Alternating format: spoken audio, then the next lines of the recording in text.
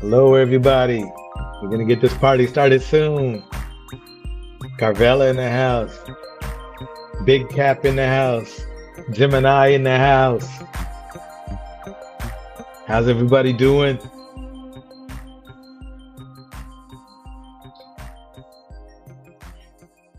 Let's see. Let me get this invite ready to go here because we're gonna have a good old time today. A good old time.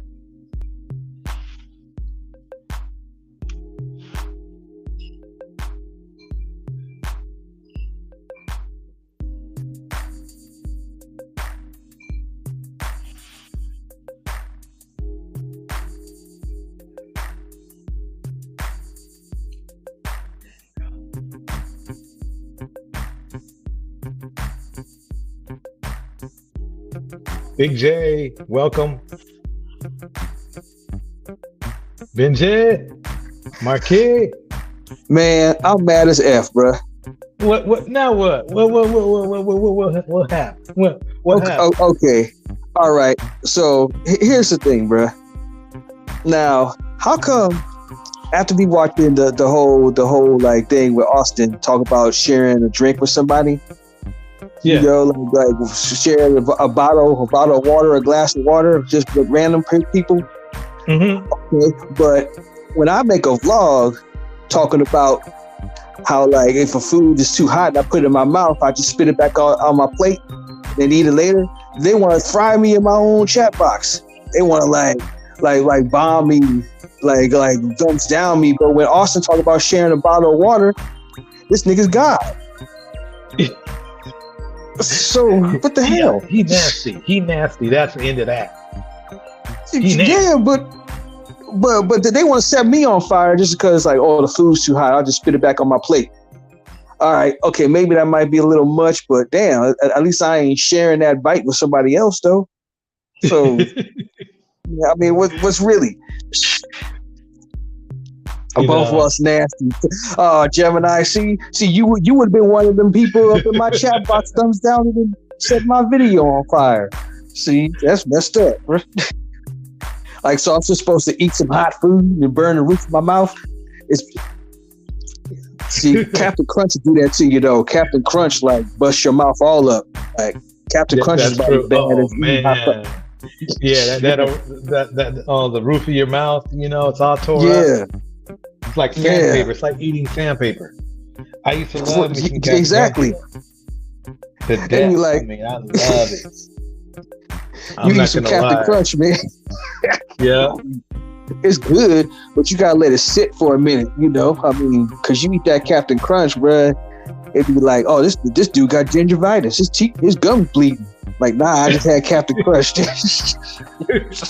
So, like, man. Yeah, we're gonna have a good show tonight. So how late were you? How late were y'all up? I mean, I went to sleep. Y'all wore me out. I was on for the duration, bro. I mean, I'm the reason why your live went to 11 hours because everyone else, when I got up to get ready. When I got up, I saw you were still on. I wasn't sure if you were awake or not, though. I said hello, but then I just stopped the live right then. No, I was out. Yeah. but no, there was one time that I because I was out with family, right? Yeah. And I tuned in, and then I was listening to Camo and Big Cap going at it and everything, and then I went left for a while, and I came back, and y'all are still on. I said, "Cool, this is a good conversation. Hey, that's what we need, you know." So yeah. Gemini's throwing out some shade. She's throwing out some shade. Marky is a lifelong bachelor. So basically because I can't eat hot food, I spit it on my plate. I'm gonna be dry. I'm celibate. I'm an incel for the rest of my life. I'm saying too. The ladies are getting in on the roast. They roasting you, bro. I can't help you. Well, apparently, man, shoot. I mean, it's not like a fly where I'm throwing up on my food and then eating it. Come on, that's like, you know, I'm not an insect. Yeah. That's what I thought. If anybody want to come up, you can come up, you know. You know, friend or foe. That's that's what we're gonna do. Today, I think we're gonna talk about Cynthia G. We know, kind of mix it up a little bit. Southern Belle, welcome. Oh, the eagle. Yeah, the eagle. Did you tag her? I think I did. I mean, the thing is that she's it's what do I want to say?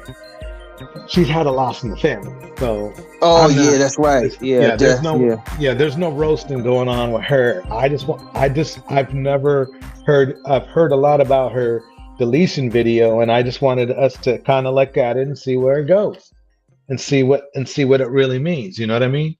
Yeah. So that's what's going to happen. It's going to be a big show, and then of course, we're going to get in a little roast here and there on some other people. Okay. Why this was brought to my attention is I saw Chantel and that boss lady going in on her for a reason. I said, well, they're going in on her. The enemy of my enemy is my friend. So let's see what CG has to say. Because if you tag Cynthia, she would definitely look at it. She may not respond, and she may not get in the chat, but she would definitely check it out if you tagged her. Yeah, so that's why I was asking if you tagged her. Okay, well, I think she's got bigger and better things to do than For right now, yeah. For now, probably. Yep. Yeah. Well, let's see. I was hoping Camel would come through, but I haven't seen her. So I guess we get Gemini, grown up cereal means cereal with no sugar on it, and I don't know. I can't do that just yet. I mean, I can't eat regular old cornflakes, man. I gotta throw something on it. Something. Yeah, Camel might be in here. And big Cap, you do have a right. I will say this, that you do have a right to be upset. If somebody is putting up smoke. I didn't hear your guys' conversation because I was with family, but if not tonight, one of these days we'll talk it out and see. We'll get a mutual respect thing going here, because I do appreciate your input. Man, I want to know, what was I supposed to do? Oh wait, what did Big Cap? What did he want me to do? I mean, no, I don't know what happened. No, I don't know what happened. So, you see what I'm saying? I heard a little bit. I heard the argument, but I didn't hear the disagreement, if that makes sense to you. Well, he says that, like, somebody dropped a P bomb on him, called him a P word. And the people in question that said they didn't, they were referring to someone else. So it seemed like maybe the chat didn't get read right. Well, but my issue is, like, how are you making it like my problem? I didn't say it to you. I didn't co-sign them saying it to you. I didn't say, that nigga's that. But what did he say to you to make it your problem, though? He was timed out. Well, shit, hell, bro, I didn't time you out.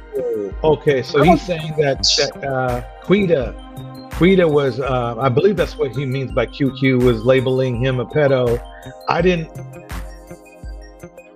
And I tried to respond. Time you out, bro. I was timed out. Okay. I don't time out nobody. The only thing I time out is the porn spam. Matter of fact, in the whole Peso verse, I don't remember myself timing out anybody, really.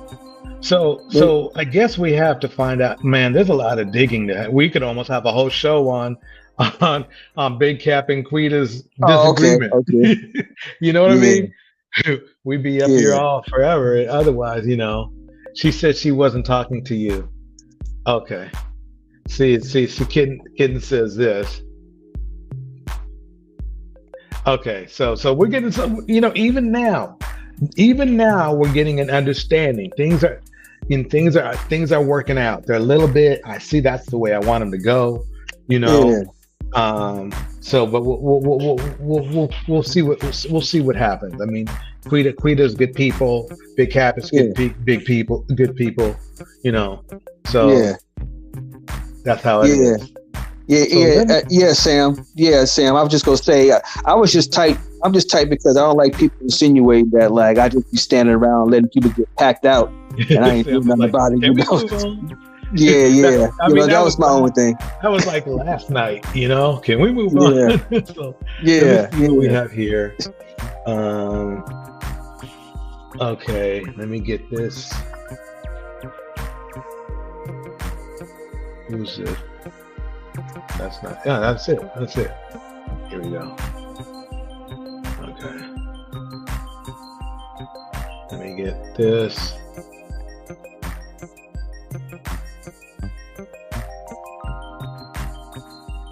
Okay. All right. So I'm going to turn down the music here a little bit so we can hear what's going on.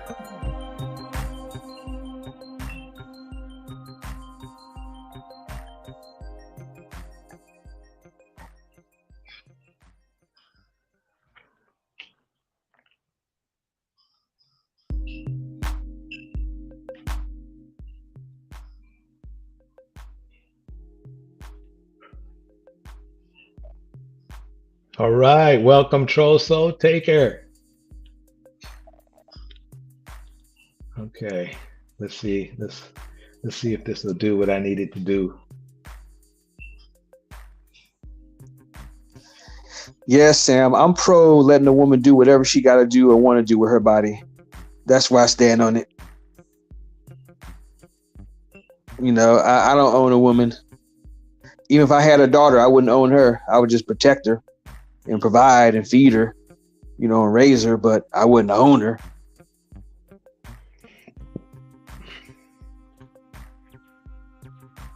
Why don't I hear anything? And they really think. Okay, here we go.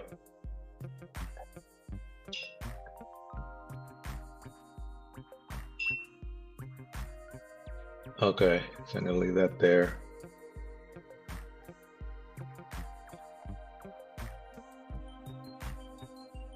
I thought I heard some.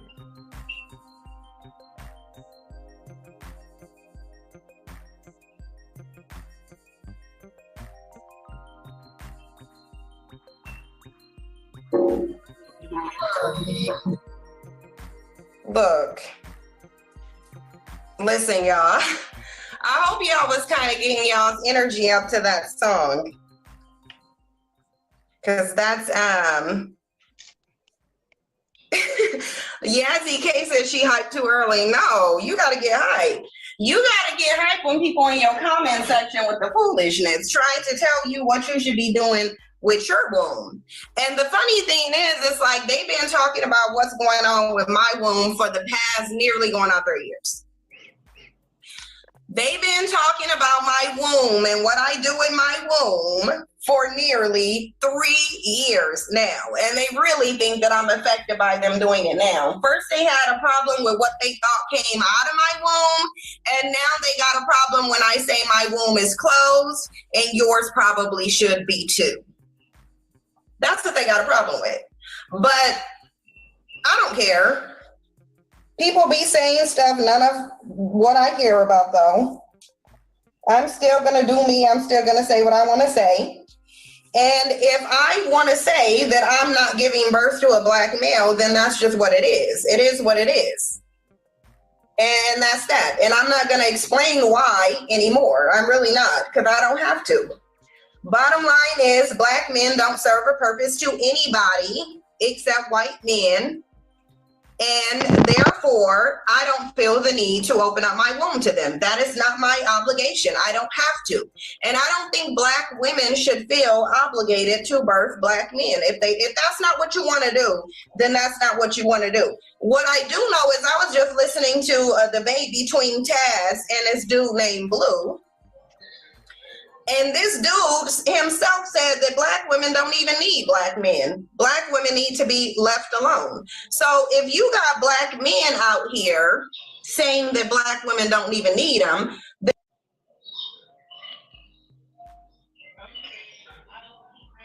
and that's that. And I'm not gonna, and what I do in my womb, listen, y'all, I hope y'all was kind of getting y'all's energy up to that song. Because that's Yazzie K says she hyped too early. No, you gotta get hyped. You gotta get hyped when people in your comment section with the foolishness trying to tell you what you should be doing with your womb. And the funny thing is, it's like they've been talking about what's going on with my womb for the past nearly going on 3 years. They've been talking about my womb and what I do in my womb for nearly 3 years now. And they really think that I'm affected by them doing it now. First, they had a problem with what they thought came out of my womb. And now they got a problem when I say my womb is closed and yours probably should be too. That's what they got a problem with. But I don't care. All right. All right. So that's part one of the part. We're going to let it play because we definitely have to have, the whole story. But it's an interesting argument because really, if you ask me, it's really a complimentary message that passport boys could only agree with, since they're into the same thing of not sharing their PPs with American women, right? So it's hard for me to condemn anything right there on face value right now, because you do have the right to do it. Black men in America do it all the time, where they date out. Let's call it that. Let's call it dating out. Dating out. But maybe it gets worse or something. I don't know. But right now it's like there's no there for me. Benji, what do you think? Marquis. I'm still listening. I'm still listening to this. Okay, you need a little bit more. Yeah, I mean, but from what I know so far, I mean, she doesn't want to give birth to black children. Well, okay, in this case, she's talking about, and from what I was able to understand through previous videos she's made, she's talking about not birthing black male babies. And that's just like kind of like a result of this whole black gender war thing. She's saying basically, okay, so if black men are the problem in their lives, then why give birth to them? I don't really recall her saying directly to like abort them.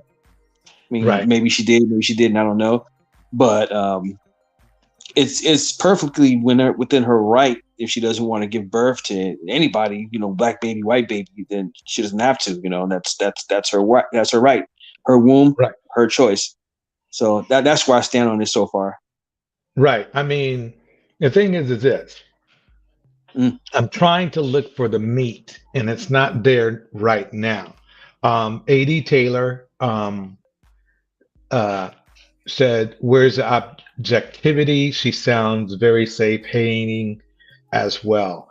So are you, A.D. Taylor, are we putting up the argument that people like the passport bros and the passport bros and Kevin Samuels are self-hating? Would you say they are self-hating?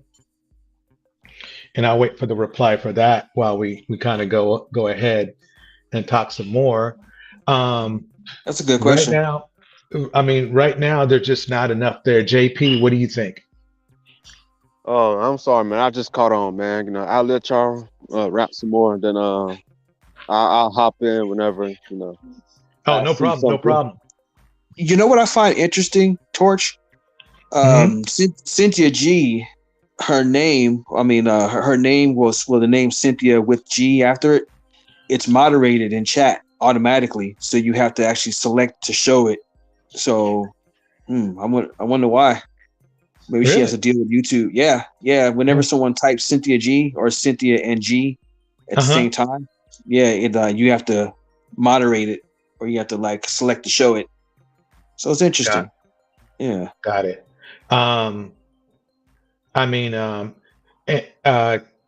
Camo says, it's self-hating when you're birthing men who hate you. And man, you know something?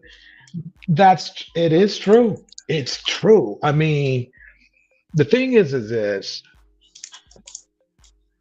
man, this is really rough because I Yeah, mean, it's a tough one. if you sit down and you think about it, everyone has a good point. Everyone has a good point. But the thing is this is that if a it's I mean, when you go to the red, I think the issue is really I mean, think about what the red pill men say. Um, yeah, okay, so AD did reply. I missed it. Sorry, man. He says if there are disgusting, maybe if they are discounting black women, then yes. And so this is the thing is that what I'm looking for is an understanding. It's like you can't if you like the passport movement and you like Kevin Samuels and the red pill, then you have to like Cynthia G. It sounds weird. I know that their interest is polar opposites, but their goal, their point they're trying to make, and their goal seems to be the same. It's almost as if it's whose side of the argument you agree with. Your torch is like what's that the goal? left wing and the right wing, but they're on the same bird, basically. You got Kevin Samuels, that's one wing, and then you got Cynthia G, that's the other wing, but it's on the same bird and things of that nature. So what's that bird? Saying goes. Yeah. What's the bird? What is it? I mean, black self-hatred, basically. It's just strange. The thing. But just strange because Cynthia started out being like militant, pro-black, and then she gets knocked up by that dude that used to have a YouTube channel, and then I don't know if she had the kid or not, but I don't know who dude is. Who's dude? Huh? I don't know who that. What's the guy's name? Do we remember? Oh, he had a YouTube channel. No. He had a YouTube channel years ago. It was called the nigga with the tattoos. I think it's Robert Perkins. I ain't trying to dox the guy, but he said his name out there. Mm-hmm. I think he had an affair with Cynthia G. In a not now is that here? Is that confirmed? Because as far as I know, she hasn't confirmed that herself. So I don't know. I mean, we might have to tread lightly on that one. You know what I think it is? What I'm doing, but that's what I've heard. It sounds like really the bottom line is this. Both parties, both arguments are disappointed in the selection and quality of their mate. They don't, I mean, that's what I'm hearing. And they are going about it in a different way. Obviously, it's like this. If you're a woman, right, and you have a child, and that child grows up to hate you, how is that? Why would you want to do that again? Does that make sense? Right. You're a woman. That makes sense. Yeah. You have a man. You have a kid. That kid grows up. That kid grows up to be a man that hates you. Why would you want to do that again? I mean, so you would probably want to either have a girl or not have somebody who's going to hate you.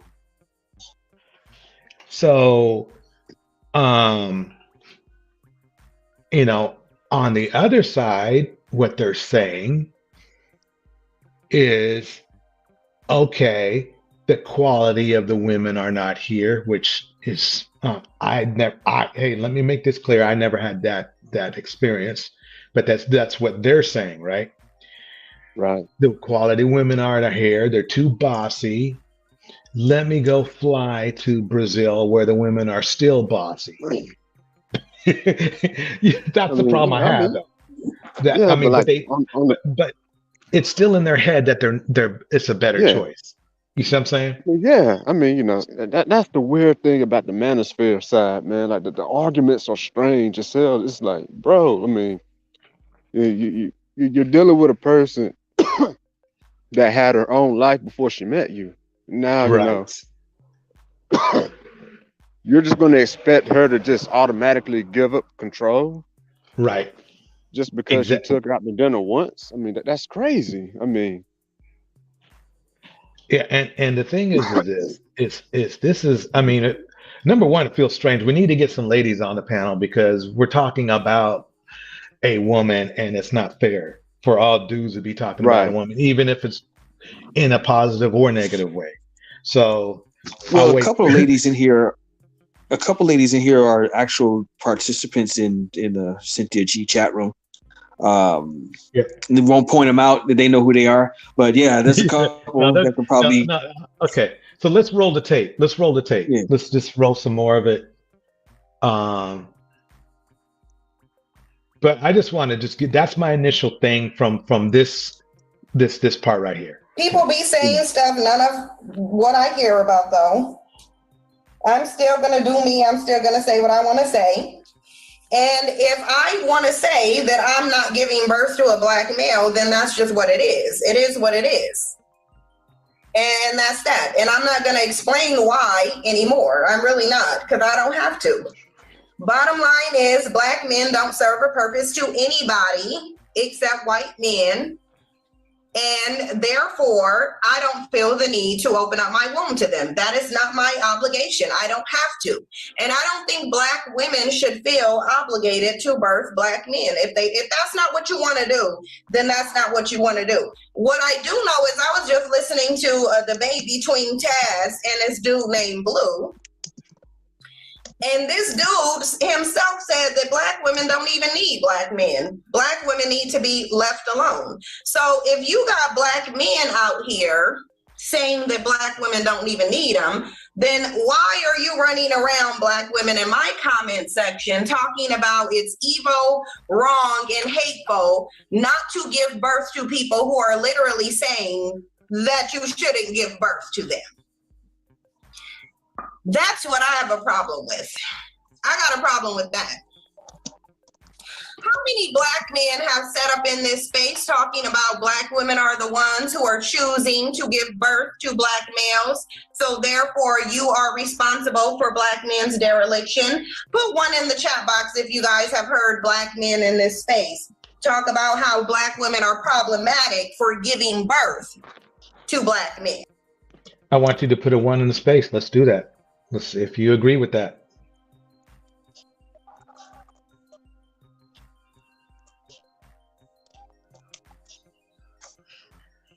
I mean, nobody's born naturally, hating anybody else. I don't think, I mean, it's a process of development, upbringing, acculturation, and things of that nature. But at the same time, a lot of that has to do with how people perceive and interpret what they've been through too. So that's kind of, it's kind of interesting. I mean, you would have to go like deeper into people's minds in order to, get like the real. It's not something you could just make a talking point over and basically, just gloss it over. Basically, that's what I'm saying. I agree. Did either of you men find anything what she said offensive? Yes or no? Me personally, I'm not offended by Cynthia G. I mean, then again, a lot of things don't offend me. It's one of the weirder things about me. However, I would like to take it back to you were saying that Passport Bros and Cynthia G are basically the same size. I mean, the different sides of the same coin. You said that, correct? Correct. Okay. Now, here's the thing about that. I wouldn't exactly call them like polar opposites of each other, because for one, passport bros can be closely compared to divestors. Cynthia G herself isn't a divester. She's just more of a black female empowerment personality. A more accurate polar comparison would be passport bros and say a divested zealot or a sin logic, or there's another lady that's kind of escaping my tongue right now, but I get what you're saying though, because the same thing she's saying right now, it could be kind of compared to divestment, I guess, huh? Yeah, I guess you could in a results based way. What I mean is that she's not saying let's do it because it's a better idea. It's like, well, if they don't, the idea I get is, well, if they don't appreciate us, why should we hang out? You see what I'm saying? Yeah. Okay, now let's sit here with A.D. Taylor comment, and let's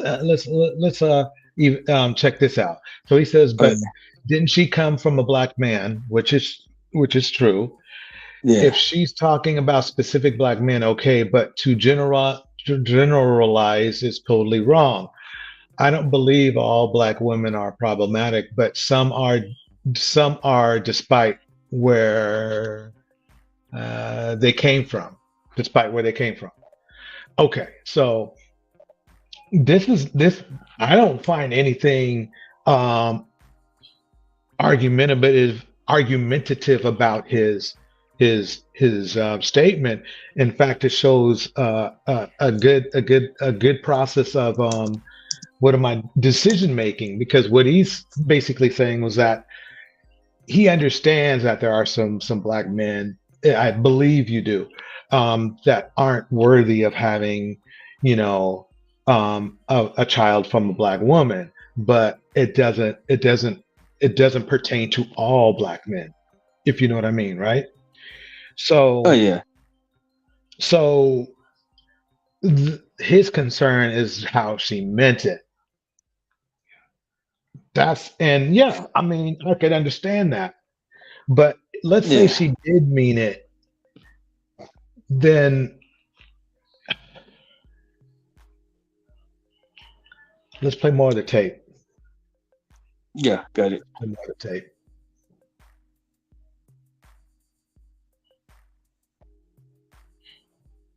If I can find it here.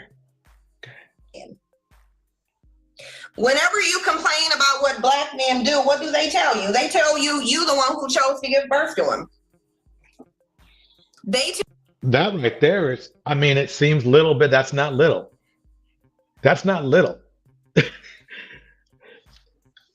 Let me bring it back.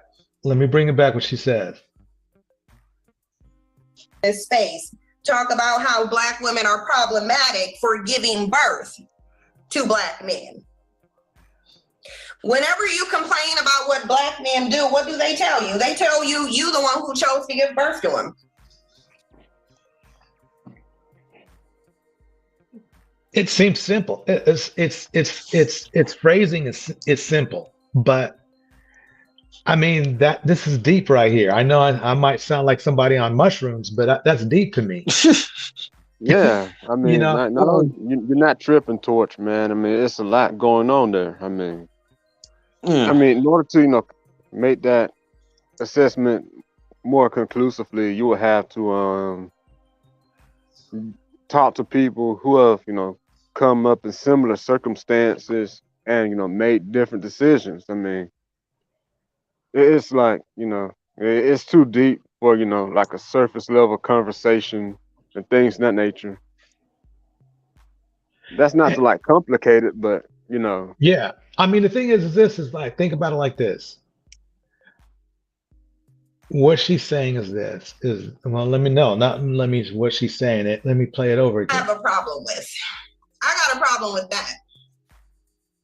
How many black men have set up in this space talking about black women are the ones who are choosing to give birth to black males, so therefore you are responsible for black men's dereliction? Put one in the Okay, so what she's saying is that, I mean, simply put, there are black men who blame black women for having black men. Does that sound accurate? Yeah, I Wait, mean, for it's the having basic black men? manosphere talking point. My bad, Benji. Go ahead. No, no, no. I was just asking a question. I mean, I just need some like clarification. So we, hypothetically speaking, we are blaming black women for having black men, or are we blaming black women for having black men that turn out how should you say, derelict way or something? Yeah, yeah, Yeah, okay. yeah, So yeah. Okay, go ahead. so Go ahead. isn't that fault? Is that the fault of like both parents? Not just the black woman. I mean, don't I we get mean, some of that too? actually, the child itself is at fault too, because the child has his own mind and Yeah, things of that nature as well. I mean, that's the part that they don't, specify or bring up. I mean, now granted, it's a child and its mind is young and developing, but you know, hmm it still has its own mind too. So yeah, but that child's interpretation of right and wrong and morality like comes from his environment, his or her environment, which starts at the home. I mean, yeah, you can say that like, oh well, the hood that took me under. These streets be calling me, but if your home life is stronger, then that should like cancel out, omit all that street stuff out. It happened for a couple of people I know personally. They grew up in the Sunnydale housing projects, but they're like some of the most upstanding people I know. So Oh yeah. Oh man, yeah, Yeah, yeah, I'm Sunnydale. I talking used to about. work in that area. Yes, I do. I know exactly. Visitation Valley High School is right above it on the hill there. Yep, Yeah, yep. I used to work. Used to work at that school, and I would take the so you kids already home. know They the had get the on the ground. Yeah, yeah, man. Yeah, that's near. That's like on the close to the Daly City side of things. Yeah. Yeah, Daly City, because that neighborhood, and not to get too far off it, but yeah, SFPD and Daly City PD, and sometimes Milk, what's that, Milk, whatever, another city can Milpitas? like, no, it's Brisbane. Brisbane PD responds there too. So you get three police agencies there, like plus Park Ranger, I guess, because McLaren Park is right there. So yeah, so four. But yeah, anyway, yeah, I mean, so with that being said, I mean, if we still want to blame black women, I guess she might have a point. Like, okay, well, why give birth to black babies then, or black male babies? I mean, it's a very It's superficial answer, well, think of it but like this: if somebody is not, if now, if nobody is appreciating your struggle or service or efforts, yeah, then why try to please them? right, right. Why? You know, why try to please them? And I want to pose this question to everybody in the chat. If somebody Yeah. is not, if somebody is not, um, if they don't appreciate you, why should you reply with efforts to their complaints? Uh, I'm So, sorry, like the mayor, either the mayor or like Nancy Pelosi's passing by, and there's always a oh, huge police convoy when that happens. So there's a lot of sirens. I'll just put it on got it. silent. But yeah, I hear what you're saying though. Yeah, it's if you're not being appreciated, why even bother with the childbirth? True. May, do you hear us? Yeah, I do. I wanted to kind of weigh in with a perspective that might be a little different. I am so grateful Okay. that Cynthia G exists. I'm so glad she's saying what she says. I think that it is so instrumental that she is a counter voice to all the other humongous amounts of people who have voices and they're being heard. So I really appreciate her.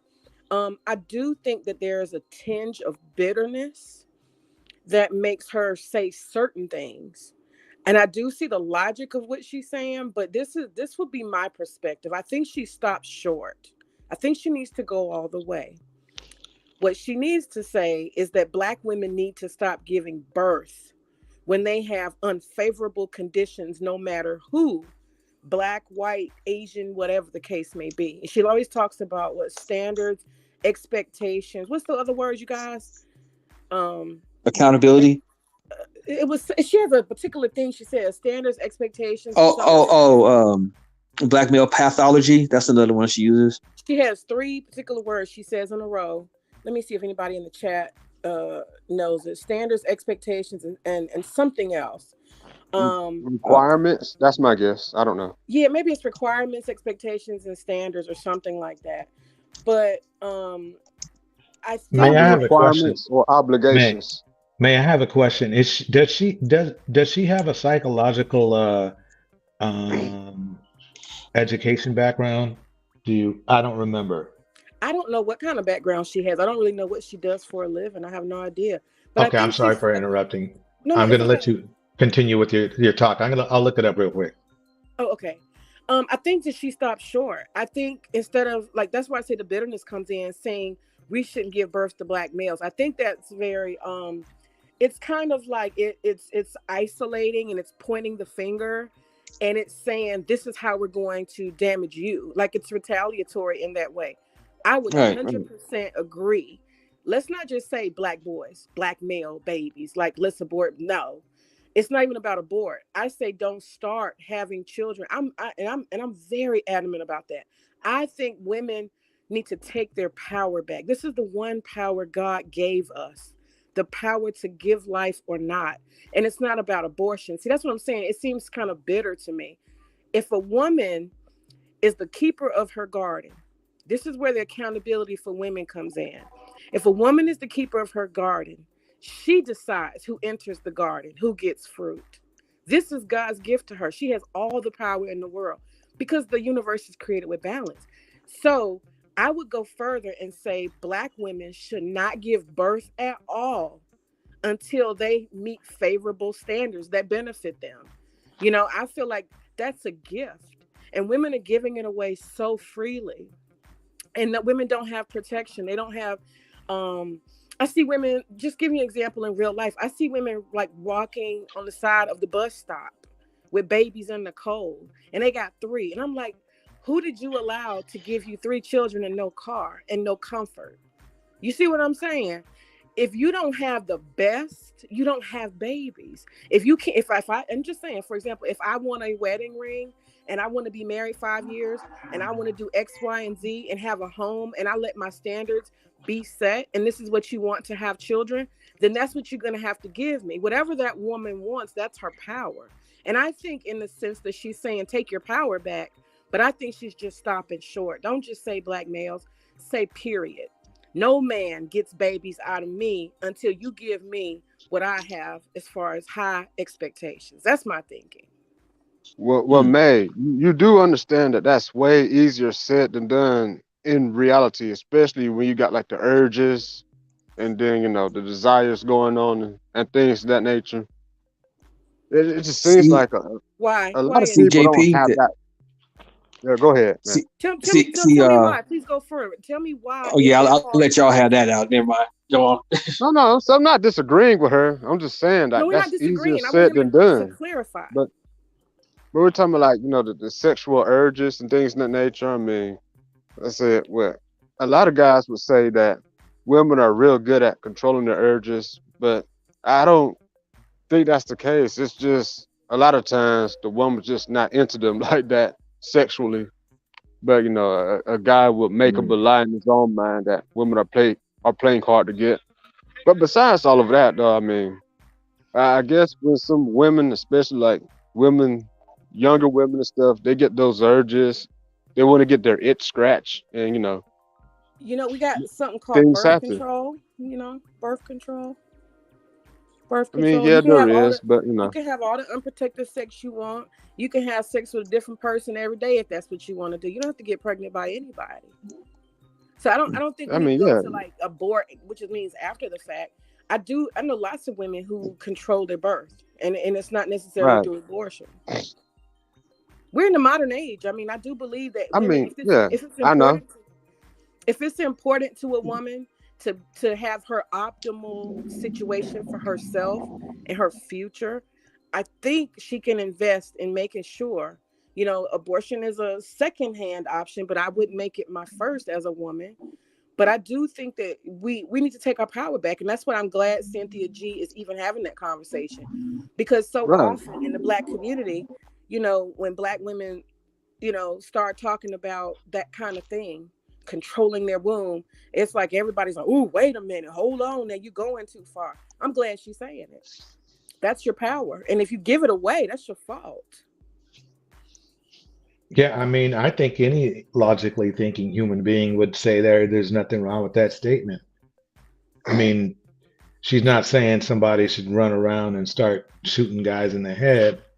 You know, the funny thing, the ironic thing about this is that black men tend to delete each other more than Black women delete Black men as far as having abortions. Per se, in that per capita, you know what I mean?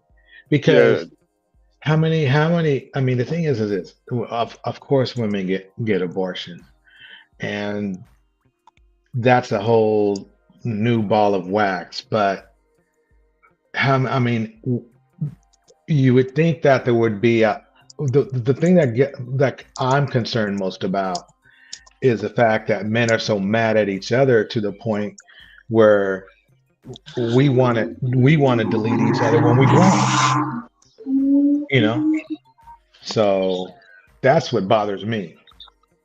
DJ Torch, can I say something real quick? Because I gotta jump off here. I'm out in public, and this thing be draining my phone. So no problem. Like a lot of people don't know how this topic came up, and a lot of this came up when Cynthia and a lot of other people was trying to bring awareness to the femicide that was going on in America with Black women, which Black men and no one else wants to hear. And these were the conversations that was going back and forth, and they were saying, well, Black women kill more babies and this and that and whatever, all this other stuff. So they went back and forth, and then of course they get into the conversation where they talk about us as being single mothers and ruin the community.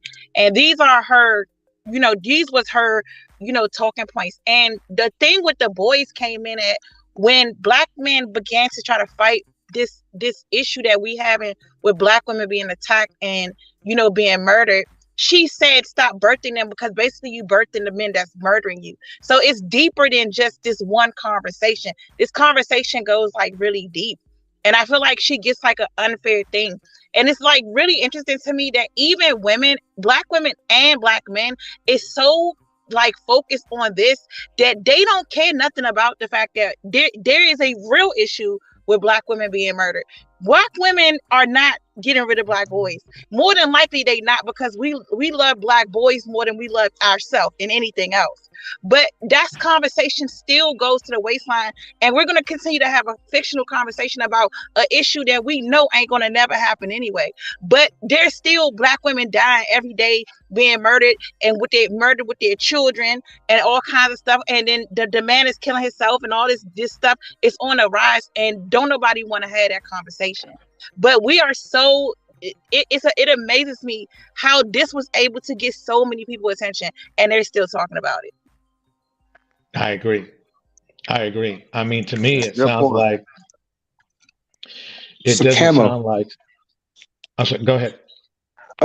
So that statistic is like what? 3 Black women every hour or something like that. It's like what is it? Every 40. It's 4 point. It's oh my God, I haven't even said it in so long. I think a Black woman gets killed every 4.5 hours. 4.5 hours. Okay. Oh, yeah. one Black woman every 4.5 hours. Okay. That's where we at now, and I think it might have risen, but it was because I remember at first it was at 5, and then it recently went to 4. And the crazy thing is, even you know when Shakila Robinson went to Mexico was able to recognize and mention that they have a femicide problem. They mention her death as a femicide problem in America. And Black people don't even want to talk about it in our own culture, even the women in our culture, even though it's affected us, because it's the majority is Black men, and no one can ever say anything that they do. So you would rather just have Black women die, and then you know, have these conversations about an issue that ain't gonna never happen anyway, because Black women love Black men too much to ever get rid of them. Right, and I agree with that. That's that's probably to a fault, but hey, that's truth. Well, you know, it's interesting because a lot of the women that I've been reading about that were Black, they have been taken out. They were being pregnant. They were pregnant, not married, but pregnant with some bum. And so I think that it's kind of like a So hold on for 1 thing. second. What did you just say just now? I didn't hear you. Oh, I'm sorry. It must have been some background noise. I was saying some of the stories that I have read about a few Black women in the recent past. They were women who happened to be pregnant by their killer, who was not a husband or maybe even a suitable mate. And I don't know if that, for some of those bummy guys, if that being pregnant gives them some sense. I don't understand it. Like, I mean, I don't know if you just haven't been paying attention, and I feel like we do that a lot. I'm not sure if them being pregnant makes these men feel like they own the woman and that causes them to kill. I don't really understand that part. But quite a few of the Black women have been pregnant by the men that are killing them. A lot of them. So quite a few have been pregnant. I'll say for one wasn't a bum. He was actually a sailor, and he was married, and he impregnated a Black woman, and he killed her. You had the nurse that recently killed over the summertime. He was actually a nurse, and he killed his wife that was pregnant, and he killed his ex-wife, or I think his new girlfriend, who was pregnant, and then he killed his ex-wife too, for whatever reason. And he was actually a nurse that did that. You have the judge from the show, judge whatever, that killed his wife, the one that was on TV, the TV judge. So if we was just to name a few, we can't just always, I don't know what's going on with the Black elite where we're just starting to blame poor Black people for everything, because it's not just happening in a poor community. It's not. It's even happening in entertainment and with wealthy Black people too. Remember, let's not forget the dude in does that make it right that like it's okay for, like, you know, because he's a bum and she's a baby mom? Is that okay? Oh, when I said bum, you think I meant poor? I mean, I don't know. Like, when you're saying bum, like, what does that mean? Bum is a usual term I use for a lowlife. No, I mean, I thought bum to me, bum means like Pookie, how people call people Pookie or whatever, which still to me is like, and that's that thing where like Pookie is a mindset. It's not in a hood. It's in everywhere. It's in corporate America. It's in the military. There is a mindset of a Pookie. It's not just the gangster that's, you know, the blood. At least we can identify them. We can literally identify them. We can't always identify a monster. I see. Okay. Well, so May, I think what Cam is saying is that she identifies what you call a bum as a monster. Yeah, and that's what I'm saying. To me, when I say bum, I mean a low-life person who has no morals, no values. They just handle life any kind of way. I mean, what is that guy who has like 9 kids? What is it? He had Mariah Carey's ex-husband or whatever. Him, Future. They have money, but they're bums to me. They're a piece of shit. Well, let me say this: degenerate men. I'll use Cynthia. Let me stick to Cynthia G's terms. Degeneracy. They have degeneracy, despite they have money. And she said that over and over again. Money does not determine whether you have degeneracy or not.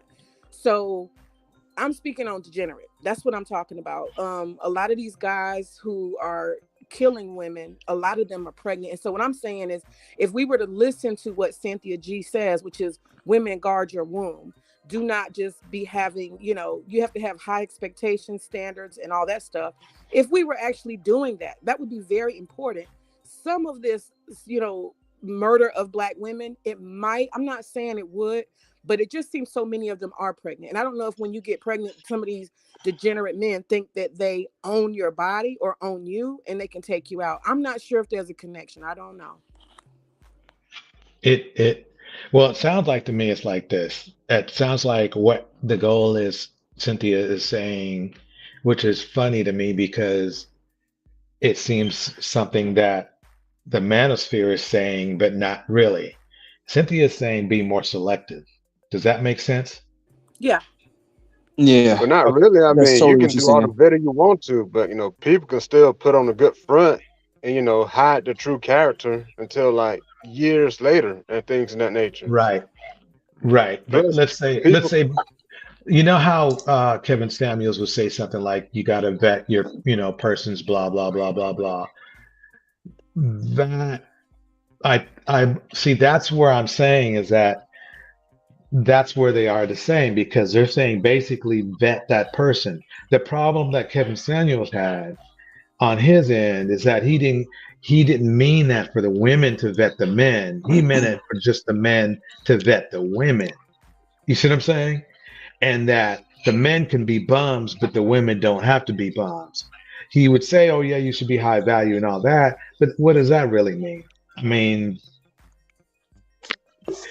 I guess what I would lean towards saying is more, being more specific and say, vet the soul of the person, not if they got money or whatever like that, because money can come and go, but if you have a bad soul, then you don't need to be having any kids.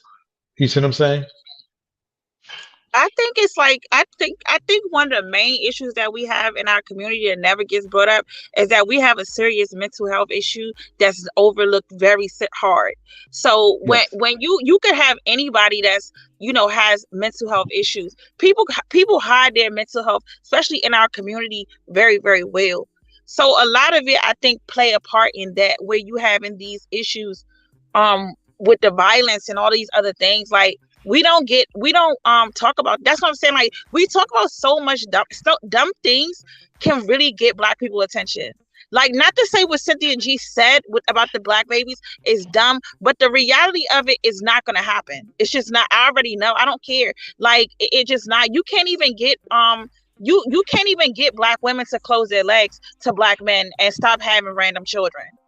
Like it's Right. just never going to I see. happen. Well, I that's the see your thing. point. Until we care about ourselves enough, then this is what we're going to have to deal with. I mean, nobody's going to come and rescue us. We have to rescue ourselves. And if we don't care enough about ourselves as individual Black women to say, no, you have no access. Absolutely not. You don't meet my standards and expectations.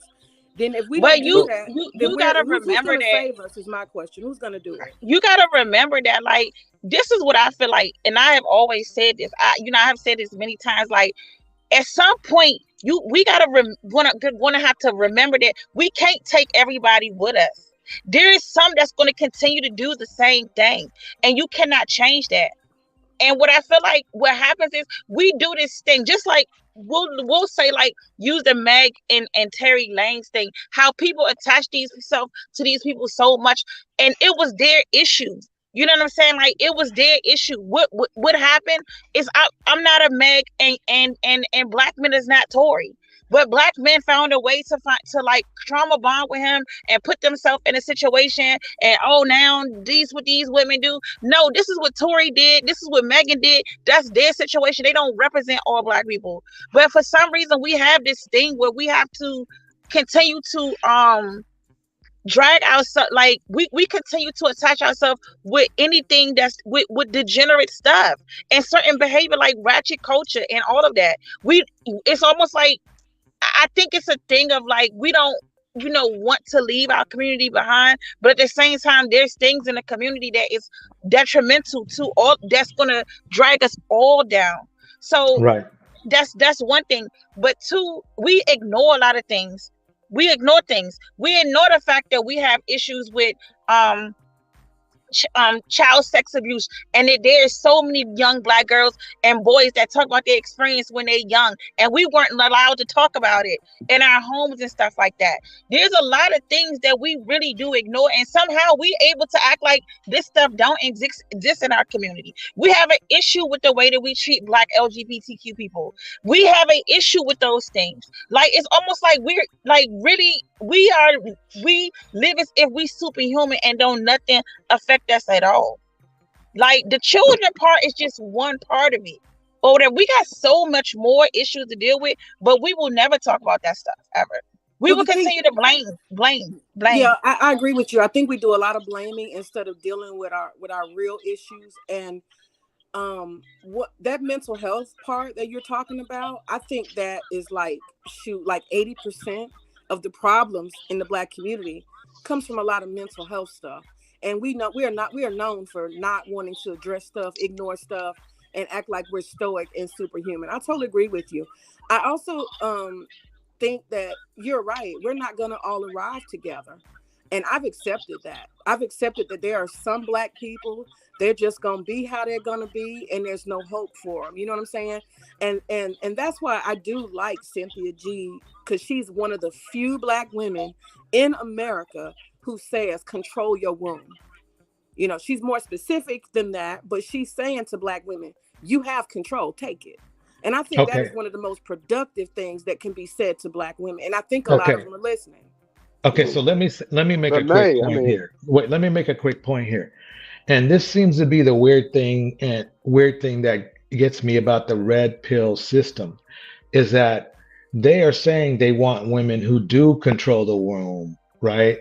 But then they get mad at Cynthia G for saying control your womb. Is that correct?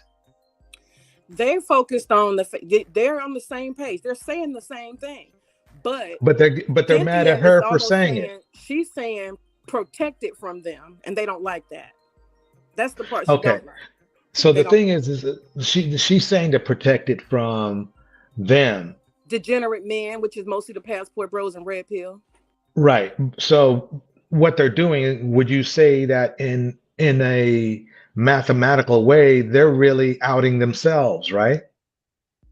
Because she's not saying, oh, don't go after passport boys, blah, blah, blah, or red pill. She's just saying keep your womb safe from degenerates. And then they just happen to go, huh, me? Is that correct? Yeah, cry wolf. Yeah, I agree.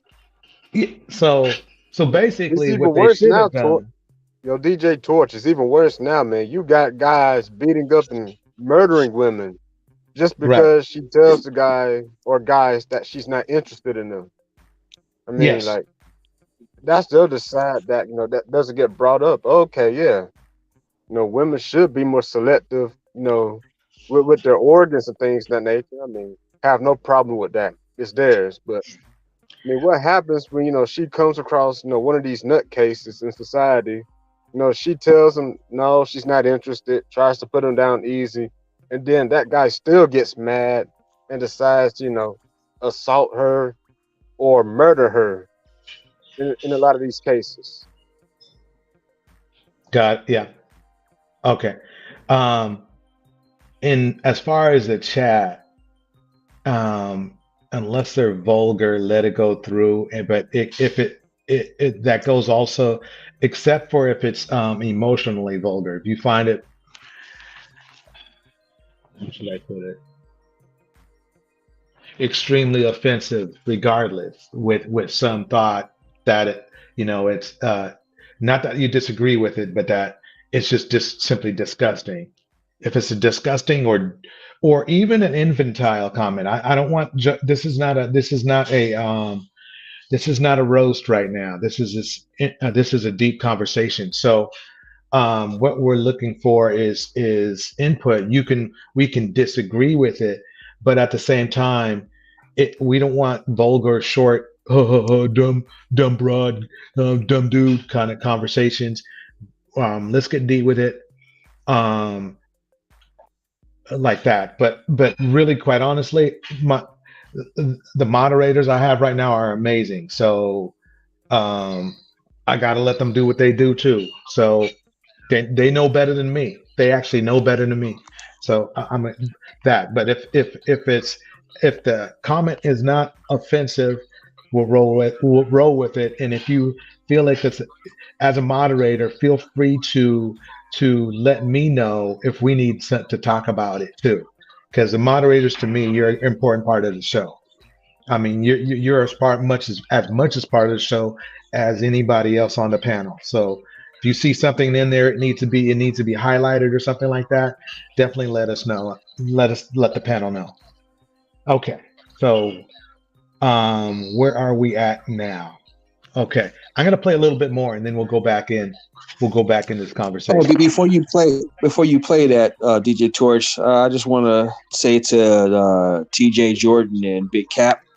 Now, if they kind of like smacking y'all down in the chat, you click the link and join the panel, and kind of like make your piece known up here. Excellent point. See what's going on. Excellent point. That's a good point. If that's, I mean, yeah, that's a great point. chat box if you guys have heard Black men in this space talk about how Black women are problematic for giving birth to Black men. Whenever you complain about what Black men do, what do they? I mean, this is a good point. I hate to stop it so quick. I'm gonna make this real quick though, but it seems like the red pill is all about labeling Black women as problematic. So, I mean, in that context, it seems to even give Cynthia G's comment more weight, because if you're saying, oh yeah, my BMW is a trash, man, it's no good, it runs out of gas all the time, then why would you want to be around a BMW then? You see what I'm saying? And I mean that as a car, not Black man working. But I guess I was trying to make a point that didn't make a point. So here we go. They tell you the one who chose to give birth to him. They tell you it's your fault that they're abandoning you because you chose to give birth to them. So they've literally been begging you to not give birth to them. And mind you, this is not the first time that this has been said, but then when I come on here and say, oh yeah, I'm going to choose not to open my womb to Black men, then it becomes a problem. That's your problem. If you don't like it, it's your problem. It's that simple. It really is just that simple. I'm not obligated to loan you out. Can you pause it? Now, even though she's not a divester, like when she says things like this, it could be kind of interpreted as being divester-ish. So, I mean, I'm not. In a way, if you're ignorant, yeah. But she's using. It seems like she's exactly. She seems like she's just using an educated form of argument to state that, well, if you don't like us that much, then fine, then we'll go elsewhere. Yeah, it's like we'll take our quality. Like when you say, well, I'll take my you're at a bad job, right? The job sucks. Mm-hmm. People don't appreciate you, dear. You just say, well, I'll take my skills elsewhere, right? Well, it sounds like this is the same thing she's saying about a personal relationship. Please, somebody tell me I'm wrong. If I'm wrong, I want to know. No, I think and this is where her message gets lost. That go ahead. I'm sorry. Oh, okay. That's cool. I think Cynthia G, I think they're making her really complicated. I think the woman's brilliant. They try to make her controversial. They try to point out certain things she says, and they try to take it and make it something different. The woman is brilliant. She said something very simple. Black women, do better. Love yourself more. Take your power back. Choose high expectations and standards and don't settle. She says it 1,000 times. It's very simple. It's not that complicated. So what she's saying is you don't have to be a Black male worshiper. You don't have to act like this is your only option. If you don't find a high quality man who meets your expectations, and you don't find this in a Black man, open your options. And didn't Kevin Samuels tell men the same thing? Explore your options. She's saying the same thing. I don't understand what they really have a problem with her for. That's what I mean. The little bit of, and I'm not going to say I'm an expert on Cynthia G, but it sounds very much she's just saying basically it's the same thing, though the result has come around by a different thought process. Okay. The thing is that I see it as a form of playing chicken, where the red pill, they want to have access to women, but they don't want to respect a woman's womb. You see what I'm saying? They don't want to respect a woman's womb because they can say all they want about, well, you're having our kids and whatever, but they also can just strap up, right? So it sounds like that's why I find it kind of the problem. The concern I have is this. How should I put this? Both people are saying the same thing. Kevin Samuels has said the same thing, but in a different way, but it was in a way that sounded beneficial for men. if you know what I mean. So he makes it sound like it's in a way beneficial for men. The problem is that the dudes in um, uh, the bros movement is a perfect example. They're not thinking like that. They're thinking if the red pill supports passport bros, what they're supporting is a form of promiscuity that doesn't it's not the that's not supposed to be the way. You're supposed to be building, not being promiscuous. And if they want to call me, a PP police guy, by all means they can do that. But I know one thing: if you're not building, if you're spending all your time chasing, you're not building, if you know what I mean. So um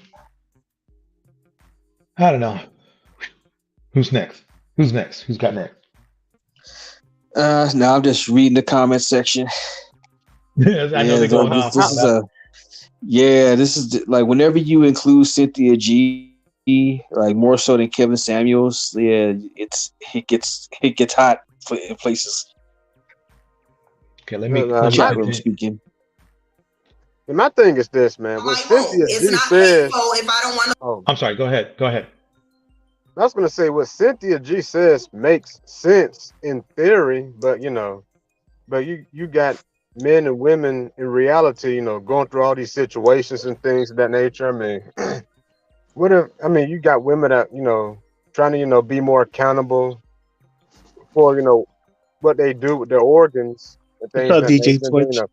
And some jackass, tries to approach them on the smash tip, she tells him no, and then, that guy may or may not go into a rage. I mean, if you want to solve this problem, then the only thing we have to do is educate women on how to protect themselves. I mean, which should be the duty of a man, but, knowing reality, men may or may not be there. So it's better to have it and not need it than to need it and not have it, That's how I see it, Okay, well, that's probably what it's going to come down to, women arming themselves and, and basically shooting guys on prevention. An ounce of prevention is better than, a pound of cure type of situation. I mean, and that's not to be pessimistic, but I don't know, you can see like all the stories that's coming out, like some man, lost his mind or some shit because how many of that is actually being affected? I'm just wondering, like, what percentage out of Black female femicide done by Black men, what percentage of that is a stranger who you said, I don't want your number, leave me alone? In that instance, you get killed. What percentage is that? I'm pretty sure it's a very small percentage and things of that nature, but you know how it is on social media. The same stories get propagated and makes things look larger than usual, and so people's perceptions get distorted. In my mind, I think it's women choosing poor interpersonal relationships that are getting these outcomes. Am I wrong? What do y'all think? I don't know in the chat. Is it mostly interpersonal relationships between Black women and Black men where women are being killed? Like, what is the source of it? You're not wrong. I would say interpersonal relationships. Yeah, Meg, you're not wrong, but I'm saying is, in reality, people can hide who they are relatively very well. People can run games, so to speak. Do I agree with it? No, but it happens. Just look at the passport boys going overseas, like a lot of those men and women can run game for months, basically. And then, next thing you know, they're somewhere getting scoped and robbed and all that type of stuff. So it's a cold world out here, man. So a person can be one way when you first see them, and then, time goes on. Either they change or, their true character comes out. Yeah. I think that there's going to be a lot of power in Black women doing exactly what Cynthia G says, which is have standards and high expectations. And it's true that people can fool you and all that stuff. But I think one of the problems that we have in the Black community when it comes to interpersonal relationships, in my opinion, is we jump in stuff too fast. We're rushing. Mm-hmm. We rush. We just move forward. You know, next thing you know, it's like we pregnant. What? Do you even know his family? Have you even, you know, we are so just like the passport bros in a lot of ways. Us Black women, I think that's kind of something. It's almost a criticism, I would say, from Cynthia G without her directly saying it. She's holding women accountable and saying, "Don't be reckless," because you are. Somewhere in her message, she's saying that we're a bit reckless with ourselves, and she's asking us to do better. And I think she's absolutely right. Everybody don't get access. You know, if we had a list of just say the top 10 things, these are 10 things, and you can't even talk to me unless you got them. Man, that would be revolutionary. You know something? Let's make a live on that. What we'll do is make a live on when we're gonna go dating 101. And what I mean is stupid. It'll sound dumb and simple, but stupid things like what you do on your first date, where you don't go on your first date, you don't go, by yourself on a first date. That kind of everything like that has to do with that. You know what I mean? Something like that. We're gonna have a basics thing, because at least if it saves one person, then it's done its job. If you know what I mean. Yeah, but I think going to character, like, how, before you even get to the date, have you even asked the right questions? Right. For example, I might ask a man, because me personally, I knew when I was dating, and having a courtship, I knew I didn't want a man who already had children. That's just me. That was my standard. Right. I did not want a man who had a baby mama and whatever interpersonal relationships or conflicts they may have. I didn't want a man who had to take money outside of what we might do and put it outside the household and balancing 2 households, 3 households, 4, because he got children in different places. I knew I didn't want that. I don't want any woman having any control over the household I live in. So that was a standard. Those are kind of things that I think, what Cynthia G is saying, set your standards, and every woman's standards is going to be different based on what she believes she can have. But that's where it begins. You can't even take me on a date if you already have children, and that's not what I want. You don't have a car, like, you can't talk to me. I need you to be a homeowner. You don't? Okay, you can't talk to me. You live with your mom. Yeah, you definitely can't talk to me. So it's just some basic stuff. I'm not saying a woman has to have all of these or none of these. I'm saying we need to have a top 10 minimum. Right. And if you don't meet those, don't even talk to me. True. I mean, and as a man, if you are an upstanding Black man, then you shouldn't mind. It shouldn't bother you, right? Because you're already there. You've already. So it's not. You know what I mean? Some women You're don't already take there. accountability for their actions. I'm sorry. Okay, so break it down. Wait, you talking to me? Yeah. Yep. Break down what you mean, gender, who you're talking about, why, what, you. No, I'm just saying some ladies, not all of them, some. I had a car and this woman was following me. She was behind me. She was tailgating me at a traffic light. And as we were turning, she hit my vehicle, right? She hit my vehicle, and then a dent came at the back of my vehicle. And I was calm and collected and cool. And I knew she hit my vehicle because my vehicle kind of like moved a little bit. So she came out of her car and she started barking, yelling at me. I just rolled my window down. I just started looking at her. And then 5 seconds later, I just took my phone out and I just recorded her. And then I just called a cop on her. I called a cop on her. And then the 7-Eleven clerk it was a 7-Eleven clerk that was near that area. And I asked him, hey, can you show me a footage of what just happened to my vehicle to the officers? And he showed it to me, and then I showed it to the officer. And then the officer, went ahead and held her at fault, not me. That's the whole point of accountability right there. She was blaming it on me, even though it wasn't my fault. Some women can't handle it. I'm not saying all, but some can't handle it. Some men also can't handle it. tell you an accident story? Go ahead. Guy ran a light, hit me. This was a dude here in Vegas. Hit me, and I had to sue him to get my money. Right. So it's not. I think we want to say is that some souls, not necessarily a Both gender, but genders. some souls don't want to take accountability for their actions. Right. Okay, so it goes both ways. That it does. That it does. The unfortunate thing is that the most influential group in the Black community online happens to be the manosphere, and they don't take that. They're built on not taking responsibility, because if they did, half of them would be in therapy right now. They're idiots. All of us on this planet Earth. I don't care what you are. Every human being on this planet Earth is not Jesus Christ. We are not perfect. So these guys that are on this shit talking, saying women are not being held accountable, is both genders. It's not just women only. Right. Men also. There are some stupid men that I've encountered before in my life also. Understood. Okay, yeah, can I just piggyback off of what May was talking about with the requirements?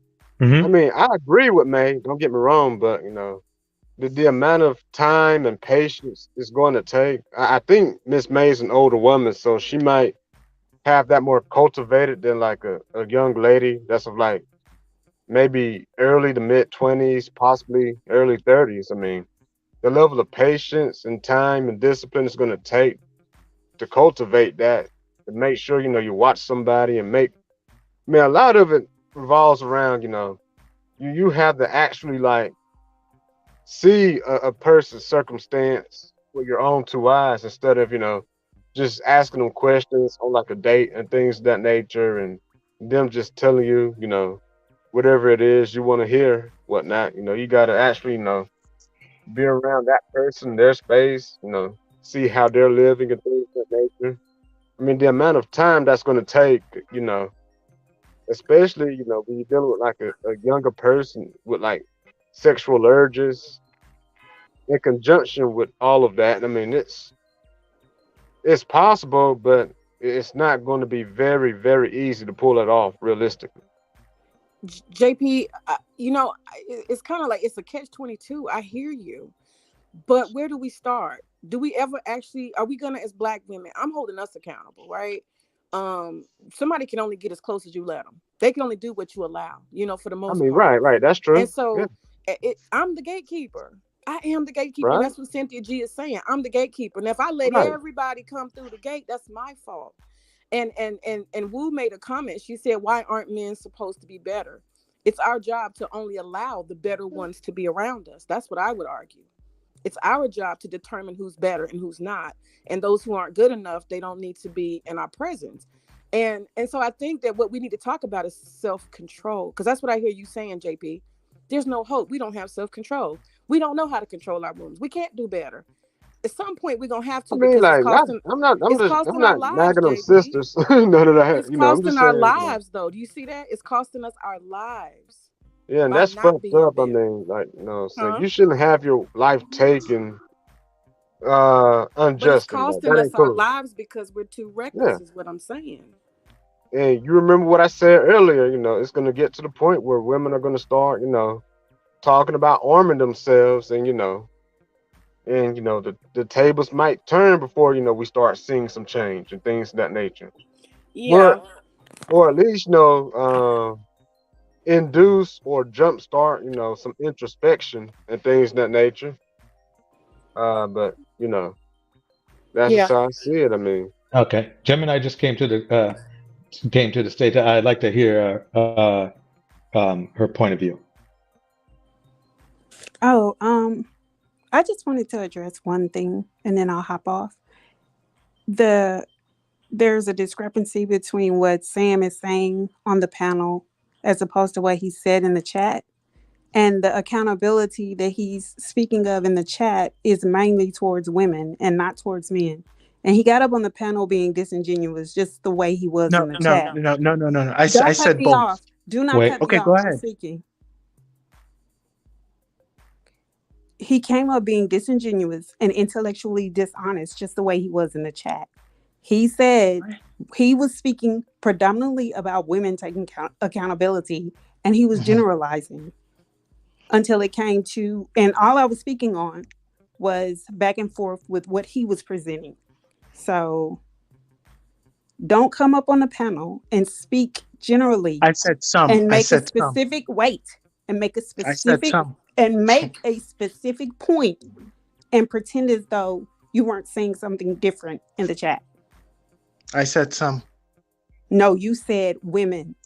And then you made a point to say women. Can y'all quote what was said? Because it's all we weren't seeing the chat. I totally forgot what I said. No, she could they were basically having their own discussion. Go on. Okay, I'm going. Hold on one second and go back for a minute. I might as well break it down right now. He did say some women don't take accountability for their action and blame it on somewhere else. You cannot grow if you're okay. It would have been, if that's what we were talking about, it's kind of like 50-50. I'll tell you why.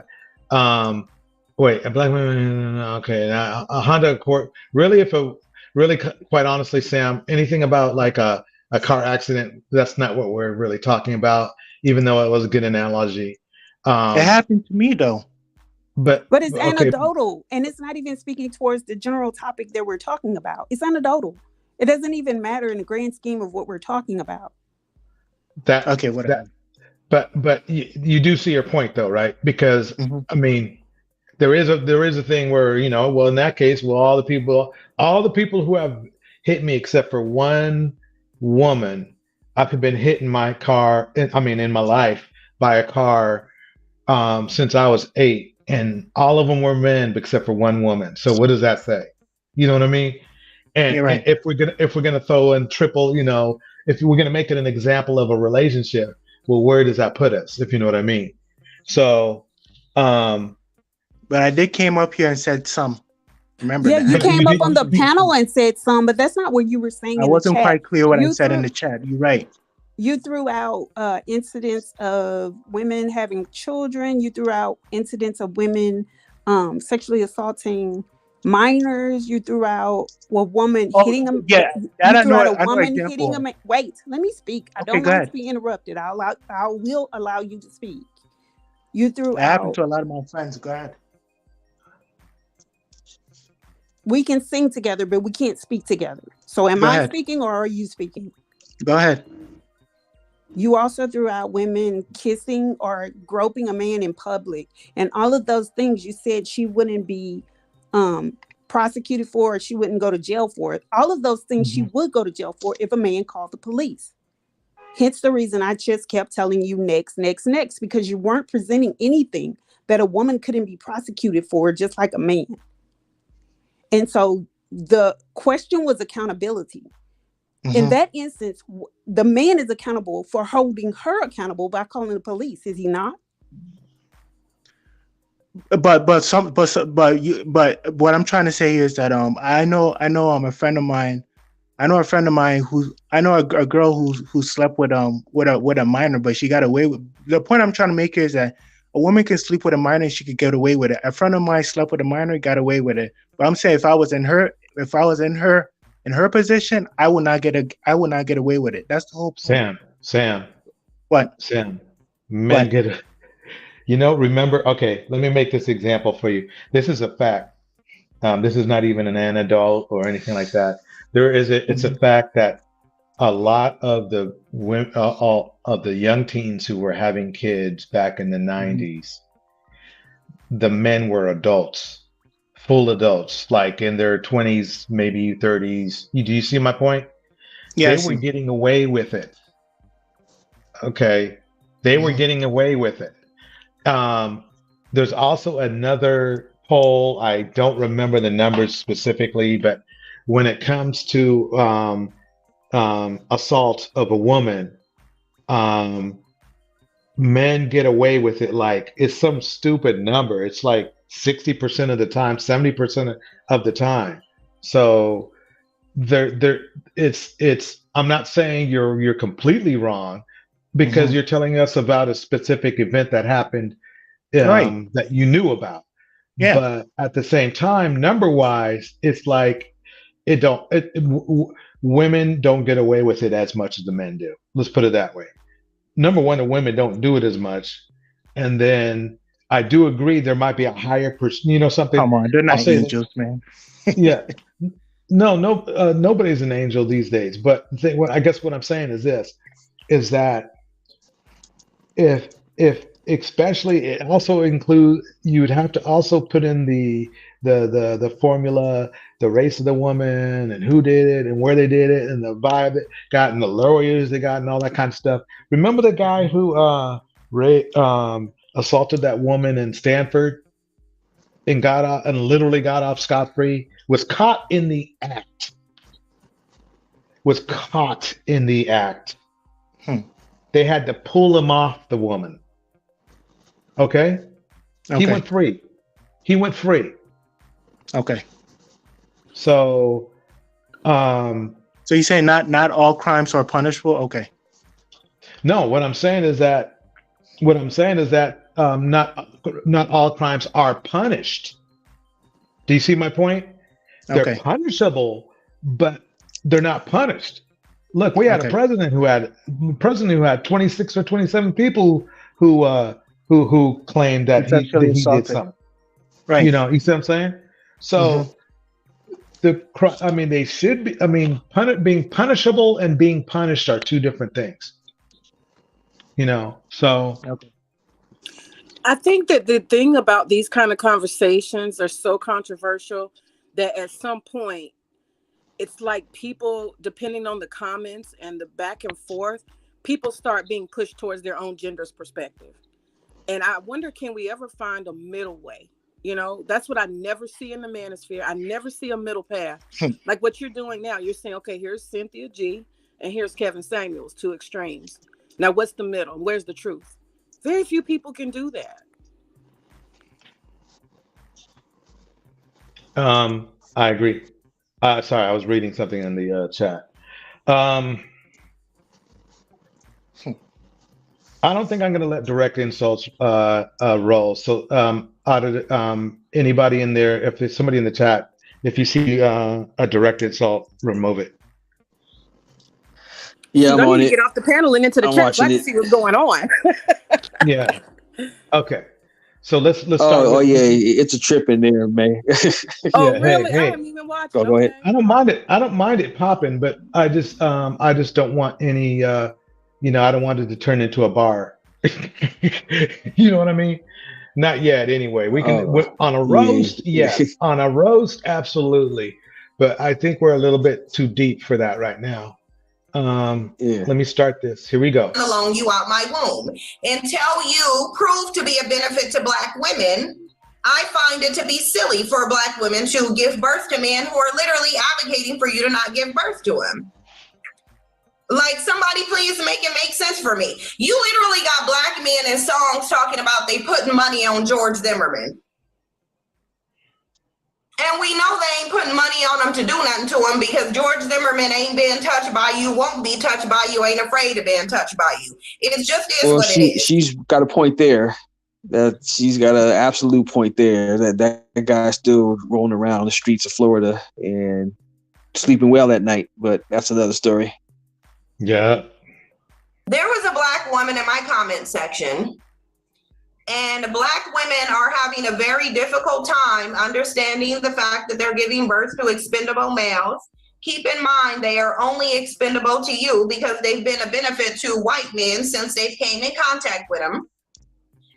And this woman I know was spewing some dusty 3 trash bag logic because it didn't make sense. And that's how you can identify 3 trash bag logic, by whether or not it makes sense. And so what this woman said didn't make sense. And so I knew that she was coming from an emotional place. And see, Black people don't understand an emotional argument versus a logical argument. So let me tell you what an emotional argument is. An emotional argument is when you argue in favor of giving birth to men who don't benefit you. That's called an emotional argument.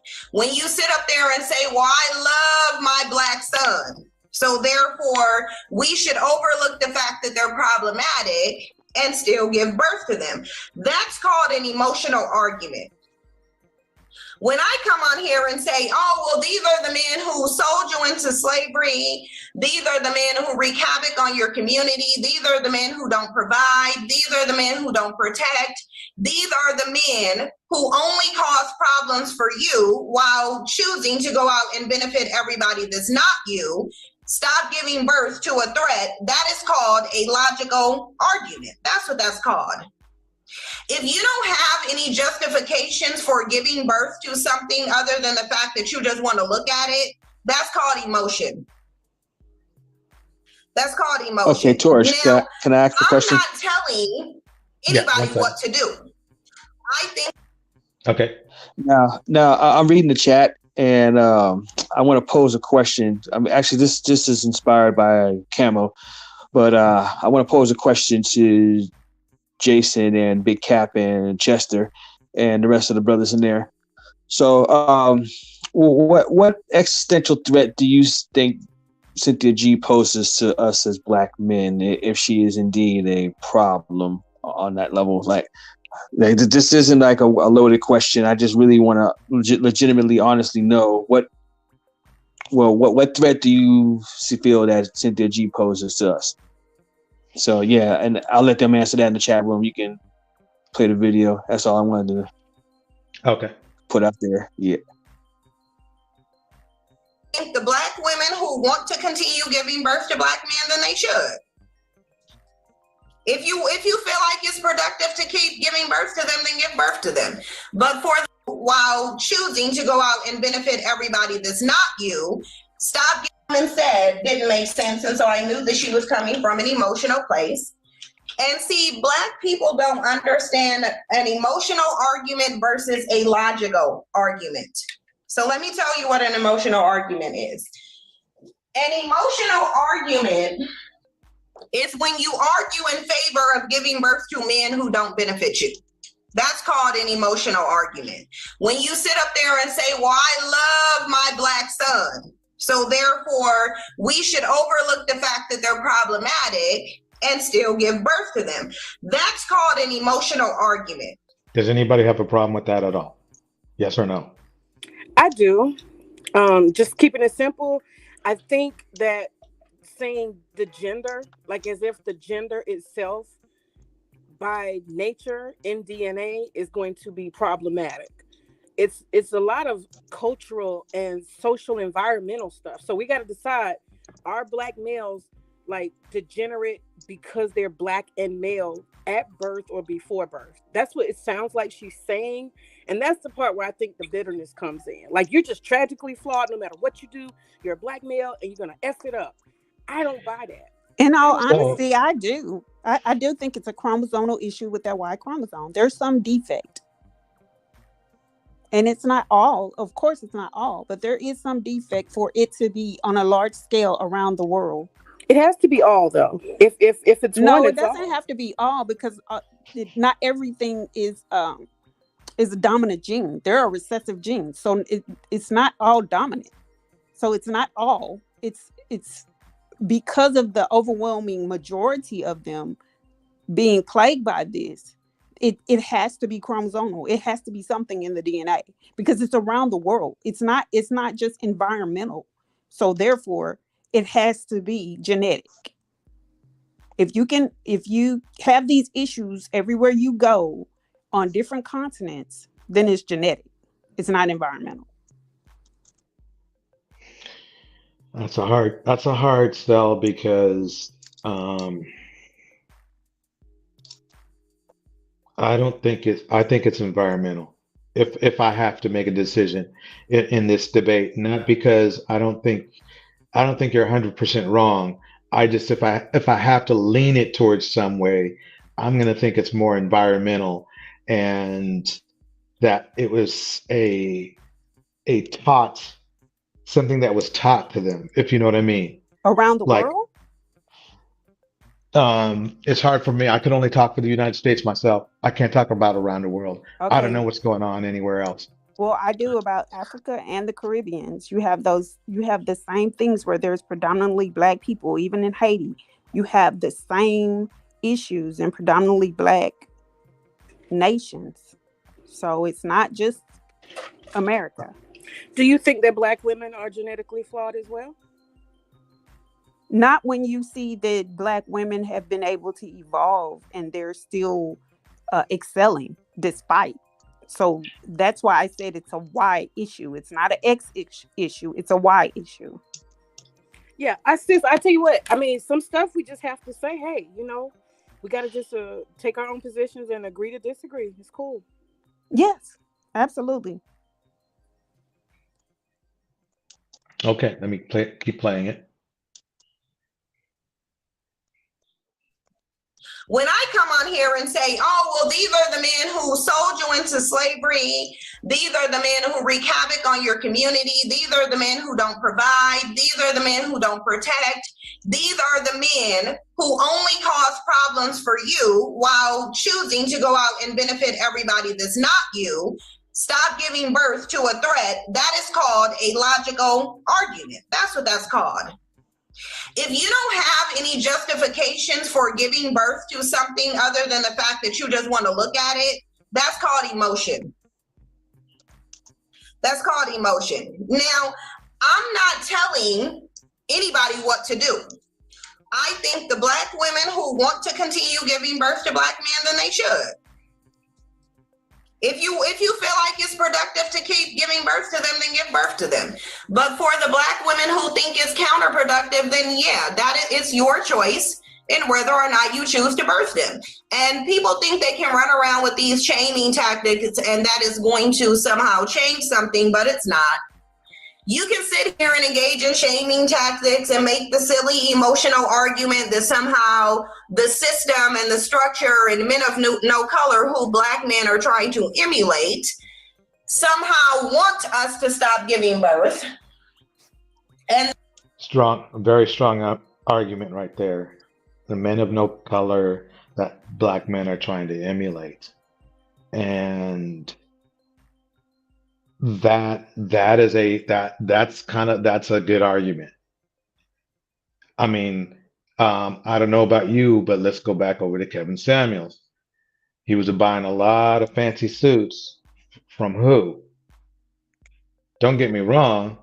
I mean, he can buy suits anywhere he wants to, but everything that in his life had to do, all his trinkets, all his styling and everything had to do with no color design. Does that make any sense to anybody? Because if it don't, tell me what. Because a large majority of them hate their own image. They hate anything that has to do with them.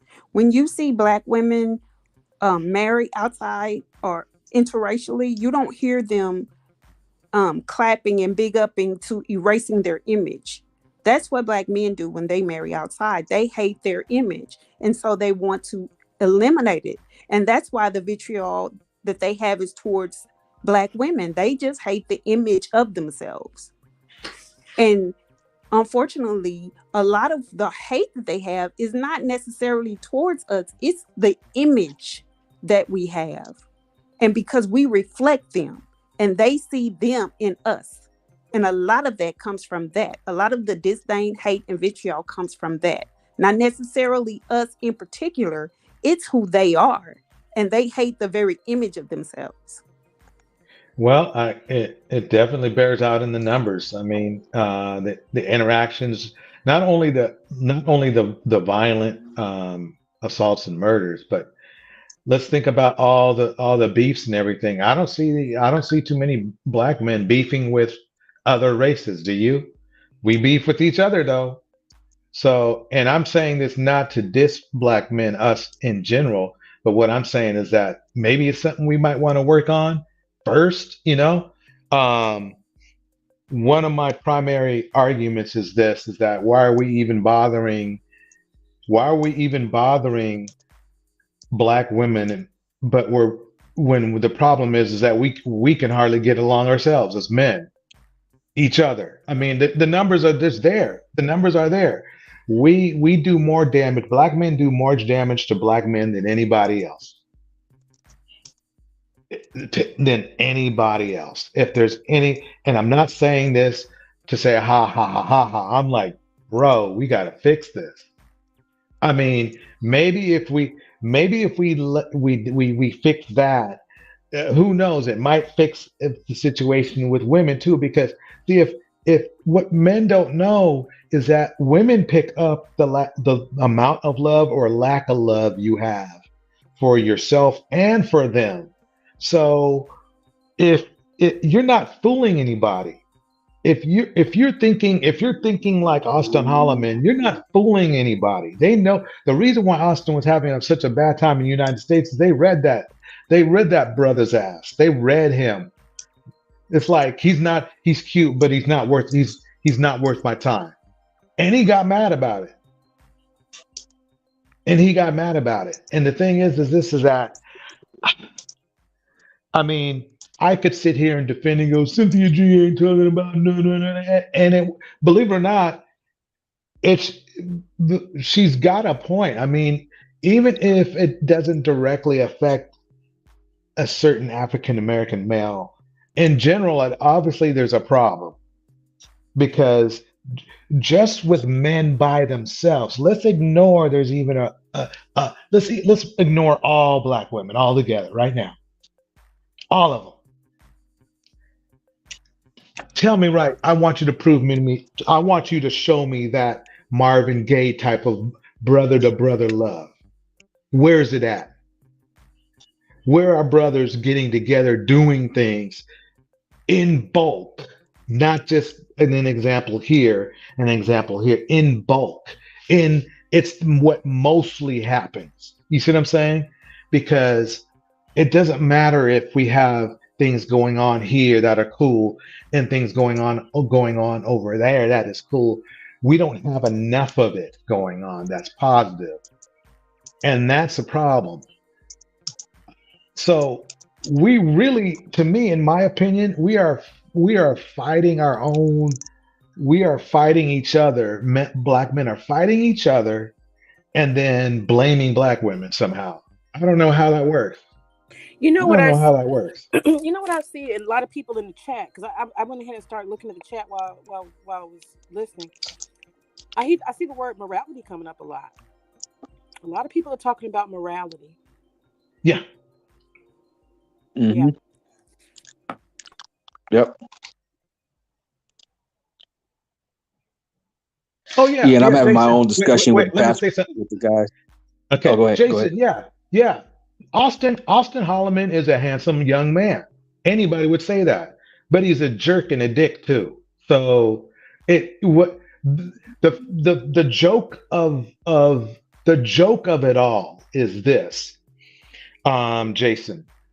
The fact that he can be given such decent gifts as a human being, but be so repulsive that he literally left the United States because nobody wanted to give him any kind of respect. That's called a horrible human being. So yeah, I will objectively say that he's a decent looking man. I'm not gonna hate game, recognize game, and I ain't into that. Oh yeah, he's ugly too. No, he's not Idris Elba, but he's not ugly either. So the fact, if anything, the fact that he's not ugly shows you how mentally bad off the dude is, because that's his only problem. So okay, can I go ahead? Yeah, go for it. Yeah, I just want to respond to TJ Jordan. That's cool, man. Like, my only thing is, bro, it's like as an OG, as an older traveler, I don't want people overseas looking at me and seeing me like in the same light, like being a 48-year-old as, say, a 20-year-old black male traveler. I mean, okay, one of the main differences between like myself and the rest of our group, our little family in the Peso land, is, I don't mind like younger guys traveling. I just don't want older guys to be looked at in the same light as those younger guys. Those 22, 23-year-old guys, they do what they do or whatever. I just don't want to be seen as the same dude, the same type of dude, because I'm an OG. I want to be treated. I want to be treated differently, basically. So that's all I was saying, bro. The problem okay, back to you, George. Yeah. Oh, what'd you say, man? No, I was saying the problem you have is that you have 40-something and 50-something-year-old travelers that are behaving just like Austin. So, and that's the problem. That's why I'm here. It's just that's why I'm getting on them. Because hey, I don't want people thinking, oh, look at this, look at this Kokujin, this crazy Kokujin up here. You want to screw all the women, and he thinks he's 21. No, I don't think I'm 21. I think I'm 48. Okay, I'm not familiar. I just don't want my name tarnished. Okay, I want to give Big J the floor. Big J, thank you for coming up. Go ahead, go for it, man. Yeah, greetings everybody. I hope everybody had a wonderful, happy holidays. So blessings to everybody in the panel. Thank you for having me on.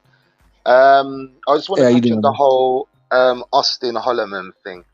I don't think Austin Holloman is the problem. He's a 23-year-old man. We all got to look at what was we doing I didn't have social media when I was 23 years old. I was running around being Mr. Playboy. He's 23 years old. Yeah, he's going to do what a 23-year-old is going to do. The big problem here is grown ass men following that lead. Right. That is the problem exactly. we have. Thank you. That's good. I like that. You nailed it. I mean, the thing is that really, quite personally, there's no. I mean, Austin is doing what Austin should do, but the guys who are twice his age doing that, they're supposed to have other opportunities, and they're supposed to have built something already, and that didn't happen for many of them. I mean, he's probably one of the young. Believe it or not, he's probably one of the youngest people in that main group. Mm-hmm. In that main group, and what I mean are the passport bros. He's probably the youngest. In fact, I'd say he's the youngest one in there. So let's take it from a psychology level here. I live in Dominican Republic part time, right? So I've seen a lot of goings on going over there. I've watched and studied. There's a lot of men my age that are from United States of America. There's some from Europe as well. They're going over to the Dominican Republic because they haven't quite got, even from, let's take it from high school. They've been trying to get, the girl next door. It wasn't happening.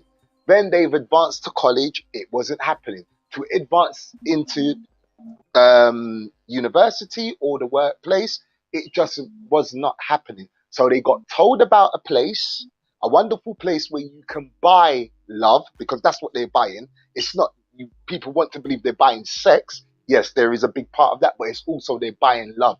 They're trying to capture that girl next door, what they missed out on.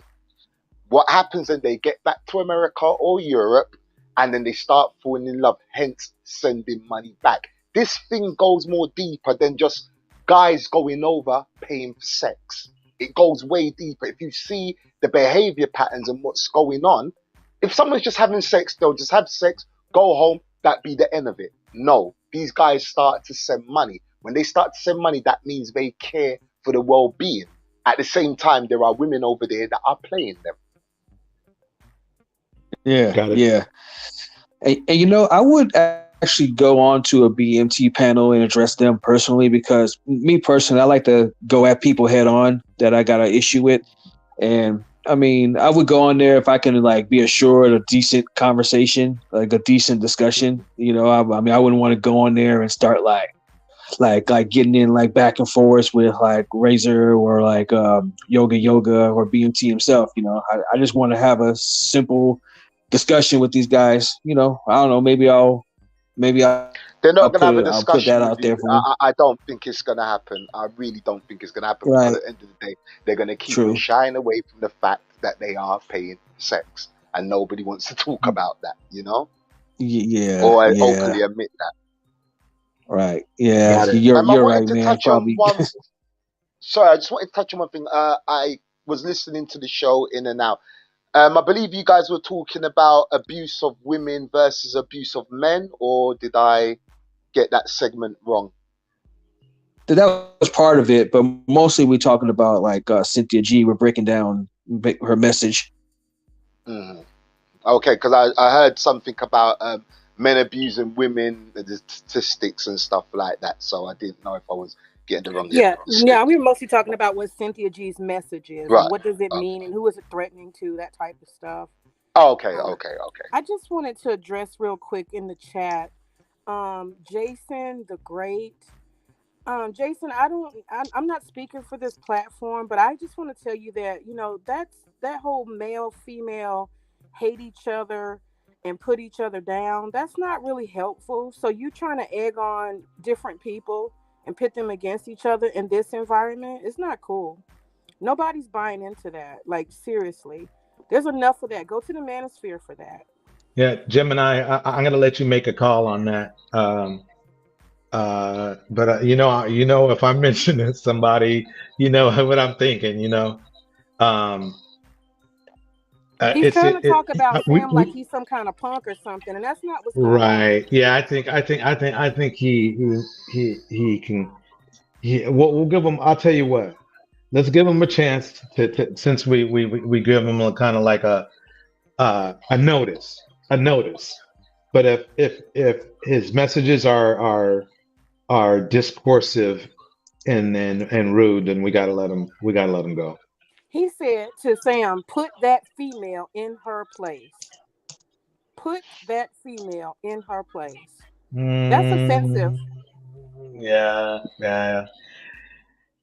Let's wish him a good night. He can come back another time if he'd like.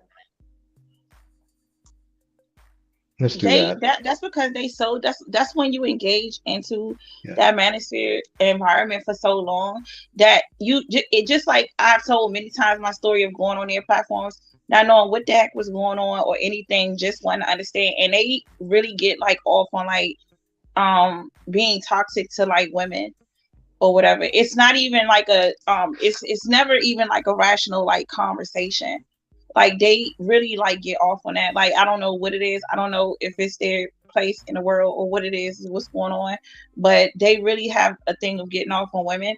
And when men can effectively communicate with women and actually be rational, they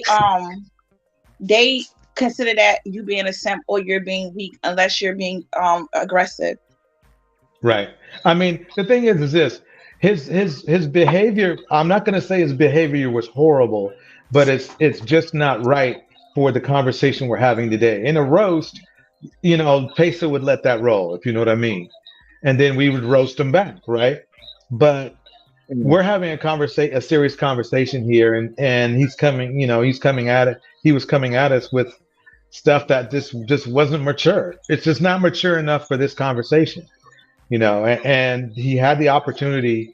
I looked back a little bit on the chat, and he had the opportunity to just switch in and stop and say something that would give value to the conversation instead of saying, "Yeah, go get that done and go get that woman, put her in her place." That's not where we are right now. That's not where we're at. We're at trying to get trying to do something deep here, and he wasn't going there. So now. Nope. And do you know like with the I'm not what is your name, sir? The one that was speaking previously? You mean Big J's Escape? No, the one who was the British gentleman. Yeah, that was Big. He goes by like Big, and Big that, J. to me that also play a part in that passport bro situation. It's not just them not of course them not having access but to women is a problem for them, but the reasons why, and this is one of the reasons why this person right here, Jason, the one who, no, not Jason, but the one who we just was spoken of that's in the comments trolling or whatever, these are the same men that is claiming that they have problem healthy relationships, and they have no choice but to go and buy prostitutes to get women that respect them. Right. Good Exactly. point, Camo. He demonstrated exactly why they gotta go. Good point. So, okay, so let's go on with Cynthia G here. Man, that was excellent. I really appreciate the input you guys are putting in. This is some good tape for people who want to learn. That by not giving birth, we're falling into the hands of white supremacy. You can say that, but when you try to apply it logically, it doesn't track. The bottom line of it is this: Black men have been, since they've met white men, been a benefit to him. However, just because he poses a benefit to men of no color don't mean that he poses one to Black women. So the bottom line of it is by you continuing to birth the man who literally helped to establish white supremacy, you are actually helping white supremacy. You're not harming anything. You're not stopping anything by giving birth to the males who are the greatest non-white asset to the system. You're not doing anything but helping. And I know that this logic came from a struggle bandit, because again, it doesn't make sense.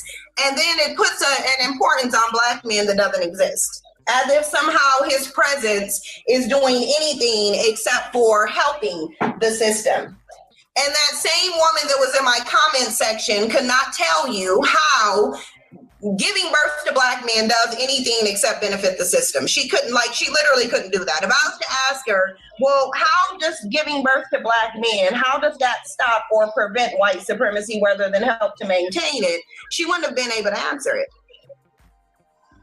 But the reality of it is if Black men. I would like to hear someone's answer. Like, can someone answer that?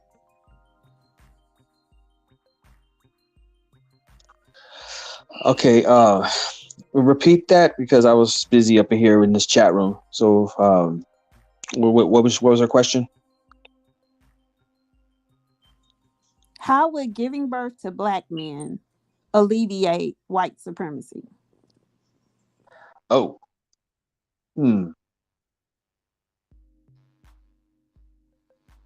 How would giving birth to Black men alleviate white supremacy? Yeah, perhaps I shouldn't have volunteered to answer that. I'm as confused brother. I should have stepped up to that plate. Yeah, like, so somebody sound the Price is Right horn, man. I'm just hearing the hate from this Cynthia G. That's all I'm hearing is hate for Black men. She just sounds the opposite. Well, I do and I don't. I'll tell you why. Because that was a question we could not answer. We should have said that's absurd, and then we should have gone into our. No, it is absurd. That's why I'm not going to answer. It's just like, it's very absurd. It is. I don't think that is absurd at all. Actually, I think that, why is giving birth to Black men a problem? I don't think that giving Black to Black men is a problem, but I think if you go into history and time and even into now, if we was to talk about our community in general, anytime a Black man in America, and I'm speaking in America specifically, is anytime they gain any substantial wealth at all, they give it right back to the white man, because they go and marry their women. They go live in their communities, and that's what they do. So there is some logic. No, the majority of Black women do not do that. Okay, no, actually, the fact is, it's true. Is that this is the problem that we have. Black men in general, from what I've seen, we put too much effort into wanting to be accepted into the white community. Proof. This is proof. This is proof. First of all, how many mega churches do we have and multimillionaire pastors? Second, how many multimillionaire entertainers do we have? How many multimillionaire or billionaires do we have? And the so-called community is still in the same position it has always been in. They have not poured money into resources to enable Black people to do better. They're not opening businesses. They're not opening facilities schools or different things for Black people to excel beyond the point that we've excelled. We've had so much capital poured amongst us that we don't have to be in the position that we're in, but it's not of importance. They would rather be have an individualistic mindset, and therefore we are where we are, because it's not there is no congruency. In every other ethnicity, you have a congruency. You have people who work together. They will do without to work together to have more. Hispanics come to this country, and people want to be mad at them because they work for menial salaries, but they do it and they live with each other and they build and they create businesses for themselves. Asian people do the same thing. So it's not that we haven't had the resources. It's not that we haven't had the money. There is no we. It's individualistic. You're right. So therefore, I totally agree with that. Wait. So therefore, her question wasn't absurd. She's saying, what is birthing Black men going to do to white supremacy? White supremacy is no longer the problem. Yeah, but the question is, but at the end of the day, listen, white people are going to do what they're going to do. Their agenda is to put themselves first. So whether 100,000 Black men are born tomorrow, it still doesn't make no sense. Because white supremacy is going to be white supremacy regardless. You know why? Because they're not focused on us. They're focused on them. That wasn't the topic. The topic is the community is assisting them. I mean, at all. So when you gotta speak about the when we taking, like, people take certain things that she'll say and then put it into like something, another situation completely. First of all, Cynthia G was pretty much created or began to do this basically combating other talking points of Black men that is talking against Black women. And a lot of the talking points that they say, meaning which many of them say that they don't need us at all. They don't need us to create Black children. They don't, saying like that. Basically, we have no purpose to them. So it's okay for them to say that. I need the Black woman to create children. If she combat you to say, well, what is it that you're doing for us that's so great that we can't live without you? Like, why can't you answer that question? Right, repeat that again. Sorry. Like, what is Black men doing that is so substantial to Black women and children that we can't live without you? We could ask you that very same question, because the men is saying the same. The men that she is speaking to, let's make that clear, that she's speaking to a certain group of men. She's asking them that very same question. Basically, she's flipping the question. But why are we so focused on them? We got to be focused on us. Sir, that's not the focus. Exactly. You're missing what she's saying. But that is the focus, because she's putting so much energy. She's putting so much energy on the negative Black men that are out there. See, I don't put energy into them. I put energy and focus. But you still do. You're not listening again. You have. You got one Cynthia G. Every day a new manosphere leader evolved and has is very toxic. Sis, can I say something? And I don't know why men want. Sis, can I say something? Sis, can I say something? Real quick. What it sounds like is that Black men want us to ignore it, like as if we don't. But you're saying you don't know me, sis. You don't know what I'm saying. I'm repeating what you just said. No, you're saying, not. Why are we? You didn't allow me to talk. I've listened to you. I didn't interrupt you once. But continue, please. Continue. I stopped so you can continue what you were saying. All I'm saying is that, and I get what you're saying, right? What I'm saying, giving birth to 100,000 Black men more, what has that got to do with anything? Okay, we can't be focused on the negative Black. And I understand what you say. Yes, the manosphere, there's one born every minute. I see it. You are absolutely right. But we can't put, these are men. What we need to understand, these are men that are hurt. These are grown-ass men watching these manosphere guys, getting an idea, oh, well, let's leave these Black women, whether in Europe or America, and over there is better. Yeah, and we have to stop focusing on them. The thing is this, though. Cynthia G is one woman who's just basically turning that same scenario. When Black men in the manosphere are saying, we don't need Black women, let's go abroad, let's do this, let's do that. Cynthia G is countering the argument. That's what I think is being said here. I do agree with you in the sense that it doesn't really matter. It doesn't really matter because at the end of the day, white supremacy is still there. But I think what the better question Cynthia G might say is, how can Black women use their wombs to liberate Black culture? I think that's a better question. Did she drop out? Okay, I'll take that. But okay, so let me pose what's going on in the manosphere right now. I don't know if people are aware, there is a large group of Black men that are leaving America, that are leaving Europe to seek Black women elsewhere. Would you guys have a problem with that? We don't have a problem with them leaving, period. They can go wherever they want. And that goes again into the question that when you're saying this to us, so if because you're basically telling us like Black men is leaving Black women in America to find Black women. I'm not. That's not what I said. No. I didn't say that.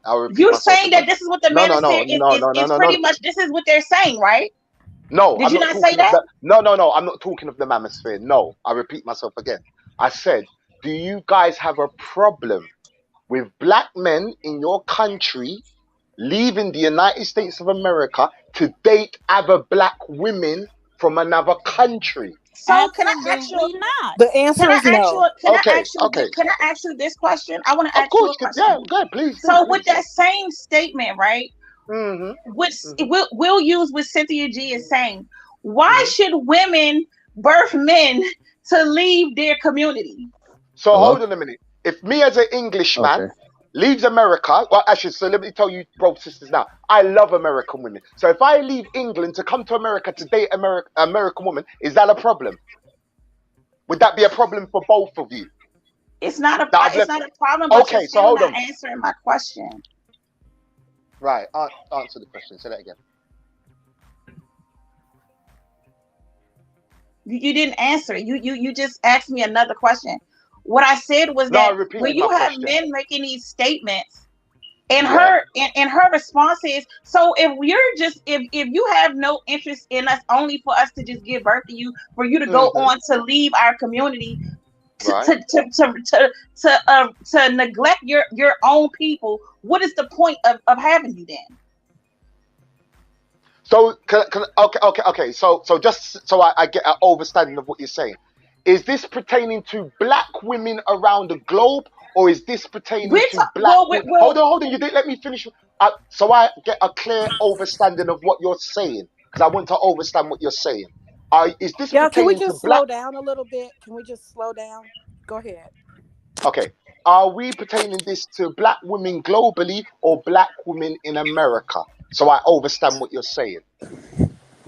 So this is the issue, and this is where America. It starts He's asking, is it America or everywhere? That's what he's asking. No. I didn't say that. No. I said, is this pertaining to? Can you hear me? Am I breaking up? Can you hear me? Yeah, go ahead. Okay, thank you. Right. Is this pertaining to Black women in America or Black women globally? As in Black men using the Black woman's womb and then bugging off elsewhere. Is this pertaining to Black women in America or Black women globally? That would be a question that you would have to ask Cynthia. But if to ask me what I'm thinking and what what I think about the situation, this should be a question to any culture of Black that thinks this way. Okay. You get what I'm saying? Yeah, I hear you. Venus, are you there? Yeah, I'm here. Finally. Okay, good. Hey, everyone. Hi, Venus. Hey. Hello, this is Stephanie. I have a question. Who is this person that's doing all this talk and this man with the British accent? Sir, my name's Jay, and your name is? I'm Stephanie, but who are you nice supposed to meet to? you. I mean, thank you. I'm late to the party, but who are you supposed to be? Who am I supposed to be? Yeah. I'm a representative of myself.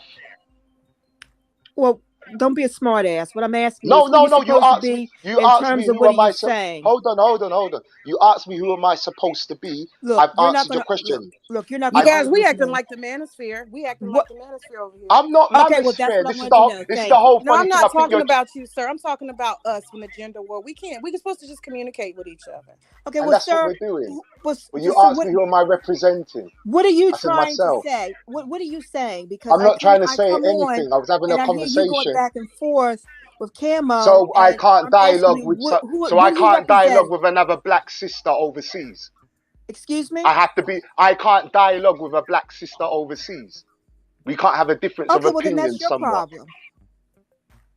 Whoa, your energy's really off. I don't know who upset you, but I was having a dialogue. The other sister weren't getting upset. Well, We but weren't was kind of disrespecting each sad, but other. though. but sir, Did that's So, I'm just he ask a asking. question? Okay. I'm just asking, where are you coming? I mean, what are you talking about? Because I hear you arguing with someone who we I think weren't is making a arguing. We valid wasn't point. arguing. We were dialoguing. Well, whatever. Okay, are you okay? But Are what you I'm saying okay? is that if you feel like you can't dialogue or get along with a No, we sister was overseas, dialoguing. We was that's getting not. along. I'm not talking You about came her. in. You came in with a different energy. Well, I don't. Well, We I were don't care about that. dialoguing.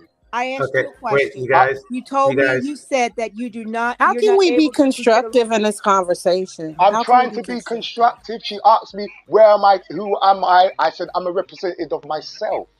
I made that clear. And then she told me that I'm being a smart ass. Okay, Did you say? But you knew what I was talking about. No, Did I you say? didn't. I Did don't. you Sis, I say? Oh, really don't. well, okay. Then I have to be sure that I have to spell things out to you specifically. No, you Then, don't have to spell what anything is out it to me. that makes you think that you cannot talk with a sister overseas? Huh? Is that what you said? I just said, did you hear me clearly just say I love black American women? Did you hear me say that? I heard you say that, but that's not what I asked. Oh, okay.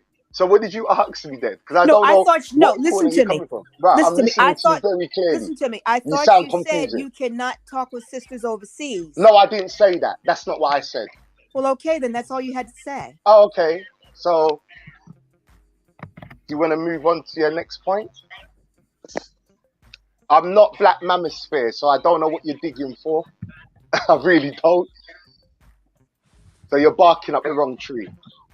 Let's leave that alone and move on, please. I think so, yeah. Please, because he's an asshole. Hey, DJ. Oh, thank you very much. Hey, You're welcome. DJ. DJ. Wow. Are we gonna go to the Kevin Samuels part? Let's continue with Cynthia G. Hold on. Oh, okay. This logic came from a struggle bandit because, again, it doesn't make sense.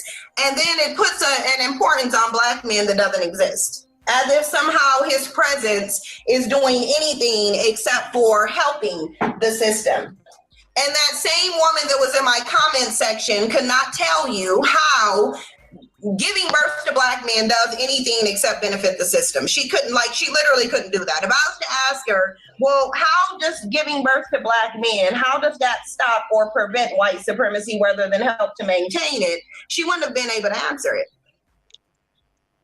But the reality of it is if black men are a benefit to white supremacy, which we know they are, if you continue to give birth to them, then you're continuing to benefit white supremacy. It's really just logic. It's really math.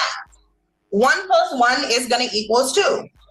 And that means giving birth to black men is going to mean you're helping white supremacy in a number of different ways.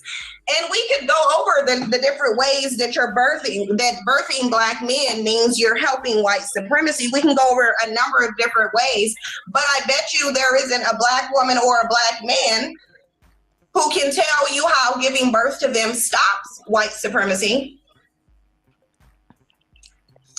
I can tell you that. Let's see, you got black men shucking and jiving and helping with the establishment, always going against their so-called people. That helps white supremacy. They literally help build the system. You have black men who are failing to do anything to challenge the system, so therefore they're helping to maintain the system. Black men are widening that racial wealth gap by giving all their money to women of no color because after you birth them, they're not going to be loyal to you. what they're going to do is go seek out a woman that they believe is better than you. And it just so happens she's going to be the group of women who give birth to the men that they're complaining about.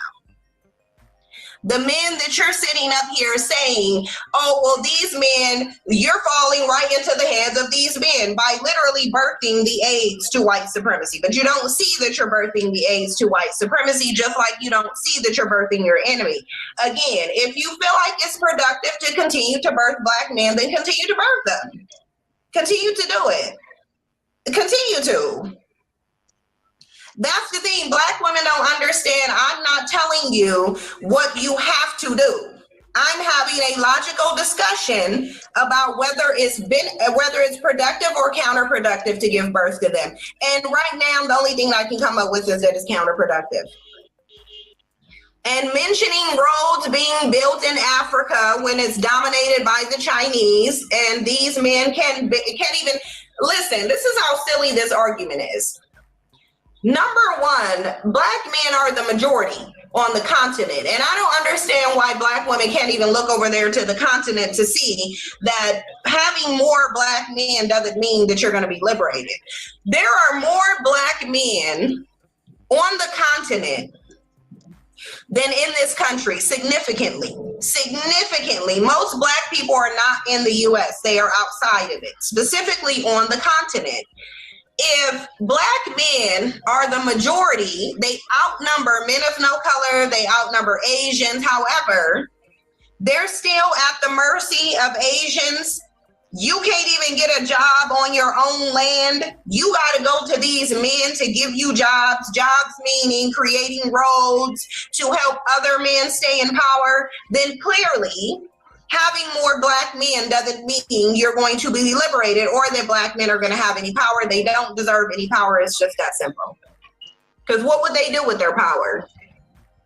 Black men would never liberate black women with any power. Actually, they would help to subjugate them. Why do you think you're in this system right now? Why do you think that you're in this system right now? Do you think that you're in this system because black men fought for you and just lost? Or do you think that they lost, but they also sold you out? They lost and they sold you out. It just is what it is. So anybody can call it as DJ. Yes. I think I get her point. I see where she's coming from, but I still think she's wrong in her perception. I don't think deleting black men is going to solve. I think that's going to create an additional problem.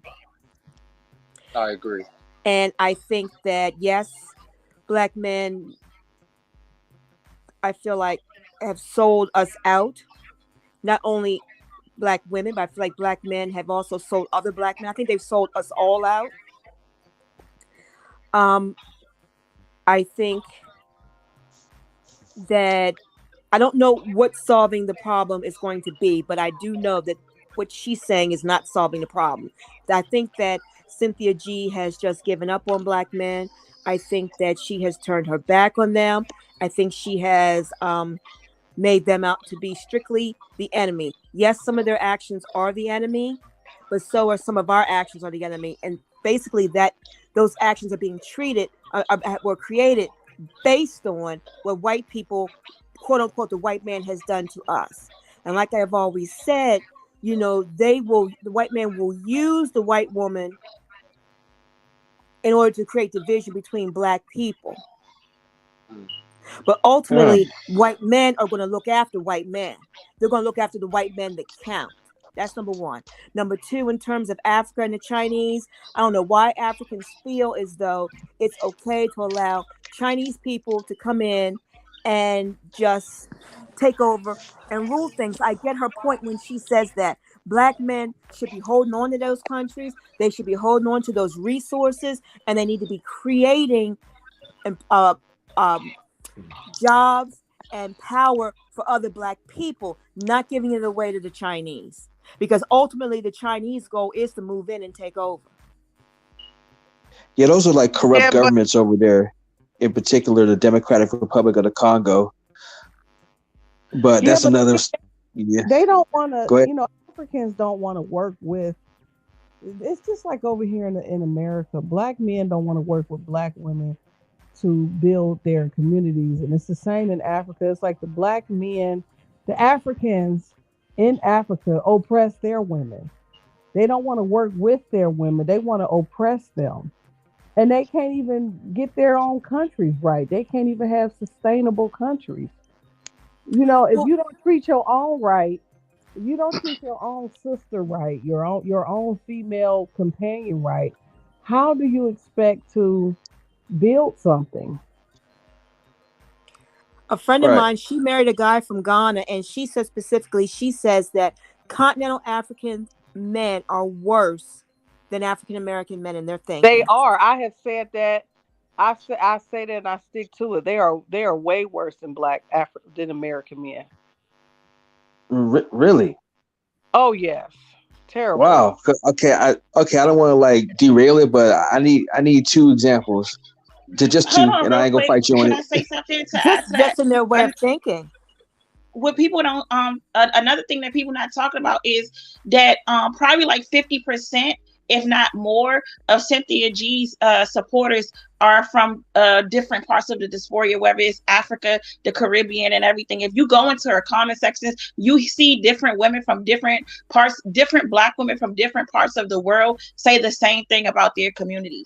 And this goes back to my chromosomes theory, that it has something more to do with genetics than it does with environment. The only reason why it's hard for me to believe that, as much like so many people think that, like, I would think that based off of some of the things I say, or because I agree with her, that I just really just hate black men, but I don't. And what I can say is that I've had enough black men around me to know that there are some, although very few, that don't function that way. No, you know what I'm saying? So to me, I always take it up as if it's a what is the word? Like, they not like, it's almost like a laziness, or like they don't apply themselves. And if they was to apply themselves in a way that they should, giving 100% of themselves to whatever it is that they have the ability to do things. I think by saying that they're delayed in a way actually gives them an excuse. No. I'm not saying that they're delayed. I'm saying that there's an actual defect in the genetics. That doesn't mean delayed. There's something deficient in the Y chromosome. In terms of the white people, they say that black men. Wait, please let me finish. Please let me finish. When I say that, because I don't want anyone to think that I'm saying all across the board, because in genetics there's recessive and dominant traits. So I'm not saying that this is applicable to every male, to every black male, but I'm saying that I believe that it is genetics because it happens all over the diaspora. So it can't be just something environmental to one community, one solid continent. I do believe that's true. I think it is genetic. If you think black men have a defect based on genetics, then what do you think white men have when they have done nothing but raped and robbed the entire world? I don't think black men, I don't think they have a defect, but I think inherently they are not meant to be leaders or rulers. I disagree with that, but what do you think that white men how do you disagree with that? Well, when you have a group of people who have suffered at the hands of white people, but okay, hold on. That you cannot. Black people were not the only people that were enslaved. White people were enslaved as well. Yeah, so but you using that as an excuse to why we in the state we're in. I'm using that as a reason that white men were enslaved too, Asian men were enslaved. Every group were slaves. But we're not talking about black. But listen to me, we're not talking about other people. No, but when you put this whole plight situation on black men, then you have to question, well, these other groups were enslaved and they came out. What's wrong with black men? Do you have proof that states that it's genetic, or is this just your opinion? Are you being objective or are you being subjective? Well, I don't have proof. This is okay, my then, opinion. okay, then no, you know but what? At that point, proof, I'm just going to disavow anything you say. Hold on. What is proof is that other groups were enslaved. That is proof. If you want to and go what off is the proof is situation. that nobody has, So that no while man you has talking suffered at the about hands how of these another black group of men men like plight, black men have when you either. talking about this black man plight because they went through all this turmoil, everyone's been through turmoil. We need to get out the whole. We need to get out the whole suffrage talk. It's old. It's old. I agree with that, and we need to do something. But at the same time, you are disavowing and not feeling that white supremacy is the reason why black men are acting the way we do. I think it's wrong on your part, 100%. And if anything, you are part of white supremacy, and you're the one that's supporting white supremacy with that way of thinking. You are. Ladies, you can call me what you want. Wait, but okay. I'm not going to be a victim. Whatever, you want to be a victim? That debate. Wait. You want to be a victim? You be a victim. I'm not a victim. It's not about I'm not going to put the whole it's about stating some facts. I'm not saying that black men cannot everybody's fix their been enslaved. situation, Every but they group can. has been Can I chime in? The white supremacy has not affected black men. Okay. Can I chime in? We can click on ladies. I wanted to say something based off of I can't like everybody's voice just sound the same even though it's lovely. I mean that's just house nigga way of thinking. I can't really understand the different voices. This is Wu that was talking. Okay, so you got Wu and who she was talking to? Stephanie. Okay, Stephanie. So I want to give the answer or my own opinion to the question that you asked about what do you think about white men who have pretty much taken over it and privileged, took everybody's stuff and that what you said, right? So what I say was, and this might be the military part of me or the combat part of me, but through history, we to defeat and conquer was always there, in different, that's what we did, to conquer land like Rome and, went to Asia and this and that and that happened. Now, I want to say like the question that you're asking can go into the savagery that white people was willing to go to win can be in question. But to me, looking at the benefit of what they, accomplish, it's almost like it's the let the best man win situation. And even though the way that they did it was horrible, they still was able to put their people in a place where they haven't been able to be knocked down. And it's almost like the question, I always wonder why, like, Africa, being this, especially that it's all black, and especially us being taught, young as Black Americans or whatever, that the strength of Black people, and the strength of Africa. And I always wonder why they could not do that. You know what I'm saying? Like, if they was to actually like put effort into it, why couldn't they conquer the way that white people did? So it's hard for me to blame a group of people for putting their people in a place where they're able to win. If you could understand what I'm saying, because if Black people had did it, if it was Black people on the other hand that was running and ruling everything, we would have the same benefits as white women. If you can understand what I'm saying. So can we really like say that? Do you understand, Stephanie? Absolutely. I think that is part of the problem. I didn't say that was the only problem. No. I was saying, like, I wanted to just chime in and like give my. I got your point. I got your point, and I said that. But at the same time, do you really think? No, at no point in history has there ever been one group of man that has sat at the head of the table indefinitely. So as time goes on, one group takes over, then another group comes in, and another group takes over. And how did they do it? Right. How did they do it? They took it through violence. I'm not denying that. I'm not denying that whatsoever. But at the same time, no other group of men have been discriminated and treated like Black men have either. That's because they did not fight. You can deny that. I never had that argument. How do you answer Africans selling us into slavery? I mean, they played a part in abusing their own people. I never said that they did. No, I know you ain't say that. I know you ain't that. So first, they were selling the women and the children for little means, so it goes to show you right there that this is long time. This is long time. Like, It's a problem. I think it's their mentality. I think it's because I'm not sure, but back in those days, I'm pretty sure the white men could have traded them with better resources. I think they were trading the children and the women for some combs and brushes and brushes, seasoning, sugar, small things. Yeah, been getting salt, gunpowder or something. Stuff. Gunpowder or something, learning how to shoot guns. No, they were selling those children off for nothing. So I think that this goes way back. I think that and it's kind of hard for me to, even though I think this, and I read a book and it's called Barracoon, and it's by I can't think of her name. There's so many thoughts going through my head. She was a famous Black author. She wrote many books. I think she wrote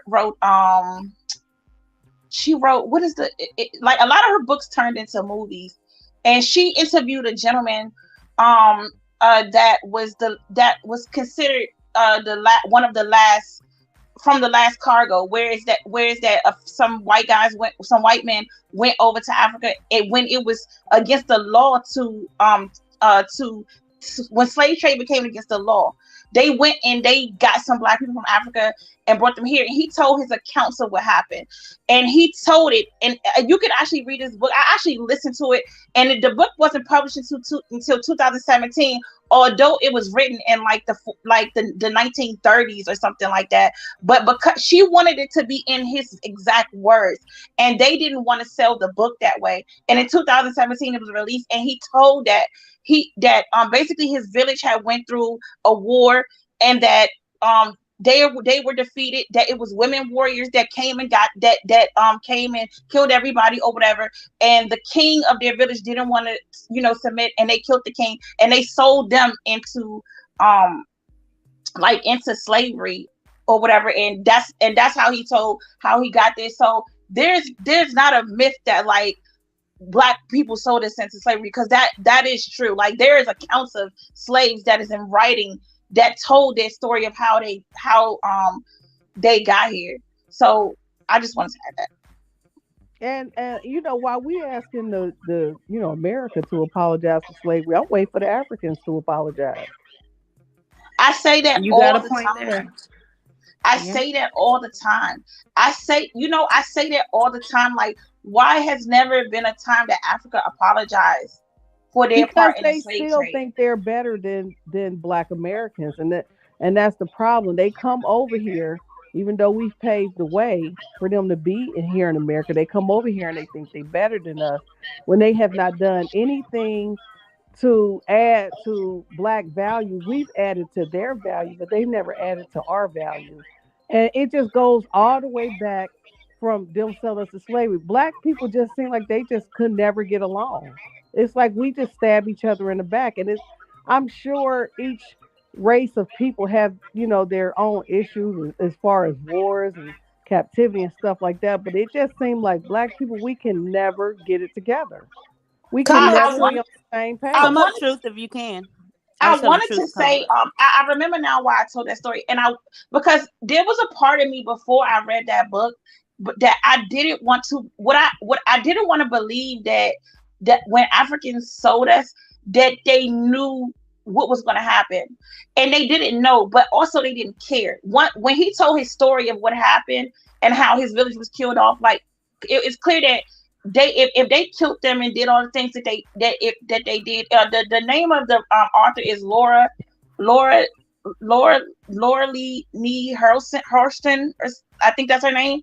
That's the author of the book. If anybody want to read the book, it's a very, very good book.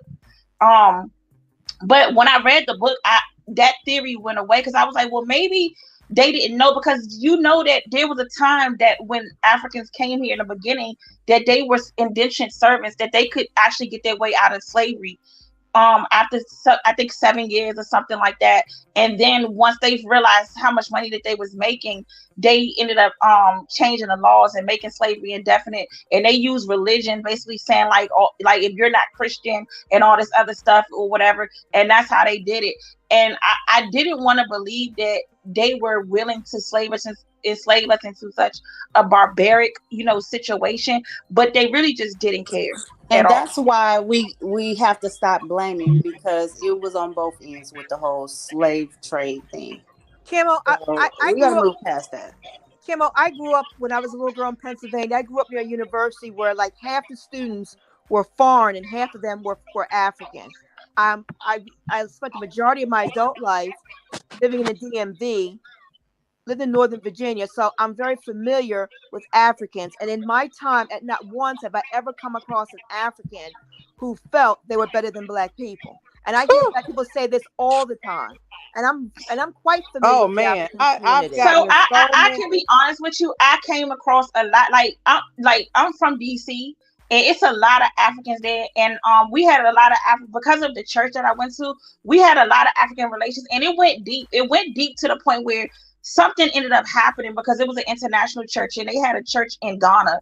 And what ended up happening was some money was stolen in Ghana.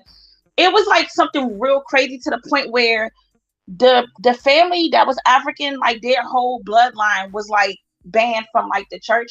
But because I had so much like close like relationships with them, like almost like they was family, I have heard that, and I've heard it in like regular people, like taxi cab drivers in the military. Like we have Africans, of course, that's like that immigrated here and joined the military. Some of them joined for if you have a deep, realistic conversation with them, even though it always don't come off harsh, where it's just like, we just don't fuck with you, they can actually tell you why. And one of the reasons why they told us was because of their tribalism. And we're not, they're big on their tribalism, and we're not a part of any tribe. We're not a part of their tribe. Like, you got to think, in their own country, they battle against each other in tribes. So it's almost like we as Black people is in a tribe of our own. So slavery happens in America, and it didn't really, even though they sold us and it moved on, they don't really understand it in the way that we do, to have the compassion for it. But they definitely do understand. They definitely do make it clear that there's a difference. And I've also seen many, they're on TikTok and stuff like that, that is clearly coming out, and they want to make it known, especially Africans that come to the US. They do not want to have the same association as being associated with Black Americans. Because they feel like Black Americans already got a bad stereotype. Yes, they slumped in with us, but yet they reap some of the benefits of being a quote unquote African American. And as far as that tribe shit, I don't care what tribe they in, is in Africa, it has done nothing for their country.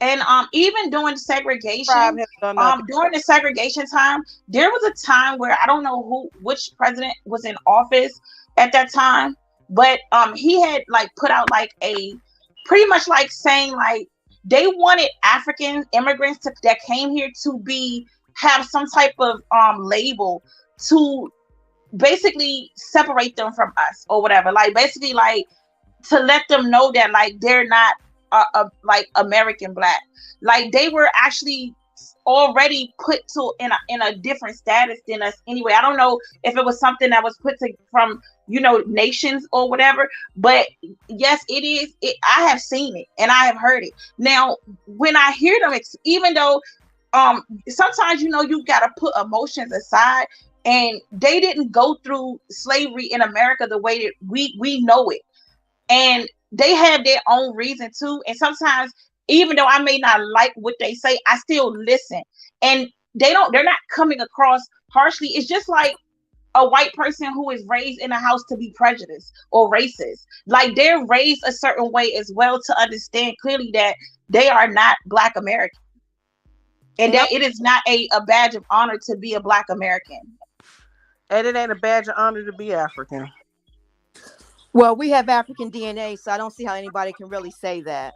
We might have African DNA, but we all from different parts. So no, but that's a cultural thing. But you're still who your DNA says you are. We are American. And I'm I don't American. see. Black American. And it was an African girl that's like, if you could if you was to just type it in, like so many situations to come up, but it was like one African girl that I guess it was like a TikTok clip, and she wanted to make it clear like to that she is not black, she is not American, her ancestors was not slaves, and they tore her ass up like in the comment sections and like made reposts and stuff like that. Like it does get nasty, and I don't know if the British gentleman is here, but I've also heard that I'm still here. It runs deep in a dysphoria period. Like if you're not a part of the continent, like you do face discrimination when it comes to the continent as Black people all over the world. But what's the problem with? I know some Black people have a problem with that, but what's the problem with Black people just saying that they're American? Why we have to put we're from Africa? Well, I'm American. That's what I'm saying. Why we have to put that extra on the end? And before we go there, can I just say something? Because I've been hearing, a lot of go stuff for about, it. Sorry, because I was listening to the sisters talk and I didn't want to, interrupt. I think Black people's biggest problem is we do not put value on ourselves. I think the day we start to put value on ourselves and have an overstanding of one another, that's when we'll take over the whole planet. But we haven't learned that simple thing. Put value on ourselves. We put value on everybody else. Everybody else we put value on, but we don't put value on ourselves, and that is our biggest problem.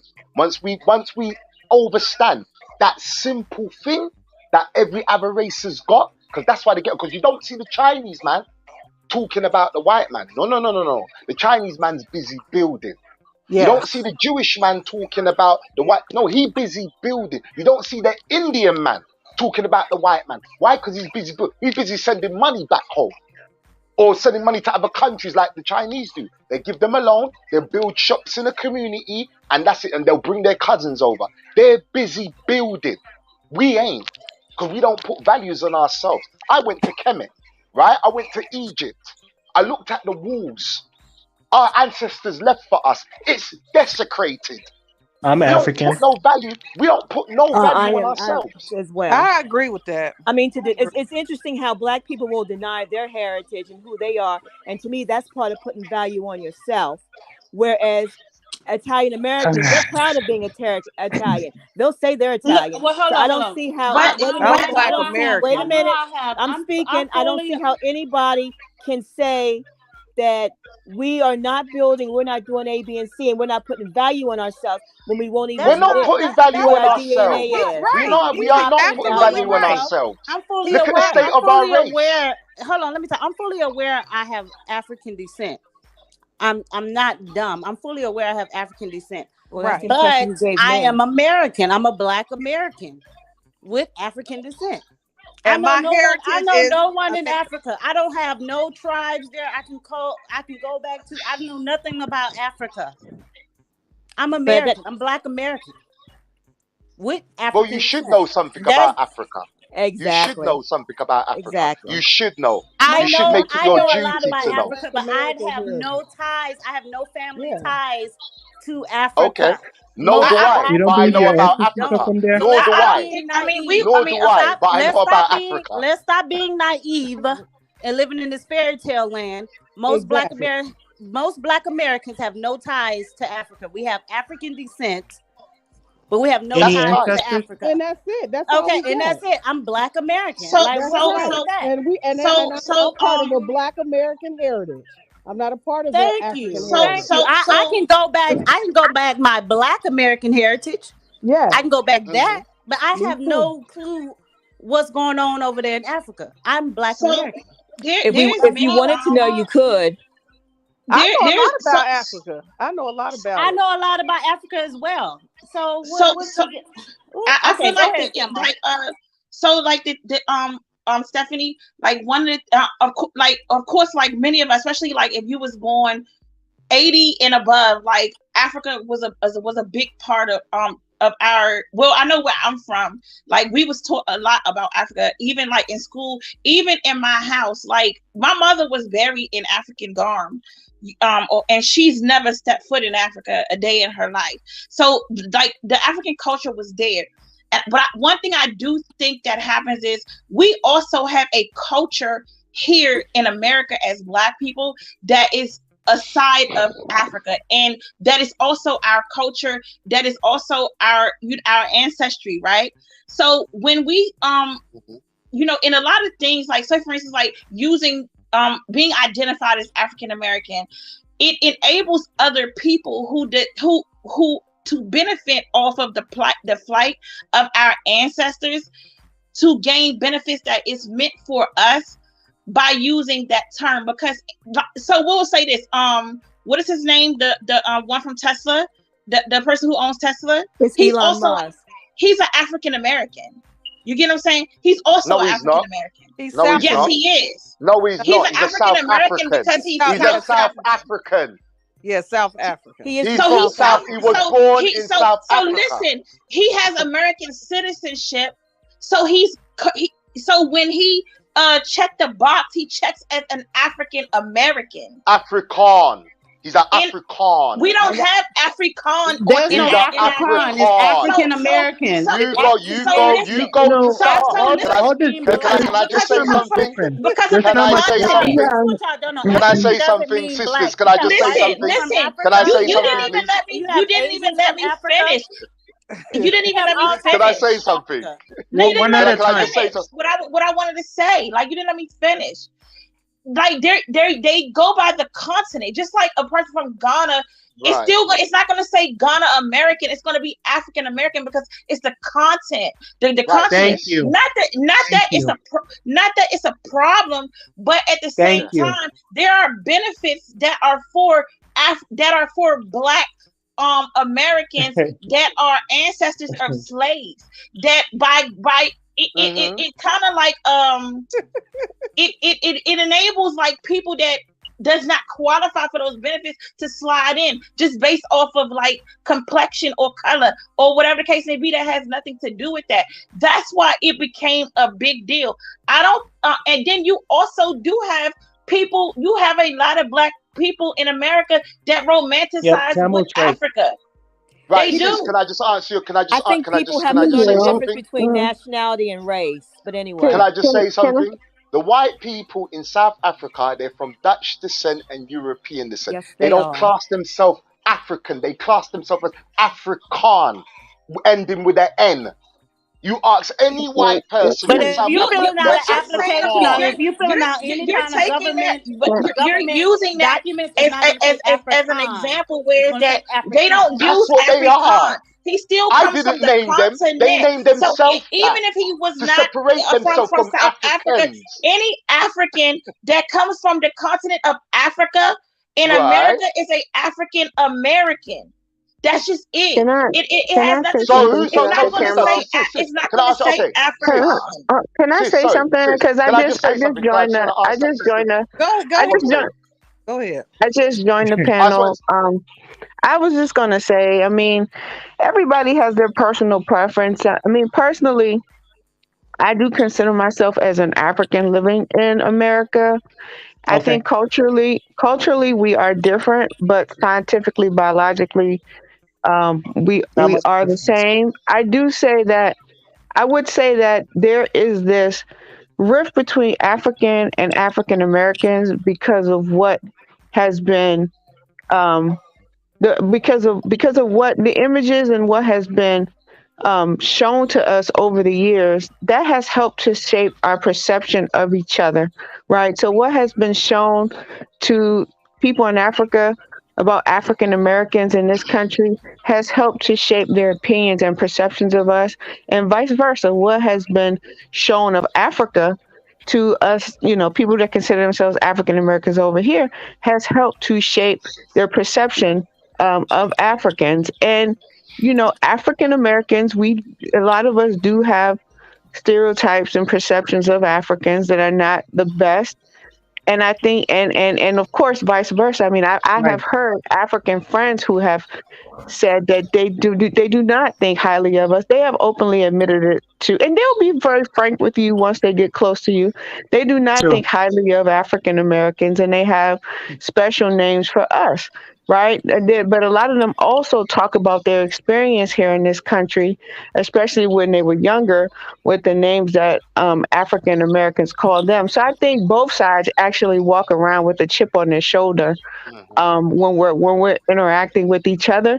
I understand there's a rift there, but I personally do not feed into that. I don't feed into that. Everybody. I have something I want to say. The definition of there's not much Afrikaans difference. or Africana is AFRIKA. With an N at the end. With an N at the end. With an N at the end.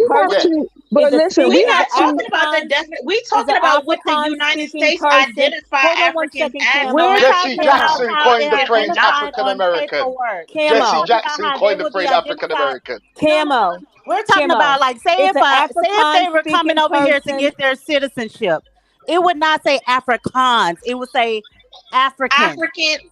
That's what we are talking about. Afrikaan. Because he that had no choice. That is the title that's used in the United States. An Afrikaans-speaking person in South Africa, especially one descended from the Dutch settlers of the 17th century. Okay, people. So y'all saying I know that. You're just giving me a history lesson that I know. Everybody, let's calm down. There's not much difference. Let's just move on. No, we have to try really hard not to feed into the tension that's already between the both groups, and it's hard because we're humans. But understanding that, I think there's been personally, I think there's been a conscious effort. I think there's been a conscious effort, right, to widen the divide between Africans and African Americans to keep us separate and to keep us from unifying all across the diaspora. Black people all across the diaspora from unifying, and we have to be conscious not to feed into that. But I agree. I think that's where y'all getting some of us wrong. I have no problem with nobody. DJ, can you mute Kevin Scamio for a little bit? Let's change the subject because we're not going to agree on that. I will never. But I want to voice being American. I want to voice about being American too. It's just like I'm sorry, non-black here, but that's cool. It's like Mexicans. Everybody say you're Hispanic, you're a Mexican. That's a bunch of bull. Anybody can be a Mexican. You ladies, if you move to Mexico, become a citizen of Mexico, you're a Mexican, but you still have your ethnicity. You're Mexican, citizen of Black descent. That's interesting. That's interesting. Do Japanese and Japanese Americans have these conversations? I wonder if they feel the same way about each other. They do. I'm gonna tell you my experience in Europe traveling with Americans, with white Americans. The same thing happens there too. They can all day be in America and call themselves Italian or French American or whatever the case may be. But when they go to France and Italy, they don't claim them. They do not. They actually are repulsive of them, and they think that their behavior is trash and everything. Like they can all day here call themselves Scottish this and I was a Viking and this and that. But when they actually go to Scandinavian countries and all that, they do not claim them at all. They don't. Okay, can you guys hear me? Yes. Can we just move on now? Yeah. I guess we'll move on. DJ Torch, between the two of us. I can hear you. Yeah, DJ Torch, thank you for having me on the panel. Manners, love, blessings, and respect to everybody. Good night. Okay, good night. Have a good night. Have a good night. Can you guys hear that? Yeah. Scamios. Oh, this scumbag. That was his intro music? That was his intro? This must be a video that somebody made. It's no damn way that he did it. No, this one is like an old video of his, right? Swirl. what is this? Wherever that thing is that's swirling on his desk, make sure it's so goddamn sick. He got that cat daddy. Get him up. Get the lights up, people. Oh yeah, What's the lyrics? I never watched it. and right to the right is a Hold on, what? Did this person make these lyrics up? It's an illusion to make him look like he is more dignified.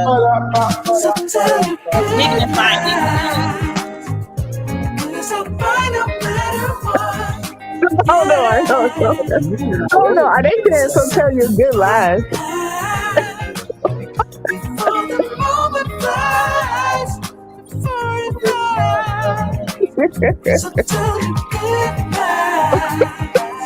We can close captioning.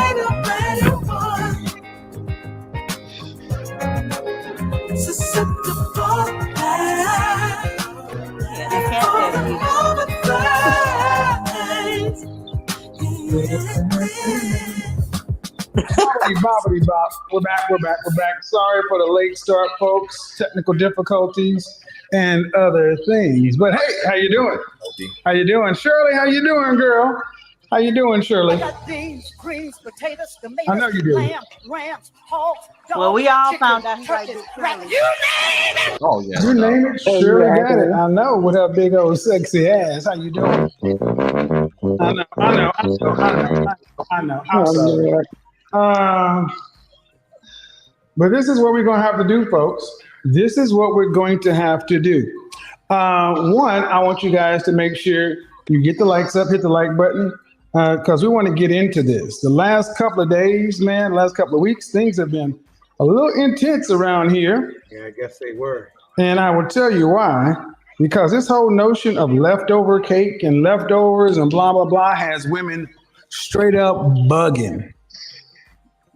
And you know what? You would think that I did something. I didn't do nothing except tell you what men already think.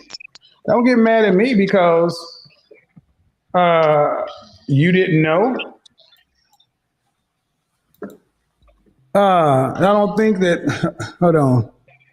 I don't think that women are attracted to looks and money, but confidence. I've seen ugly dudes take on women. Thanks, Patsy. That may be for you. The thing is, it don't matter what you take home. It matters what you keep. That better not be our Patsy. I was just thinking that. And you can't keep these men. Women can't, dudes with just confidence. Confidence don't pay the motherfucking mortgage. Okay? So, again, late great Patrice O'Neal, you don't go. Actually, I disagree. Confidence does play. Just pay the mortgage. Confidence gets you a good job. Yes, it does. You know what I mean? Mm-hmm. So he already starting out wrong right now. I'm telling a woman what they should want. Yeah, let me because he wants that. So we can make sure we hear him. That's because he wanted it too. Yeah, he wanted all the men to himself. All the men. Because they should start Go advocating. to a fish and asking how to catch fish. You got to go to a fisherman. We fish. Confidence and broke ain't a good look. What you confident in? Oh, Lord have mercy, Jesus. I'm glad that wasn't on screen. That was not good. All right, so anywho, the subject of the day is modern women are a party of one. That's what we're talking about. Modern women are a party of one. Before we get started, the candle of the evening is from Diptyque. I'll be right and back. it is called Coriander. Coriander is the fragrance. The candle of the evening, and the fragrance is probably one of the best fragrances in the freaking world. This one right here is a show no panty dropper, get the draws kind of. The harmonious, hypnotizing fire will cause any woman in a 50-mile radius to begin immediately ovulating. Yes. Even know They should call this ovulation bomb. You walk by a woman wearing this, and she's probably going to spontaneously get like 6 months pregnant. But what if he looks like a Yeah. bum? So use it at your own discretion because your ass gonna be in child support court. You gonna be baby daddy number 9, I guess. Hi guys. Okay, now wait a minute. Now, can you pause the video hypnotizing right fire say? DJ from the harmonies. All right, ladies. Why is it that I say that modern women are a party of one? Well, I'm glad you asked. Several things led me to this topic. And one of the biggest things that led me to this topic was the notion that modern women are just holding out. Holding out for what? Holding out for what? Yes, holding out for something better, or a party of one. Holding out for this and holding out for that. Who the heck are you ladies holding out for? Who are you? When you ask women today, who are every bit of, danger zone. Danger zone. 27 to 35, when a woman needs to focus like a laser on the outcome she wants. He looks like a limo driver. As far as relationships. But when you ask women who are in their late 30s, even in the early 40s, who are boss chicks, bad chicks, got my money together, I got my master's. I'm a PhD. Got my master's, but can you cook? I don't need a cookbook. Yeah, they got their PhD and everything else. They don't have a cookbook. So damn sure you all right, what is the one thing you tend to hear? Some sort of, well, I'm doing what I'm doing right now, and I'm in a waiting position. I'm waiting for, God to send that man to me. I never heard that. I'm going to go num num you whoever it is they want to wait for. I don't hear that women are waiting. Those aren't the stories that I hear. Why does he look like no, but I'm just saying, Black women have the right to wait if that's what they want to do. Now, Kevin sat there and said that and toted this perfume, this cologne, and if a man wears it, this, that, and the third. And then he noticed he turned around and said, and something to the extent that you'll be baby daddy number 9. So why tell men, entice them to allegedly, quote unquote, wear something? Baby daddies. Right. Why entice men to wear something that's going to turn women on and then turn around and put the blame on women that will be the ones that get pregnant, that will get pregnant behind that? Thank you. Well, I didn't like the fact that he got that. I didn't like the fact that he tried to craft these narratives around Black women, like Black women were supposedly out here waiting around for this perfect man, when most Black women were like settling for men and quote unquote marrying down. Like this whole notion that these women are out here just waiting and waiting and waiting for Prince Charming and this perfect guy is not happening. I don't know why he put that out there and men just ran with it. And they ate it up. Yeah. This is what I mean. Is that Kevin's talking about women, Black women over the age of 35 or 40 being a party of one, but Kevin died a party of one. Thank you. And Black men cannot, and these followers of Kevin Samuels, they cannot freaking see this. He did everything and was a part of everything that he complained about, and he ended up dying by himself. Thank you. Right. First of all, what's your name? Who's speaking right now? It's Stephanie. Stephanie, I'm so glad you pointed that out, because here's my thing. Anytime I point that out, the fact that this man was renting a room at one point, who had backed up child support, has 2 failed marriages under his belt, died alone, was not married himself, had a child that he was reportedly a deadbeat to. I'm not sure if that's true. That's why I say reportedly. Every time I point that out, his desperate followers who kiss his ass so much, they don't want to hear that part. Oh, well, we don't care. He's speaking facts. Okay, but let's say Kevin was a woman. If Kevin was a big Shirley with 3 baby daddies and a PhD and all that stuff, and she was speaking facts, you would be so quick to say, oh, well, who does she think she is? She's a big Shirley. She has three or 4 baby daddies. She's ran through. We don't want to listen to what she has to say. Oh, but Kevin Samuels is arguably, he's a Pookie and Ray Ray, but you have no problem hearing what he has to say. This is what I mean. The whole hypocrisy of the manosphere, they talk out of both sides of their mouth. I don't get it. Why do you talk out of both sides of your mouth? One minute you say Black women, oh, they settle for Pookies and Ray Rays. And then in the next breath, you're saying, oh, but their standards are too high. Which is it? Yep. You hit it on the nail. You're right about that. Men don't have a mind of their own nowadays. No, they don't That's have a all. mind.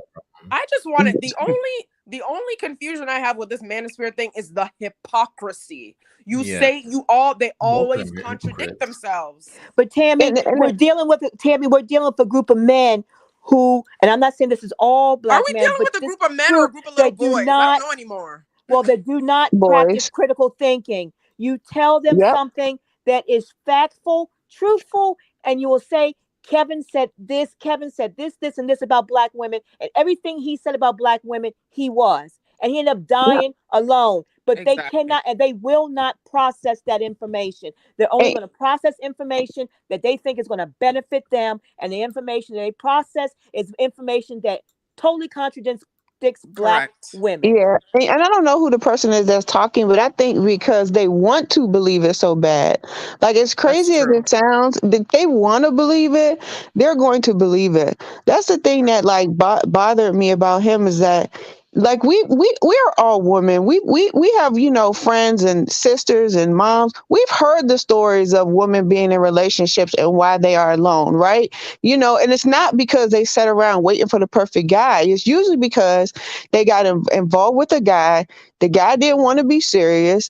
At one point, they probably thought that he wanted to be serious and it was going towards marriage, but it didn't. It's not that they were actually sitting around saying, no, I don't want you. I don't want you. I'm waiting for my Prince Charming. Like, that's dumb. And for him to sit up there and make fun of like, oh, a woman having a master's degree, that just proves just how jealous he was. Like, if he thought education was so unimportant, why did he enroll his ass in college? And why did he lie about just having a college degree? He never graduated from college. Let's get this straight. And that's my point. Like, he's just jealous because he didn't have the discipline. And I'm not trying to talk about anyone that doesn't have a college degree, but he did not finish. He didn't finish. Right. So why are you trying to make it seem as though it's unimportant when you took your ass to college but didn't finish? Kevin Samuels has convinced black men that education is not important. Black men are the only men that I can think of on the face of this earth that do not value their women being educated. That is it. And it's totally based on the fact that Kevin is jealous. And these black men who support this generally tend to be black men who don't have a college education themselves. Because it's my understanding, it was, and I'm 57 years, I've lived long enough to know that black people who do have a college education they value that education because they had to work to get it. It did not come free to them. Did not come free to them financially, and it cost them their time. While everybody else was doing whatever it was they were doing, they were studying. Black men are the only group of men, African American men, that do not value educating their women, and that's because so many of them are not educated themselves. An educated black woman intimidates a black man that is not educated. Bottom line. And I just want to address something. Somebody named Sports Live Streams is talking about, oh, Kevin died with millions of followers. Oh, Kevin has a legacy. Let me tell you something, Sports Live Stream. A dancing dolphin can get on YouTube and have 1 million followers, okay? Having 1 million followers does not... And not only that, Tammy, it lets you know just how stupid those black men are. No, that ridiculous... What's her name? Whoa, Vicky? She speaks like she swallowed a bunch of baseball bats or something. I think this dude is Hustle. Yeah. Her name is Whoa Vicky. She talk Vicky. She talks like that. She's got 1 million followers, okay? And come on, and she's nothing to aspire to be. So but his hatred is deep rooted because I think one of his ex-wives, or maybe both of them, were highly educated. So this is coming from a deep. I heard that too. Yeah, this is coming from a deep space. He had millions of followers. So what? Whoa, Vicky is dumb as hell and sounds dumb as hell, and she has 1 million followers. And Sports Live Stream, by saying Kevin has 1 million followers, it's very depressing. That just tells me just how dumb and stupid and that these black men lack critical thinking, let alone common sense. So what you said was not a flex. And outside of YouTube, outside of these black male online spaces, he did not have a good reputation. If you look at the mainstream media's coverage of Kevin Samuels, like after his passing, it was very negative. They did not have anything nice to say about him. So that alone just shows you how the rest of the world views this man versus the way the black men on here viewed him. You know, and you all don't question your sanity. Apparently not. And they're not going to. You want to know what's weird? After his passing, his subscribers even grew. That just shows you how dysfunctional black men are. Yeah. I mean, I'm not part of it, but they loved him the so others. much they didn't even go to his funeral. Why weren't you guys at his funeral? Nobody showed up. That's the funny part. Why did he have a struggle funeral? Followers. Oh man, struggle funeral. You guys paid his child support for him by cash shopping him or whatever you did. And that's the only reason why it got paid. That's the only reason why. Can you imagine that? Can you imagine that? So you guys paid for his child support. How pathetic is that? You have to pay for another grown man's child support. Really? And but how come they're not doing it for Austin though? These same men, how come they're not doing it for Austin? They're paying Austin's living expenses. Yeah. Oh God. Oh shit. Oh fuck. For a 20-year-old whose brain is not fully developed yet? Come on. And not only that, Sam, the men that are paying Austin's living expenses probably don't even own a passport and haven't even traveled themselves. So you're going to pay for somebody else to do what you need to be doing for yourself. Yeah, but guess what, Steph? Let's for argument's sake, let's say a lot of the people who financially support Austin, let's say they do have passports and they do have something going on for themselves. Let's say that it's still ridiculous. Like when he put up that 70,000 GoFundMe something or other, I said, look, you guys know you're just paying for his vacation. You're not investing into anything that will benefit you or benefit anybody else. You're just paying for his vacation. And then some of them wanted to clap back. Oh, it's just $20. It's no big deal. I'm like, let me tell you something. Bill Gates did not get to where he got by spending $20 on something that's free. Nope. Right. No, not at all. Right. So it's not about it's just $20. That's like me paying $50 for a candy bar that I can get for $1.25. Just because I can afford it. That's ridiculous. If you have that stupid mindset, then come on. Then somebody's getting one over on you. And he taught these passport brothers how to get over, because you can't tell me that these brothers that are going abroad don't have children back here and are not seeing to it that their children have what they need, but they're gonna make sure they save money in order to go trick overseas. But overseas will not is more save money to expensive. take their own kids on vacation. Let me tell you something. I don't want to get into the passport bro stuff. They can do whatever they want to do. My thing is this whole manosphere thing. It's toxic. It's very toxic. I just feel like I feel like it is mainly black men against black women. I believe that even though they're very careful with their words and they're careful not to say black women, they just like to say modern women or American women when they really mean black women. Yeah, let's be real here. Seriously, it's like you now have a safe space and an excuse to express your resentment and your hatred of your own women. That's what I believe.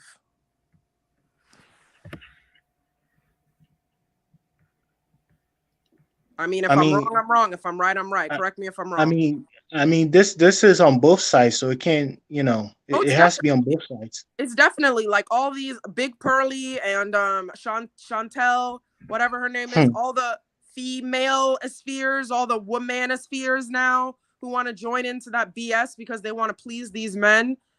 If we can't beat them, join them type of mindset. Come on now, really? But Tim, we're doing the same thing here also. What are we doing?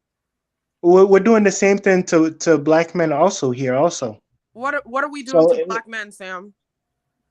Like it's not like this whole thing. Like I wish we can just put an end to it. Like this is not good.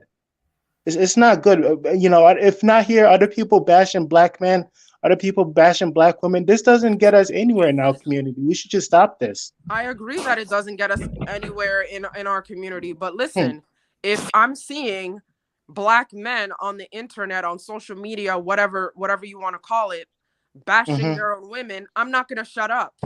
I'm going to say something about it. If a black man is disrespecting me or disrespecting another black woman for no good reason, I'm not going to shut up. I'm going to say something about it. Same thing for us also. We're not going to shut up also about it. Do you think a black man who's not involved with a black woman can speak on this subject?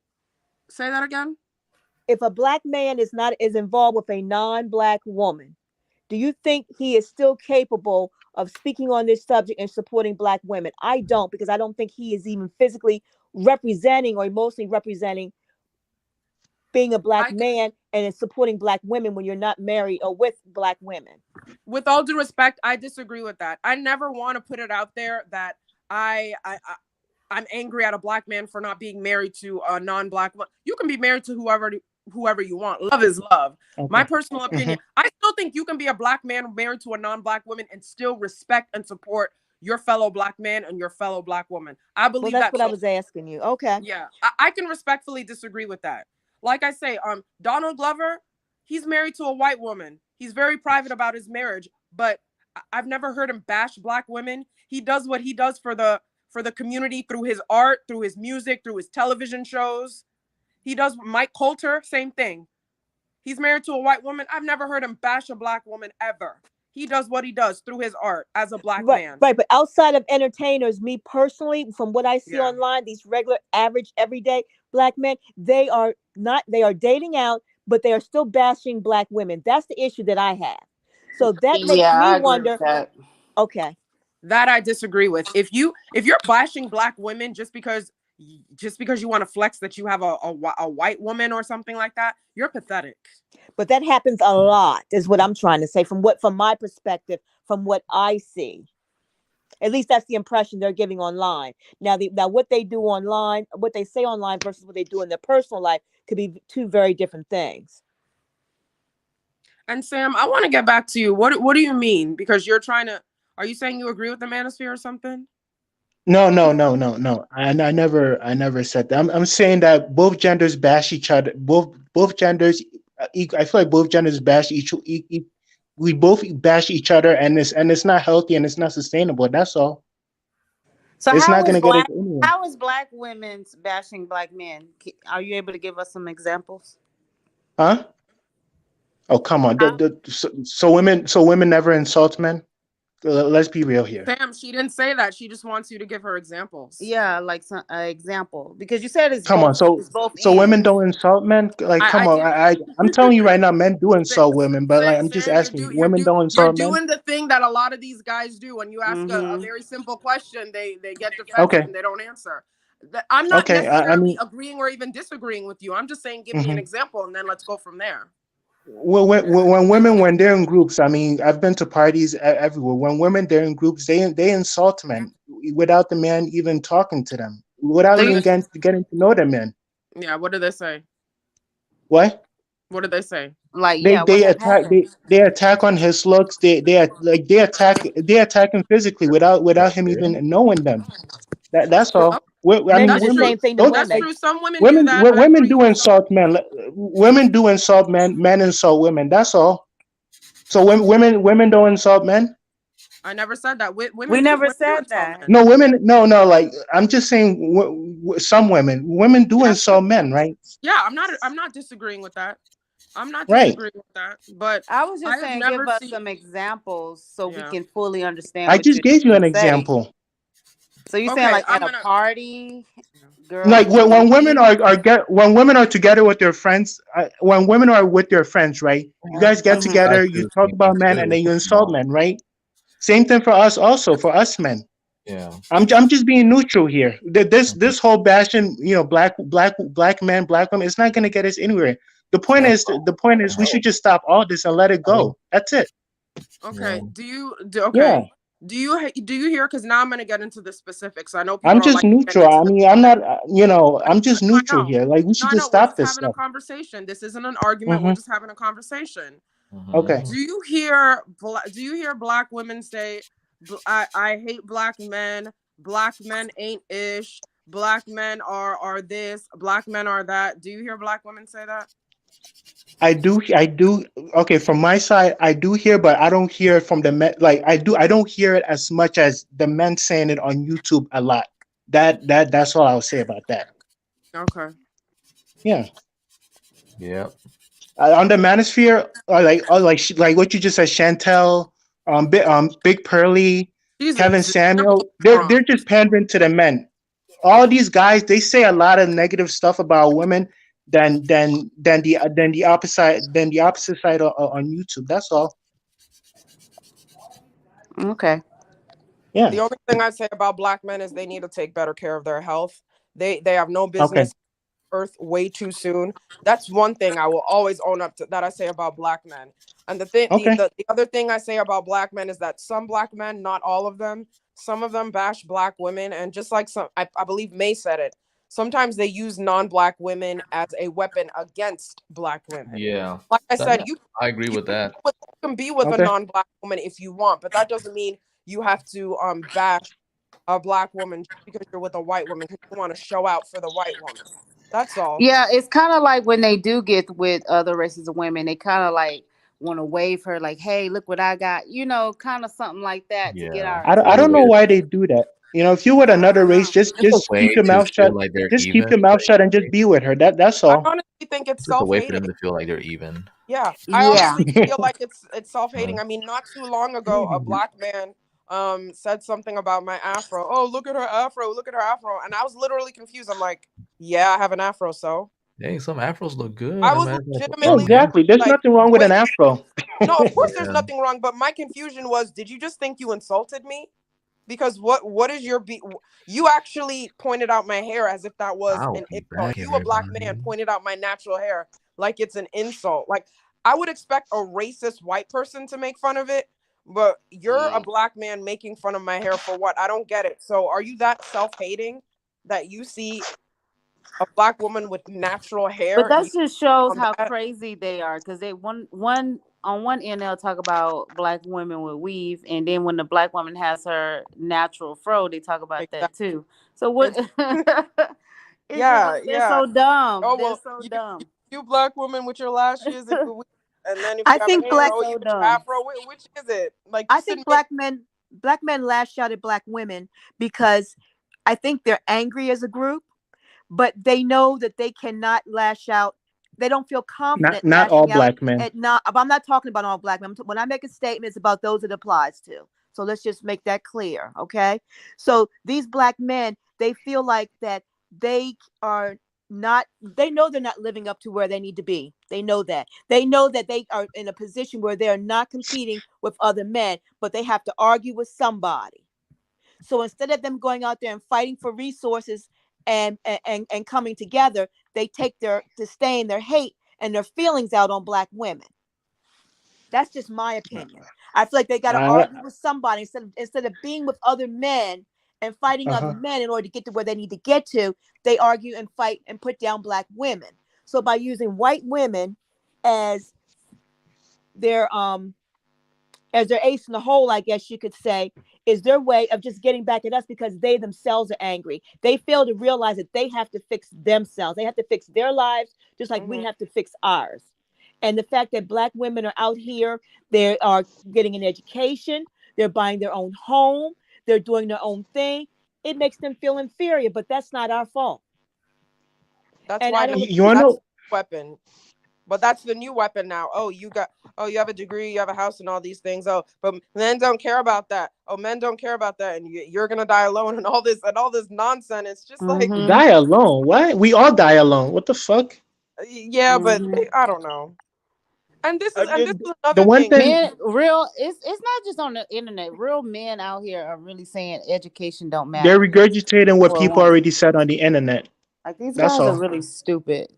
Yeah, they can't. I mean, and the thing is that, like I kept saying, the only black men that are saying this tend to be those who don't have an education. Yeah, I agree. Yeah, that's true. And I have a big question, and this is really a question for anybody. Anybody can answer this. these black men, not all of them, only the ones that bash black women or talk to black women crazy. Do they have the guts to talk to a white man like this? Absolutely not. That's why they're talking to us that Hell way. no. They would never. I mean, shoot, the white man murders them and they don't do nothing. No, because they put their hands up. They put their hands up and ask them not to shoot. That's what they do. There you go. I have seen a few. I have seen a few black men when they're in the presence of a white man and a white They man act differently. them, they act so different. Versus, I say, listen, if a black woman said that to him, he would be calling her all types of B's and ran throughs, and he wouldn't take that. But the white man is talking to you like that, and you're depends all how that obedient. black man was raised. Oh yeah, and they'll put them in this place. True. It depends how that black man was raised. Right. Mm-hmm. It depends how that black. Can you further explain that? No, I'm just saying. You're saying when a brother's abusing a black sister, it depends how that black man was raised. That's all I was saying. I personally wouldn't do it, but I'm saying right. He's saying if he came from an abusive family, he would be prone to say that. How he was raised doesn't have to come from abusive family. Well, I think that saying those things about black women is abusive. Who's That's speaking verbal right abuse. now? The gentleman that was speaking just now. What's your name? Hello, sir. The one with the British accent. Oh, sorry, I didn't know she was. Sorry, yeah, I've come back on the panel because I saw the whole Kevin Samuels situation come up, so I just chimed back in. You know, what's your name? Jay. Hi, Jay. How are you? Where are you from? I'm from England. I'm from England. All right. I was born in Southeast London, Lewisham Borough. Oh wow. Okay, you're South London. Oh, okay, we've got to look out for you lot. But I lost my Nice accent to meet you. years ago, so no, I'm just excited when I heard your accent. I'm sorry. Okay. No, it's all right. Nice to meet you. You too. Okay, sorry everybody. Someone brought this earlier. I think it was breast cancer awareness. You said something about us black men, how we hate black women. I don't know how black men be hating women when they came straight out of their mom's womb, when they just came straight from their mom's womb. I don't know, how they have all this hatred towards women. Maybe it's just from the internet or how they were raised. Because they're gonna say that black women started it. You started it with the no scrubs and your attitudes and this and that. Like we made this. And why didn't we choose better and this, that, and the third? But they fail to realize women tend to get involved and have children with the men that are available in their community. Okay, so I've seen black men. We need therapy because they had children by men that did not stick around, but they never blame the men that did not stick around. And the reason why they don't blame their fathers of men that didn't stick around is because they would inertly have to blame themselves, because they're basically doing the same goddamn thing. So black women are taking the blame for everything. She's taking the blame for being with the wrong man. She's taking the blame with having children and not being married. She's taking the blame for educating herself and trying to improve her quality of life. She's taking the blame for everything. Black men are not taking blame for nothing. And I'm only talking about black you know what's weird? Wait, let me make a point real quick. It's been the consensus in the red pill society that men are the leaders. They built everything. Mm-hmm. They should handle the house. They should handle the relationship. Mm-hmm. But if that's the case, then how is the woman responsible for getting pregnant if the man was leading everything, right? You're absolutely right. But they fail to realize these men that are leading, they know what it means to lead. Black men just want to jump in this position and have absolutely no experience. They're not even leading their own lives. They're not even building in their community. They're not even educating themselves. So how the hell can you lead? And you're not even making any money, but you want to control the money in the house. Thank you. The main men that are saying, "Oh, men built everything." I want to ask them. Okay, you're a man. What did you personally build? What did you build? They're gonna say they built the world. Why are you piggybacking off the credit of men who actually built things? What did you build? You probably built poor credit. Well, that's the point. Let me tell you something. If you're not doing much with your life, then you don't get to you don't get to holler out to the men that have actually built. Yeah, isn't that called living vicariously through others? Exactly. Don't be living vicariously Right. through me. Exactly. Did build something. You didn't build anything. That's like me saying that, oh, my Chinese brothers, they bought land in Africa. They built the railroads in San Francisco. I haven't built Right, but nothing. that was your cousin. That wasn't you physically. But I've No, that was told me. these I was- black men, I said, that was my look, kinfolks. women nowadays are building. Women are building, and black women are building, but black men are not. And they're like, well, give me an example. Well, how do you think men got to the moon? It was because of black women. That's how white men got to the moon. And no, and black women, they're CEOs of companies. I think American Express might be one of them. They are doing things that are beneficial. So I don't see how black men can keep up this argument that men built everything. Men did not build everything. Let me just got the right to vote whenever it was. Okay, now we are coming along in a time when things are technical. We didn't build primitive things. And I'm not saying that those things were not important to us because that men built, because they were, but you got to also give women credit for having built as well. True. They don't want to. They don't want to give women any credit.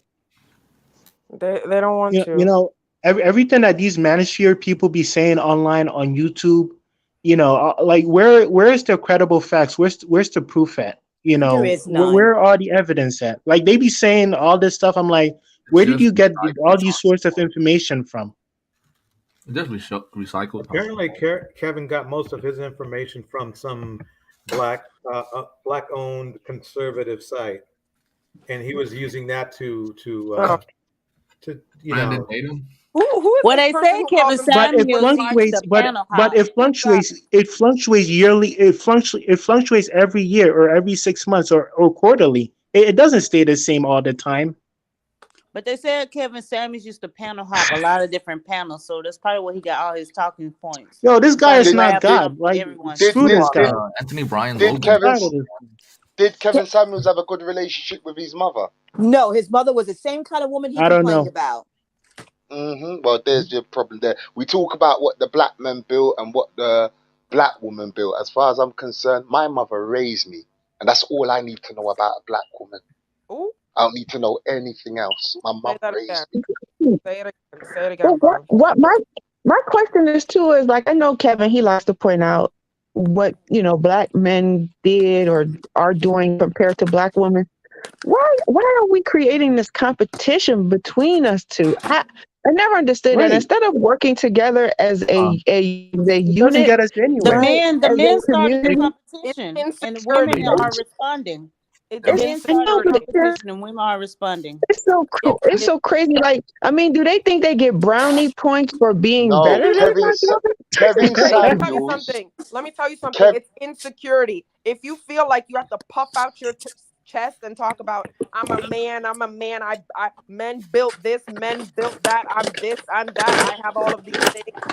If you are, let me tell you something, even an accomplished man, if you're an accomplished man and you still have to brag about everything you have because you don't have an identity outside of your accolades, then you're insecure. I mean, there's a certain guy who will remain nameless who admitted that he has to control his women. I'm sorry, if you're a man that has to control a woman, can I say something on top of insecure? Go ahead. Absolutely. Can I just say something on top of what you just said? And I'm gonna be honest with you. Some men won't, they won't agree. They'll hide. Every man wants control of his woman. Here's the problem. Men think they can take it. No, the woman has to give it to you. And when she gives it to you, do not abuse it. Exactly. And here's the problem. They feel they can take that. What Kevin Samuels done is gave men that weren't successful with women a voice. That's what he is. That's what he done. I agree with that. But if you're a real man and you're secure with yourself, your lady, she'll follow you anywhere. She will. Facts. Oh yes, I agree with you 110 billion%. I remember my mum said something to me long time ago. I was like 17. She goes, "When a woman wants you, she'll make you know about it. She'll make you know about it," and that stuck with me. Jay, if I may ask, what's your background? Is your mother British too, or?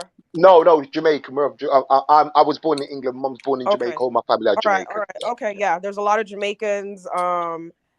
Indians and a lot of Nigerians. Yes, there is. Yes, there is. Yeah.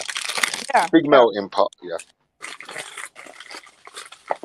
Yeah. No, it's But true. yeah, I think Kevin Samuels just gave them a voice, and I think they've ran with it. They've become liberated. It's almost like, and I hate to use, it's almost like the women's rights. When women got given their rights, they were. I mean, if you even if you look in Saudi Arabia, women was only allowed to drive like a couple of years ago. Yeah. So now they feel liberated. So they run into all of these countries and having sex with women that they dreamed about. And this is what it is. But people don't want to admit that. But how are black men being liberated from black women? They're What free. what They're are we free doing? now. They're free now Because to the talk black about how women that insecure they they want, are. the black women that they want are not giving them the time of day. So it's going to frustrate them. Now, someone like Kevin Samuels telling them, look, you don't have to put up with this crap anymore from our own women. But hey, there's Colombia, there's Dominican Republic, there's Thailand. Go over there. The women will just fling themselves at you. Not to say that Kevin Samuels was saying that, but a lot of these manosphere guys are. And like a sister said earlier, a lot of these brothers are not in shape. They're not in shape.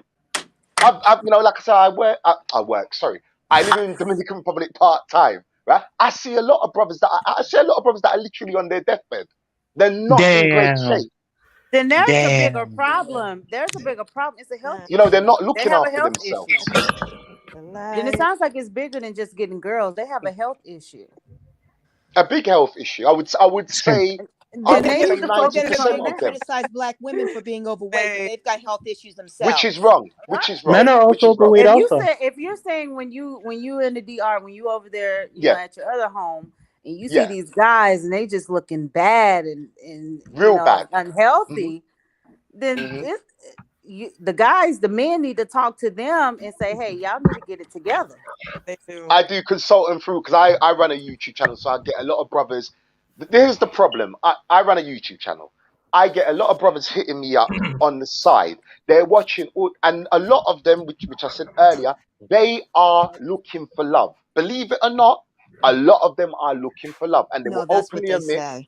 No, hold on, sis. Hold on, sis. Hold on, sis. Sis, hold on. Sis, hold on. Let me land. Sis, let me land. Please, let me land. Let me finish, sis. Okay. Hold on, sis.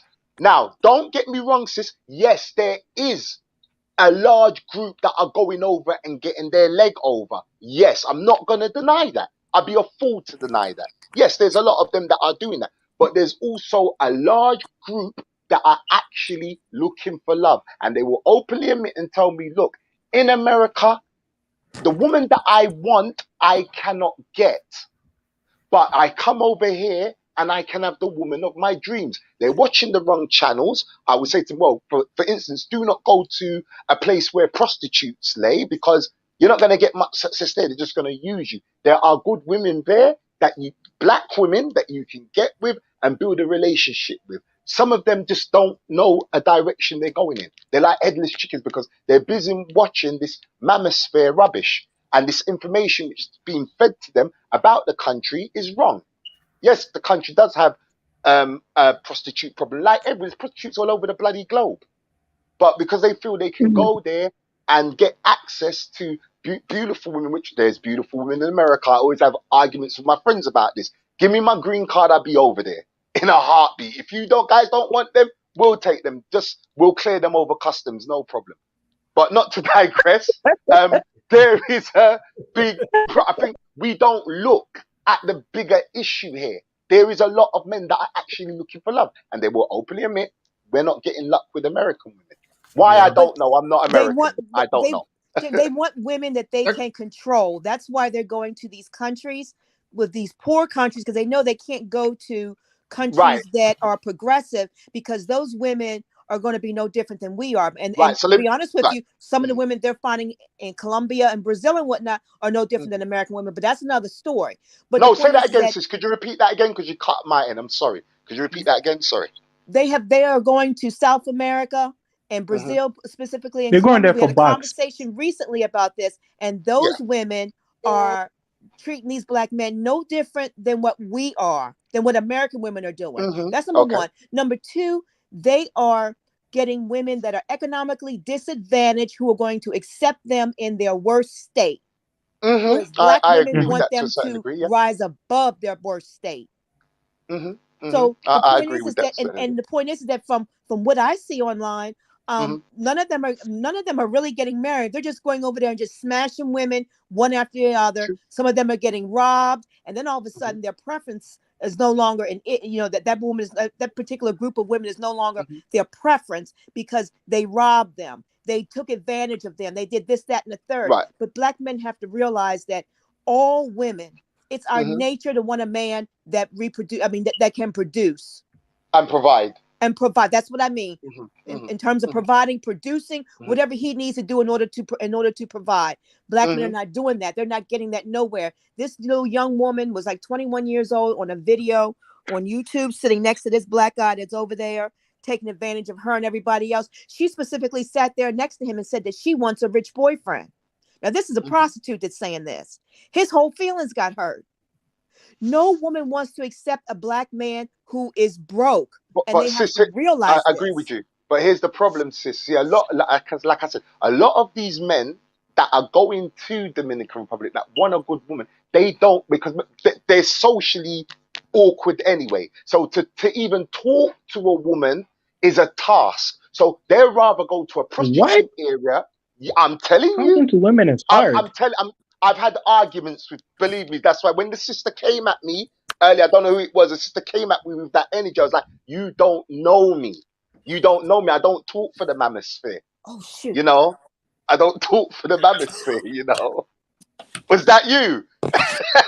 Yeah, I thought that it was me. I obviously misunderstood you. I thought you said no, you it's all good. represent the manosphere. No, I don't. I really don't. I see that actually now. help brothers. I actually help brothers and tell them, look, going for prostitutes is not the one. There's some good, black, hard-working women here that do want to date, you know. They will complain about black women being run through, but then they'll go overseas and get a prostitute. So guess what? Exactly. Being run through is not even an issue for black men. They're just using that as a point in order to get at black women. I agree. That's all that I is. agree. I agree. And I've had arguments, and believe me, I've had countless arguments, you know, especially when they say, oh, you know, the DR's full of prostitutes. Oh, all the women there just want money. And I'm just like, well, hold on a minute. When you date a woman in Europe and America and a woman asks, oh, so what job do you do and what car do you drive? She's asking, just like the animal kingdom. That lioness wants to know if that lion can protect the cubs that she's going to raise for him.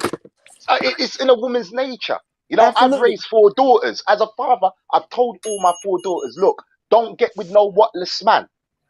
Do not get with no whatless man. So as a father, I've told my daughters this. So at the end of the day, when I'm looking at women and they ask certain things, I'm not going to take that offensive. Because it's in her nature to know, look, can you protect me? As a man, can you protect me?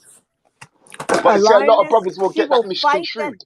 She will fight that male lion, and he had to prove himself that he will protect her and her cubs. That is a known fact. So but I think when they haven't got the experience of women, I think when they haven't, because you hear this as well. Oh, you know, some women have this, and I hate when people use this. They say, oh, that woman's got this masculine energy. I always say you don't know what that woman's been through. Maybe she's trying to protect herself. Maybe she has to put a wall up to see what you're about. And what they don't understand, Dominican women do that. A real Dominican woman does the same shit. She will put a wall up because she's been through her bullshit with the Dominican men. So she wants to know, what, are you over here just to have sex with me and then jump on a plane and go?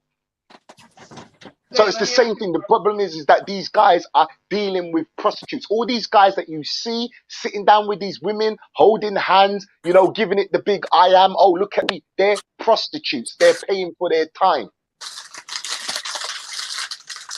Jay, let me ask you a question. What is your definition of a masculine woman? Oh, that's a very good question. That's a very good question. Yeah. Somebody's echoing. Let me go through this, see who it is. I'm sorry. Can everyone hear me? Yeah. Yeah, you're good. Yeah, we can hear you. Okay, we're good. Yeah, I was asking. So, Jay, what's your definition of a masculine That's a woman? very good question because my things that I just want a strong black woman that can just hold her own. So I don't really look at that. I mean, it's a hard question to ask. I really can't answer that question. I've heard this so much times as, oh, certain women have got masculine energy. Obviously, I don't want, yet again, I'm going to be contradictory. I'm going to say I don't want a woman that's got my energy because I'm a man. I do need that female energy. I think it's just a shaming tactic. I think it's just a shaming. In fact, I even saw Kevin Samuels do it in one of his videos.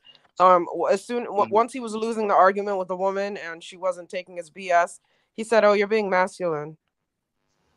Like because she's answering back. See, and black men ran with that too, back. Yeah. Anytime a man is having a conversation with a woman and he's being outsmarted or he got caught in a lie, or he gets flustered and stumbles, it's, oh, you're being masculine, you're being masculine, you're being masculine. Well, some men don't see it that way though. I don't see it that way. I think what's happening is this. The only reason why masculinity is coming up now is because a lot of men, they're becoming more feminine. Because back in the day, I mean, think of back in the day. When I was a long time ago in my younger years, when we had dinosaurs, but no, I never heard of a man, no matter how hard a woman behaved, said, "Oh, she's masculine." They never did. They never did because the men were more manly back then. They were more masculine back then. Yeah, we were. So the thing is that what's happening is that men, it's not really believe it or not, this sounds weird, but it's not really a man's fault altogether. It's just life has gotten easier for a man. It's easier to do things. You see what I'm saying? So they don't know it, but they haven't realized it, but they've become more feminine. I mean, there's really nothing masculine about Kevin Samuels. I mean, his history shows nothing about being masculine. He said he has a black belt. Yeah, that was a lie. Because I had a black belt. I was a bouncer. I have you will regret medicine. Oh God. Right. I mean, that's shit. He kind of made up his own little stories on the way. And the thing that we do know is that he was a cheerleader. We do know that. We could see him on the cheer team. You know what I mean? I go by books and what I can see. So the thing is that the problem that the sad part of it is that Kevin, he gave feminine men the excuse to continue to be feminine by calling women masculine. Does that make sense? So if a man was giving out too much feminine energy, right? The man would then go, well, no, you're being too masculine, even though the woman was just being a woman. You see what I'm saying? And here's the ironic thing of it all. The most masculine women I have seen being in the DJ field have been either strippers or prostitutes. They are the most masculine. Kevin, and that makes sense. Kevin accused black women of being masculine because Kevin wasn't masculine. So that was Kevin's way. That was Kevin's way of taking the people noticing his lack of. He said it on his show. No, I'm saying that. Okay. Hey, Guido, good to see you here. Hands on his hip when his white landlord lady was confronting him. Yeah. Yeah, that's my point, Tammy. So Kevin was not masculine. Kevin blamed everything on black women because I'm gonna be honest with you. Ultimately, Kevin wanted to be a black woman, but he did not feel comfortable in his sexuality. So he says, you know what? I'm gonna blame black women for the fact that I can't be comfortable in who I am. Do all of you think that Kevin Samuels was closed-minded gay? Absolutely. No, He probably no, I smoked don't like think that. bugs. No. Oh, I think he was gay. I think he No, was. listen. I used to think he was gay. He is. Listen, He one thing was. I will never do is call a black man gay just because I don't like him. No, No, I but don't like him. the way he talks, the way he Women, acts, yeah. he has When gay I say tendencies. Kevin Samuels had feminine characteristics, that's because of what I see, not because I don't like him. Yeah, I mean, he's very dainty. I mean, he has female mannerisms. He's very dainty. No, he has gay tendencies. No, Yeah, he does. Yeah, he does have like female mannerisms. Like outside of like this video, if you see him in his other videos, I mean, he does do flip wrist. You know, all those things we associate with a gay man, he has those mannerisms. So, And the I thing guess is why that people would think he was gay. I don't have a problem with gay people whatsoever. But what I do is I have a problem with Kevin and how he tried to blame us for the fact that he didn't feel comfortable with himself. And another thing, prior to Kevin Samuels, black men knew what a gay man was. Then all of a sudden, Kevin came along, whispered something sweet in there on all their ears, and all of a sudden, they don't know, they can't tell that he was gay. Right. They can't. All of a Right. sudden, Kevin's not gay. Well, prior to Kevin Samuels, you knew what a gay man was. What happened to you? Mhm. And Because the if thing he is, was I don't, not, This I don't have guy, a, I don't he's have a just a problem with gay hypocrite. people, but I have a problem when you want to blame the fact that you don't feel comfortable with yourself on a whole group of women. at the very least, he's bisexual. And if he wasn't sitting up here saying these negative things about black women, he would have been ostracized by the black community. They would have ostracized him, not have welcomed him if he was not saying negative things about black women. Because of his gay homosexual mannerisms. And the thing is, we don't care about that. It's fine if he is gay. You know, just don't use us to mask your, you know, insecurities and what you really want. And another reason I think he was gay because he very homosexual suggestive comments. You know, Can you there's repeat that? I didn't hear you. Okay. He made homosexual suggestive comments about, you know, men not eating women and Greek men back then didn't need women because they had little there for sexual desires to be men. So it was about existing in a world with no women I and think because your men don't phone really is need them. working. Oh, that could be it. I could be it. Can you guys hear me? Yeah, we can hear I can you. hear you That's now. clear now. All right, I may have to switch to my computer, but our thing was, you know, he made this whole Okay, well, you guys go ahead and talk. I may switch to my computer. Kevin's ultimate goal Okay. was to I'll make turn sure men I out. get back on. No. I think Kevin's ultimate goal was to turn men out.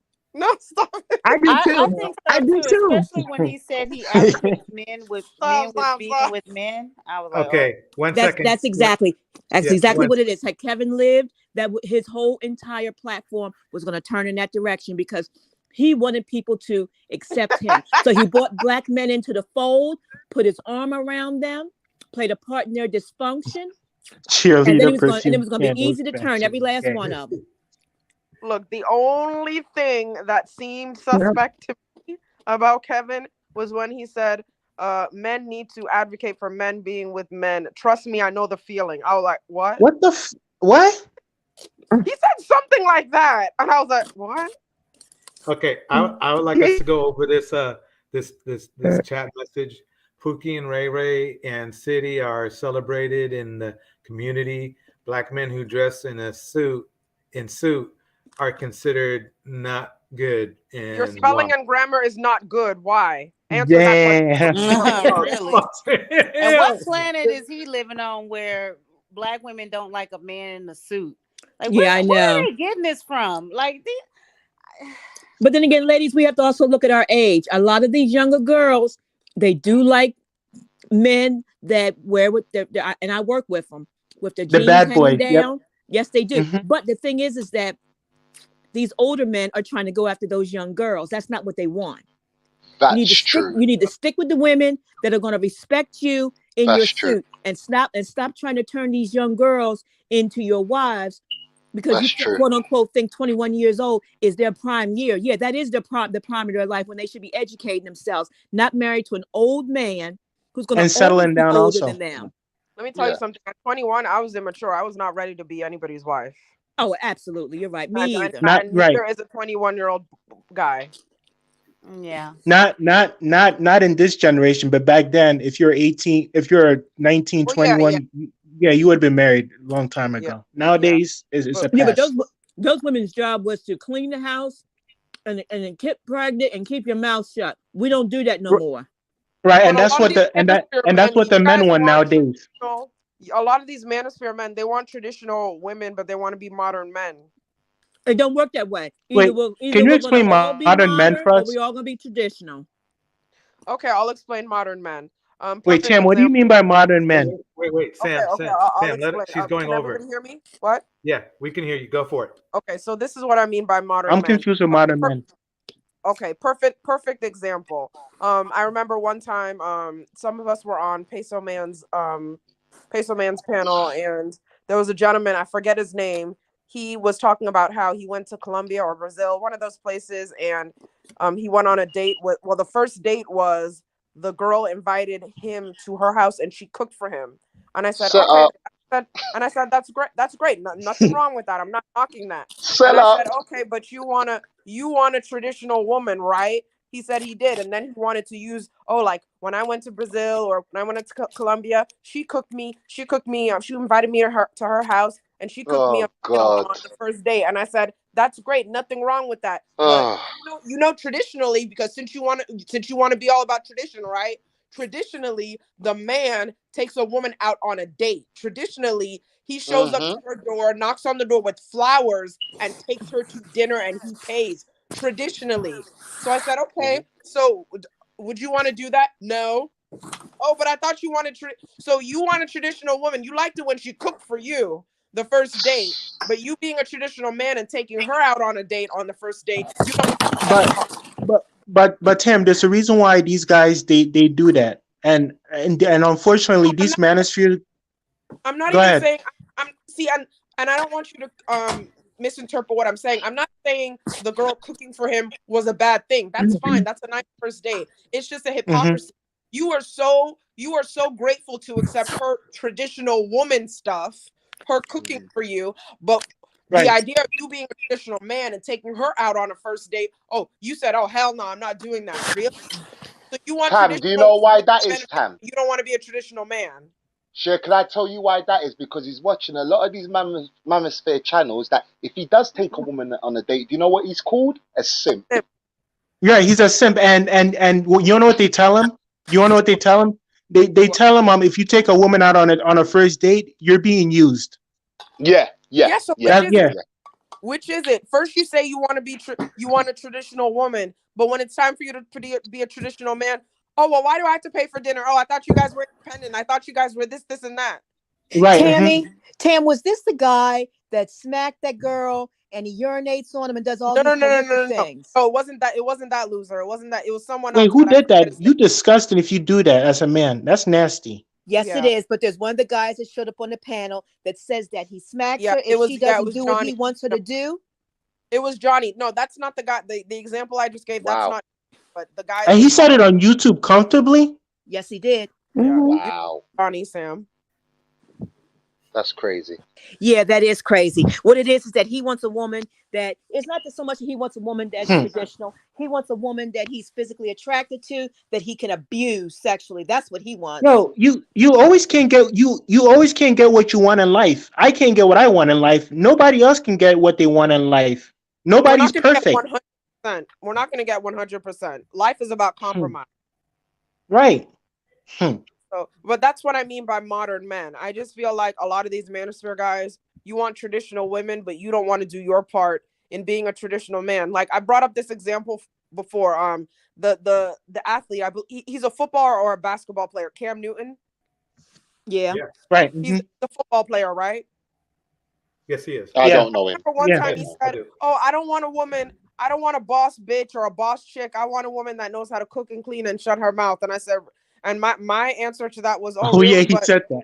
Yeah, but you've created 2 broken homes. You had a longtime girlfriend. You gave her 3 kids, did not marry her, and then you cheated on her Damn. with a boss chick, Instagram boss chick, and you got her pregnant. So you've just created 2 broken homes. You are not married Single to either moms. of the mothers, and you have the unmitigated gall to open your mouth and talk about, oh, I want a woman that shuts up and cooks and cleans. I don't want a boss chick. They don't want to be You traditional wanna know what men. goes through their Exactly. minds? You don't want to be a traditional man, but you want a traditional woman now? They don't want to be traditional men because they know that when you're a traditional man, you're going to be held at a higher standard. It comes with a lot of responsibility. Yep. That's right. You're going to be expected to provide for your family. You're going to be expected to make sure that's your only family. You're going to be expected to be able to create generational wealth, educate your children, the whole 9 yards. And they do not want to do that because the average Black man is falling short in terms of income. They have all these expectations for women, but they don't even know how to take care of themselves. I bet most of them don't even have doesn't protect investments. men in the West. I'm getting tired of this quote. Marriage doesn't protect men in the West. I'm getting tired of him, of the misspellings. I'm getting tired of the grammar errors. Sports live stream. Marriage? Can you elaborate on that? Because there are some women out there that value marriage more than men. Believe it or not. A lot of women, I think, do. Sports live stream. Can you please come on the panel and explain? Because I'm tired of reading your comments because they're all misspellings. Then so. Just come on the panel and speak your piece. I just want him to elaborate what he says because he just says one sentence and I'm like, okay. I mean, can you elaborate on it? Like I said, I asked him to come on the panel the other day and he won't do it. He feels comfortable in the comments section, just like we should just time his ass out. Seriously, like what? Like all you're doing is just regurgitating what you're hearing all your fellow manosphere guys saying. You don't really understand what you're saying. And these guys, they don't have any integrity. They'll say whatever they want. They say what's popular to say. But yeah, that's what I mean by modern men. You guys want traditional men, but you don't want to do your part as a traditional man. I'll give you another one, Tam. I'll give you another one. Some men don't even know how to change tires, believe it or not. You're meant to be if you're a traditional man, you're meant to know how to do that. You're meant to take care of any broken things that are inside the house. That's another example right there. Also. And take care of the lawn, the whole 9 yards. Right. That's what I mean. If a door is broken, they should automatically fix it instead of calling someone to come and put up a new door for them. I ain't even gonna lie, my missus does all of that. Nah, I hate DIY. Sorry, I'm gonna disagree with that. I'm sorry, bro. I hate DIY. Honest. But you see right there, Jay is honest about stuff. So that doesn't make him less of a man, but it's just the men who talk about being a man the most, who want to show off, they don't know how to do the things that they're claiming makes them a man. True, but with Jay says his wife does that probably because she likes that and she's good at it. A relationship that works means that 2 people will determine who does what the best in a relationship, and that's what they do. These manosphere men think that all Black men should be managing the money. I know somebody who told me, this guy, he said, Stephanie, he said, my wife manages the money and pays all the bills. It doesn't make him a simp. She's good at managing money, whereas he's good at doing some other stuff. He was really good. Go ahead. So that means maybe he's good at bringing in the money and she's good at managing it, right? There you go. She was good at putting things together. David hates putting stuff together. His wife can look at a diagram and just at once and put the whole entire whatever it is she needs to put together. She's good at that. So why should David do that just because that's what a man does? No, his wife did that because that's what she could do and she was very good at that. You do what's good in your relationship, each one of you. You take those roles and you divide them up. And of course, you back each other up. But you divide those roles up and you do what the 2 of you can do the best. And that helps make a successful relationship. Tam and ladies on the panel, do all of you agree 50-50? Yeah, why not? Yeah. Like 50-50 pull your money together. No. I mean, I think put your money together. 50-50 what? What are you talking about? In terms of money. Not just financial, everything. I say elaborate. on the couple. I think it depends on the couple, but I'm all for 50-50, but at the same time, you really got to be specific. You like gotta elaborate a bit. Yeah. Why can't you just like put what? your money together? Why can't you just combine your money together? Not just the money, like what men want and what women want, 50-50 equally. Give Like, They an split it example, up. Sam, yeah. because you When lost it, me with that. when it comes to making household decisions, Yes, I'm off When of it it. comes That. when it comes to like household, like cleaning, cooking, going out to work, cutting the lawnmower, Yeah. Well, that Okay. that honestly depends on the couple. It really does. When it comes Yeah. to that, like maybe money, let me tell you something. Some men babysitting. cook. Some men just simply like to cook. Yeah. And some women are good mm-hmm. doing the lawn and they enjoy that. Exactly. And that's So why yeah. a lot of these men have to get Women out of cutting the lawn. here, Oh yeah, I know women that do because lawn every work. couple is different. Every couple has their own They thing. are. Some men like to cook, some women like to cook, some men like to wash dishes, some women like to, I don't know, be in the yard doing Yeah, yard work. it You know, depends. everybody has their own thing. Yeah, Mm-hmm. it Someone I does. went to school with, her father Mr. cooked. Rucker, prenup first. Someone I went to school with, her father cooked. It was not unusual for when her parents came home in the evening, her dad cooked dinner for everybody because he was an excellent cook and he enjoyed cooking. Whereas her mom cleaned. She did Yeah. most of the cleaning. You know, you do what it depends upon the couple and you do what's going to work for your relationship. Just because a man gives his wife the money to manage and whatnot, doesn't go to say he doesn't have access to all that information. And it Yeah. does not mean that he's a simp. Yeah. I agree. I think it just depends on the couple really, but yeah, I'm But off of do you think that a couple, like say if you have a couple, you guys have a joint account and then each one of you have your own account as well? Absolutely, I agree with that.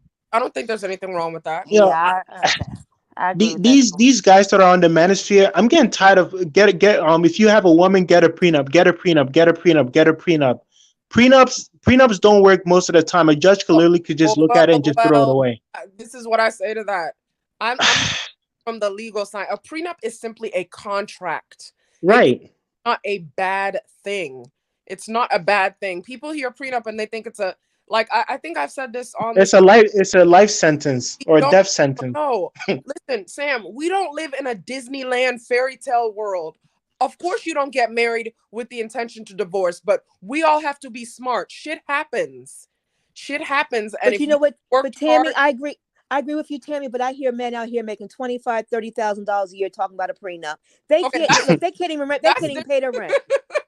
That's different. I don't know what they're talking about. If you ain't got anything, you don't have to talk about a prenup. But there you go. I don't think prenups are a bad thing.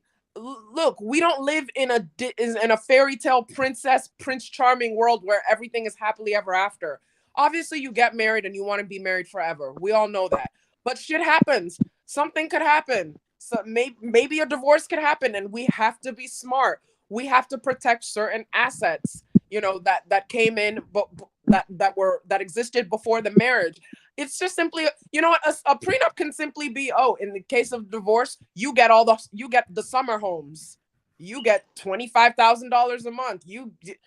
It's just a contract. Like the terms can be beneficial for both. It's not always a bad thing. But ladies get tight when they have to sign it, and men get tight when they have to sign it also. When a woman requests them to sign it, men get tight and women get tight also. Well, and then it doesn't work out. It depends. If you're just throwing the prenup at them and say sign it or else, if you're coming at me about a prenup with an attitude, then yeah, I'm gonna be tight. But if you say, listen, we need to be smart. Like I've drawn up this prenup. Like have a lawyer take a look at it. Like let's talk about it. Let's go over the terms. If you come to an understanding with respect, then it's fine. But if you just say, sign the prenup or else, and these are the terms, take it or leave it, with a bad attitude, then yeah, I'm gonna be tight.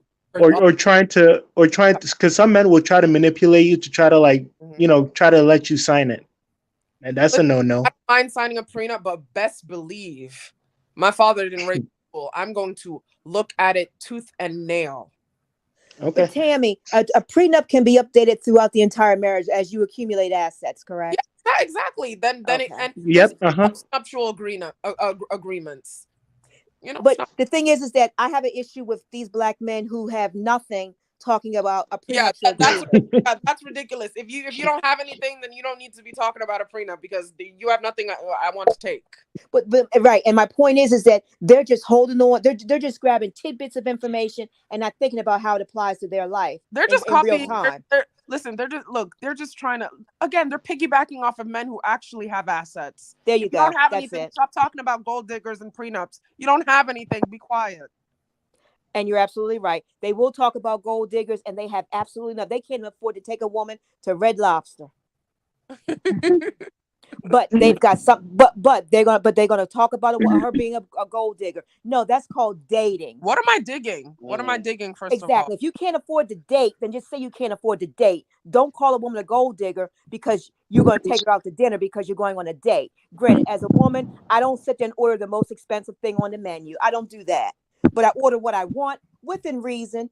And if a man is going to take me out, he's going to take me out, but he's not going to call me a gold digger. That's what you call dating. Black men don't know how to date. If guys call you gold diggers, you should just call them whoremongers. That's it. Oh, but that's acceptable for them to be. And that's the thing about it, Sam. Men want to run through women, but then they get mad because women are run through. And I've asked men to explain that to me. What kind of sense does that fucking make? And they cannot answer my question. The question is, you want to run through women. You don't, as black men, you don't want to use protection. You think that's a black woman's response or a woman's responsibility. But then you get mad when the women are run through and you get mad when they get pregnant. But look at the role that you played in that. If you got a problem of women being run through, then you shouldn't be running through them. Can I just correct you on that? There's a large amount of men that know certain women are prostitutes and they actually turn them into girlfriends. A lot. Oh, shit. I said it the other day also. 90%. I've got to keep it real.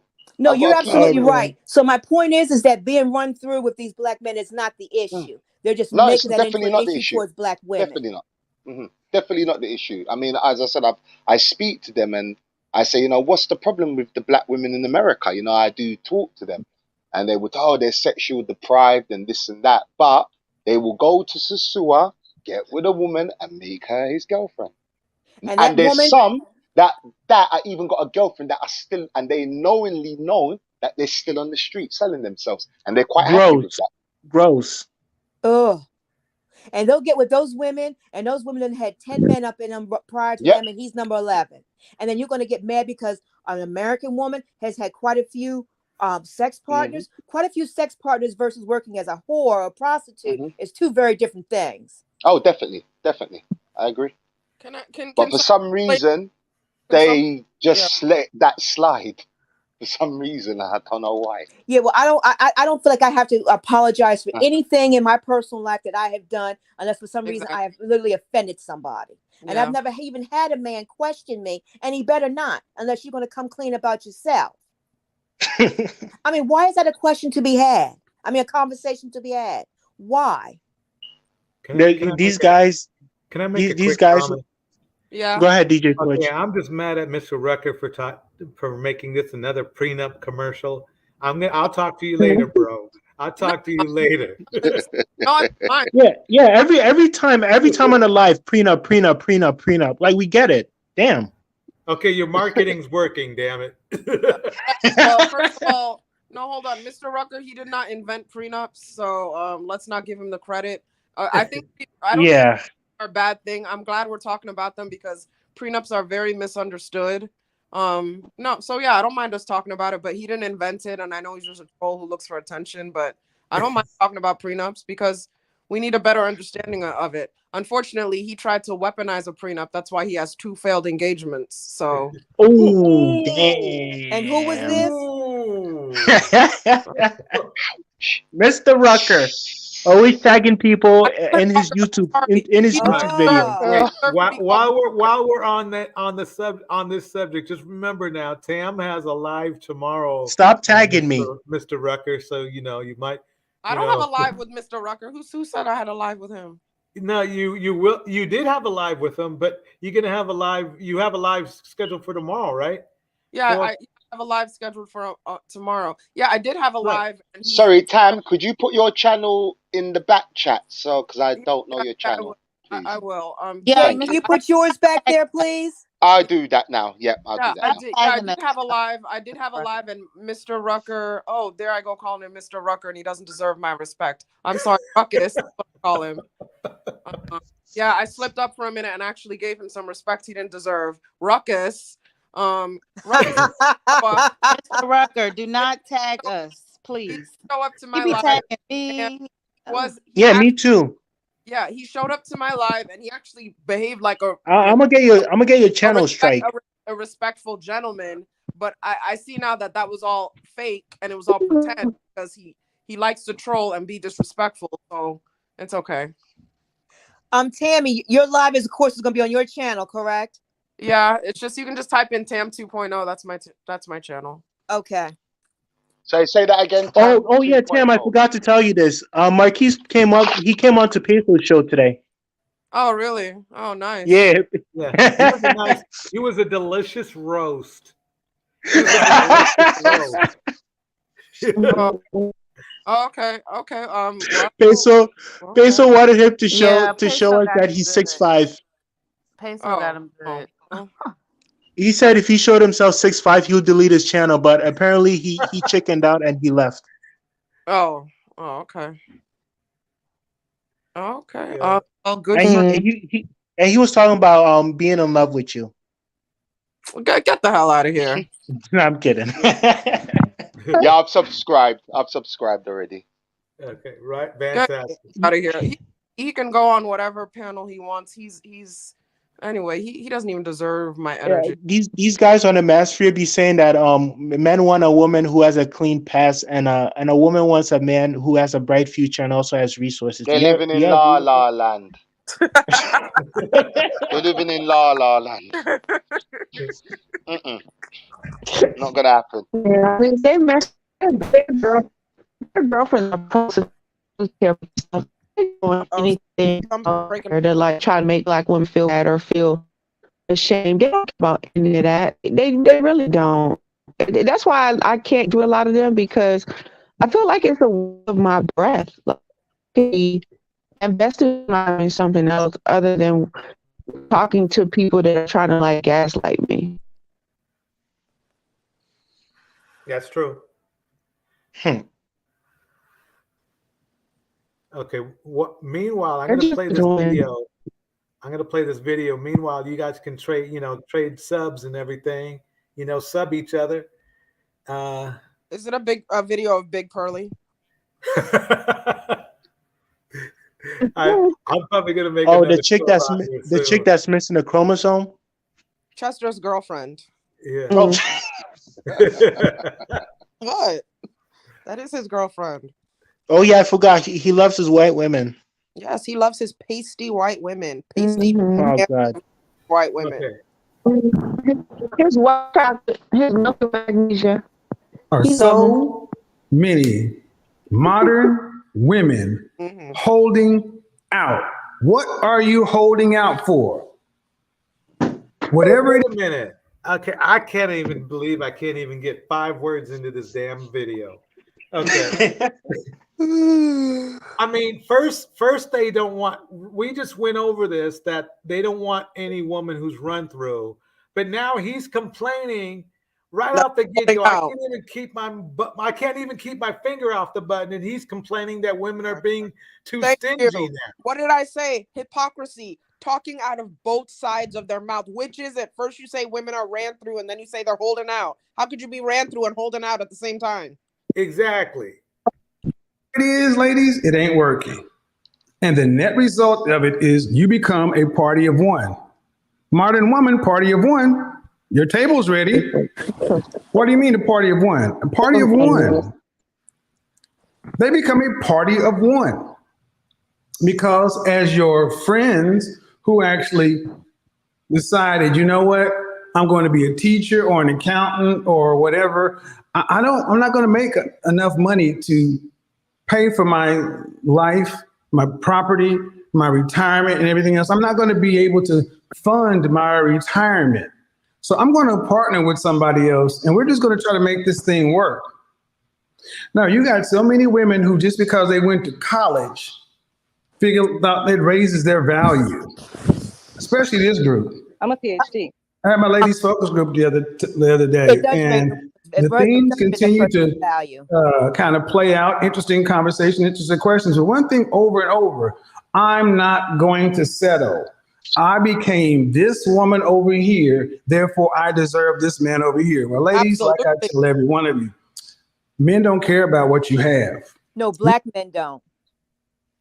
You don't have to care about what as they are. Listen, I didn't get my degree to be what I am. I didn't do it to impress a guy. I did it because I wanted to do that for myself. But you're not supposed, according to Kevin Tam, you're not supposed to do anything for yourself. It's supposed to be strictly for men.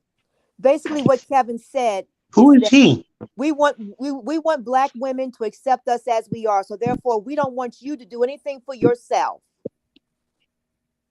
Right. You know what's weird is, you know, they're chasing after so many, non-black traits, but this is a weird Godfather, thing. the man who predicted our community. What? You mean our community? Wait, let me finish my point. Let me finish my point. Let me finish my point. Let me finish my point. The funny thing is I grew up in a white culture. And the weird thing is they bragged about whether their women were lawyers, doctors, nurses, or whatnot. But it seems strange that he's trying to say that black men don't care what you do. Now, this is what I find. If the black men do care what you do, if they're not chasing after IG models. If you're an IG model, they don't care what you do because they look at you as an object. That's the difference. So that's the point. But from most cultures, they are very proud of their women, and black men as well. Normal. I mean, I won't say normal because who knows what normal is. But let's just say good black men these days, they are actually proud of what their wife is doing. You see what I'm saying? If their wife is a doctor, they're proud of their wife being a doctor, a nurse, or whatever. If she's a homemaker, that's cool too. But what he's telling you is what Pookie and Ray Ray would say, because Pookie and Ray Ray, they don't care. Everybody else, everyone else, we can debate whether they care or not. Pookie and Ray Ray, we know they don't care. Who happens to be 2/3 of his following, by the way. I'm done. If anybody wants to say anything, you can. Wait, DJ Torch. The guys that say men don't care about a woman's money. You wanna know why they say this shit? They say this shit because they know for a fact that women are not going to use their money to spend on them. That's why they say this shit. Right. I think we care about who you. I think it's insecurity because they're not accomplished themselves. They don't own homes themselves. They don't have anything themselves. Or the ones that do have, they're so insecure. They use their accolades because as what do they call it? To overcompensate for whatever they're lacking. So they don't want to feel like they've been outdone. They have any competition.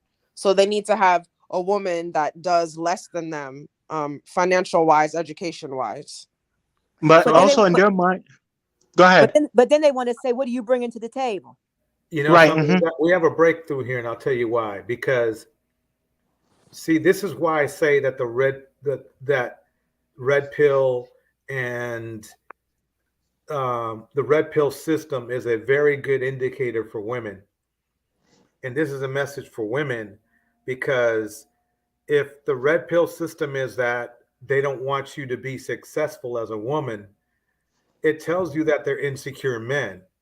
So if some guy gives you the Kevin Samuels scheme or the red pill scheme, you have to remember, you have to take responsibilities if you take the bait and you want to involve yourself with a person like that. Because I'm not blaming women, but I'm letting you know that there's a good possibility things are not going to turn out well if you don't want to be controlled. If you want to be controlled, red pill is a perfect guy for you. If you don't want to be controlled, and you want to be your own person, and you want to be supportive. I'm not saying you're trying to be a boss. What I'm saying is, if you want to be supportive and whatnot, then but you want to be your own person, these are not the guys to get with. I have one more thing to add to this. And also guys in their mind, the red pill, they think that in their mind they're like, I have my own money, I have everything. Why should I need a woman's money for? That's what they also think also. Well, their problem is a lot of them don't have their own money. Right. They think they do, but they don't. And one more thing. Now Kevin Samuels, obviously he's jealous because he couldn't get, he wasn't disciplined enough to get a college degree. So what he does is that, well, what he does and a lot of people are doing is that he's basically like, he's trying to like warn men for not, like, to not allow women to out earn them, to not allow women to outpace them. That's what he's trying to prove here. But women now are becoming better educated than ever. So right, but he doesn't want that. They're going to right, but he's also a man who didn't have an education, who did not complete his education either. So he's going to think different, and he's influencing Black men without them realizing that by having somebody who, and I'm not saying that you can't make any money without an education. I'm not saying that, but just speaking on terms of education, by having somebody who has the equivalent or the basic 4-year degree, that is something that is beneficial to the marriage. That is the potential to increase the income increases a lot versus somebody who doesn't have an education. So therefore, that is going to help the family. That is going to help educate your children. That's going to help make investments. That is an investment in the relationship. Black men aren't looking at that. But at the same time, these are Black men who do not make any money and probably don't have any investments. So, but even though they're spewing this rhetoric, they don't even have that themselves. So of course they don't want a woman who does have those things, because it does make them feel inferior. Maybe if they would better educate themselves and accumulate resources, they wouldn't be so insecure about what a woman has to bring to the table, other than a whole bunch of problems. True. Okay, let me keep this going. I agree with you. And your master's, your PhD, your property, your car, whatever, is not not what men choose on. But see, here's the problem. Women will continue to talk to each other, hype their head up, blow their head up, let women say, well, girl, you shouldn't wait. You should do this. You should do that. The guy you're with right now, he's a good guy, but you know what? You don't settle for him. What happened to that lawyer you were dating 3 years ago? What happened? You used to could date guys on this level. Why are you going to get with this guy who's give him a title, third shift at the plant? Why are you going to get with this guy who's a firefighter when back in college you was pulling this and that? Women judge from the highest man they were ever able to deal with. And deal with means simply this: he showed her some attention, possibly gave her some sex, and she thought that automatically adjusted her level. That's why I'm starting to see hellified basic chicks, hellified basic from the way they look, talking about, I'm not going to settle for a broke man. I want a rich man. I want this lifestyle. And I'm like, he's talking about IG chicks. I work with, in my computer field, I worked with, nurses and lawyers assistants and this and that. And I never heard them talk like this. I never heard any of the women talk like this. That's because they don't. Kevin's just using that to make a point that he wants to make, that he wanted to make. Kevin was a hell of a from experience. The most. It's all made up. He said he dated an Argentinian supermodel. Do y'all believe that? No, because he never gave them names. No. He also said he dated a Victoria's Secret model. Yes, right.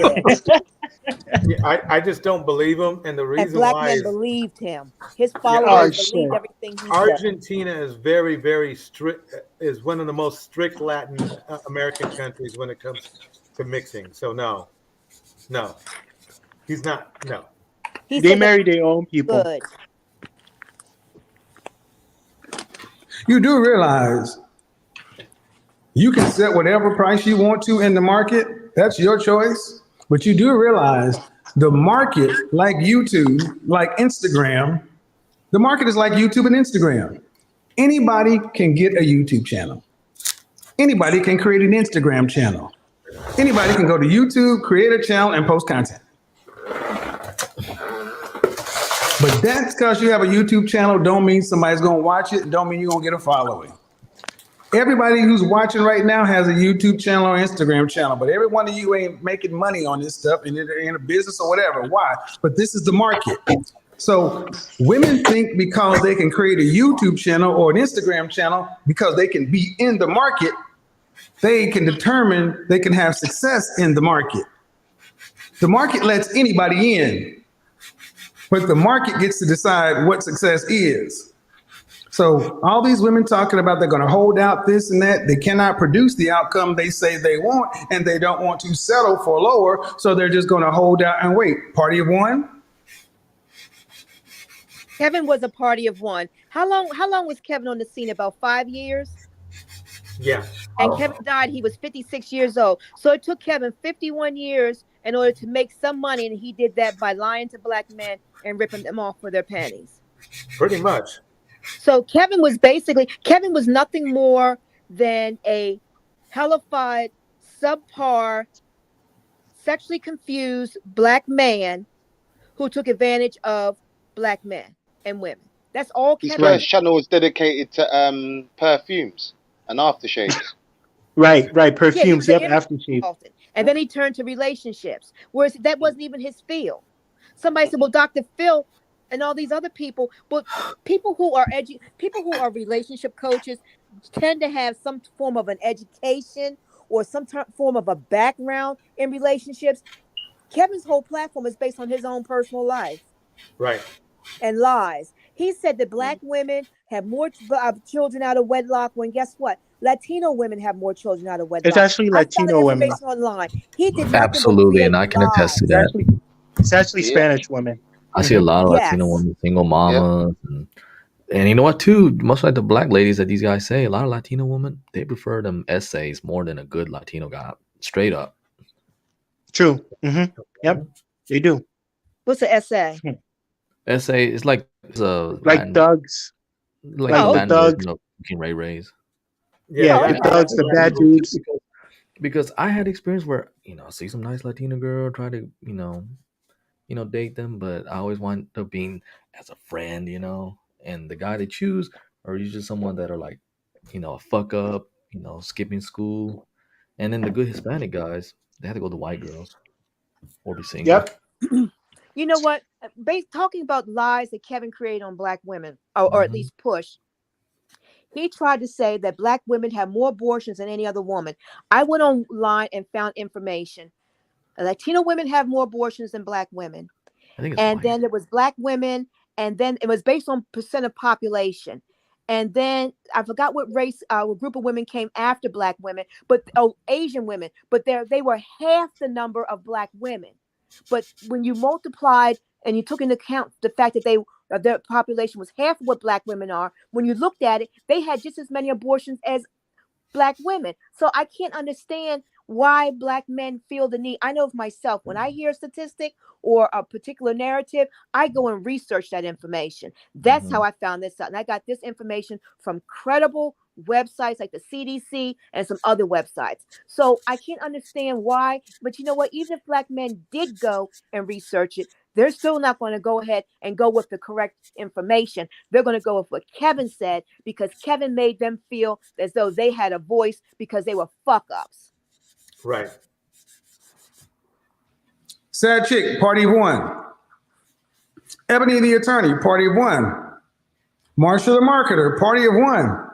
Nancy the nurse, party of one. What a hater.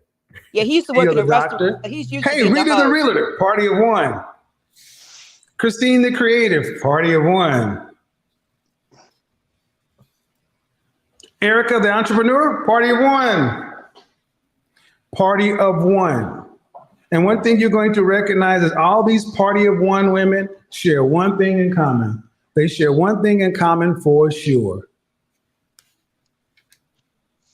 You've heard of the 7 deadly sins? I'm going to start talking about the 7 deadly sins, for the 7 deadly curses for modern women. And one of them is a lack of humility. A lack of humility. Modern. I wonder who has a lack of humility. Who had a lack of humility? Kevin did. He did. There wouldn't be so many party of ones among Black women if Black men would educate themselves and learn to accumulate resources. This wouldn't even be an issue. Yep. Women, most modern women are too impressed with themselves. That's why you could have a chick who's every bit of 5 on a good day talk about, I'm a 10 because I got confidence. I'm a 10 because of this. I'm a 10 because of that. And then you turn around and ask, is there any room for improvement? Is there any room? Are you perfect? No. All right. Well, wait, this is Mr. I'm a 9. No. I just roasted you right now, Kevin. I just Mr. 9. Is there any room DJ for improvement? Didn't he say that he didn't have any room for improvement? Oh no, he did say that. He said I'm a 9 because I would be a 10 but I need to leave room for improvement. But can I say something? It should be up to the lady to determine what number he is. You don't do that yourself. Right. Yeah, that's a Well, then again, a lady did tell him that. He told that to himself, but for the sake of this conversation, women should be telling men. You see, men define, I guess. Do you think men define what they find attractive in women? But women define what they find attractive in men. Right. Right? Okay then. So Kevin's sitting there and telling himself he's a 9, but he had to tell himself that. I never heard any woman say that Kevin was a 9 or 1 or 0 or what. They think of him in the negatives. But then again, well, technically you're right. But again, Kevin, being feminine, was a woman telling himself that he was a 9. Yeah. But Kevin was not a 9. Kevin was a 9 because that's what he wanted to view himself as. And most of his followers in the manosphere, they're not 9s. To me, a 9 is not based on your looks. 9 is based on your person. It includes your person. Your number includes your personality, whether or not you provide or not. Your mannerism. Okay, I'm back. I'm sorry, you guys. What are we talking about? Whether or not we're talking about Kevin Samuel. Those things go into the number. Kevin's just looking at the woman's age, whether or not how many sex partners she's had, and her looks. All superficial things. Those are things that do not keep your relationship together. You know what's interesting? What hit me? It seems like he's using a criteria someone in their early 20s would use. Oh yeah. Oh, Kevin had an issue with his age. He definitely had an issue with his age. It's just kind of weird we don't even know what his real age is. 51, 53, 56, 57. Like, what is it, at dude? least in his 50s. He's almost my age. He was at least in his 50s. Shit. Yeah, I think I want to say 53, but we know one thing, that he didn't go to the doctors enough. That's one thing we do know. You got that right. You know, I'm not trying to roast him either. It's just, you know, a couple visits. But he said one important thing though, that women rate themselves as 10s. That's actually true. Most women that I come across on YouTube, when people interview them, they turn their nose up and say they're a 10. And then when you ask them why, they don't have a reason for it other than their private parts. But the thing is that, Sam, a lot of those people will choose women that they can argue with. They're not going to choose women that are going to be honest, and women that are going to also hold them responsible for what they say or don't say as well. Kevin would never have chose a woman that was going to challenge him. It always had to be a woman that he was going to be able to challenge. Right. So that's not fair. Okay. That's not fair. So he chose women that he knew would put their foot down. Can you be a I'm sorry, go ahead. He chose women that he knew was going to put their foot in their mouth. Right. 5 have 5 outcomes. You ain't never had nobody pay your rent, much less nobody ain't bought you a tank of gas in your life, much less pay your rent. And you talk about I'm holding out because I'm a 10 and such and so forth. Okay. How that gonna happen? Because today women are actually, he's wrong. I know a lot of women who had other people pay their rent. So I would say it's probably about 40%. But I thought black men complain about paying women's rent. I mean, which is it? Right. Stay in it. Right. Shit. As Tam was stating, this hypocrisy is an amazing thing. Let's keep it going. I've never had a man pay my rent, but I've never asked a man to pay my rent. Right. I mean, the thing is this: it's a certain mentality of women who does that. I've never had a man pay my mortgage. You know, a mortgage. But I guess my point is this: is that see, he's not really looking at. It's weird because he does dabble into saying, mentioning nurses and doctors and lawyers and stuff. Those women don't need anybody to pay their rent. Exactly. Or their mortgage. They can if they want. But the mentality of the women who do get their rents paid are all the model types. They're all the IG types. And those are the ones that the men want. And I know this to be true because I remember when, I don't know if she's still doing it, but Melly Monaco had this show where she would have. Oh, she's awful. She would have these models on there and stuff, or IG models, right? Mm-hmm. And same dudes who go to this man's show, right? Beyond that, they'd be in there begging for those women. Begging. But they get mad when those women turn their back on them. Right. Well, all they wanted you for was to pay your rent, and we told you that, but you didn't want to right. listen. Right. Exactly. Are too impressed with themselves. Y'all all think y'all special. You all think y'all think you're special. You think you're the sugar honey iced tea, and you tend to hear these terms. Women because they can do adult things. I pay my rent. I pay my car note. I pay my food. I buy my shoes. Congratulations, you're a functioning damn adult.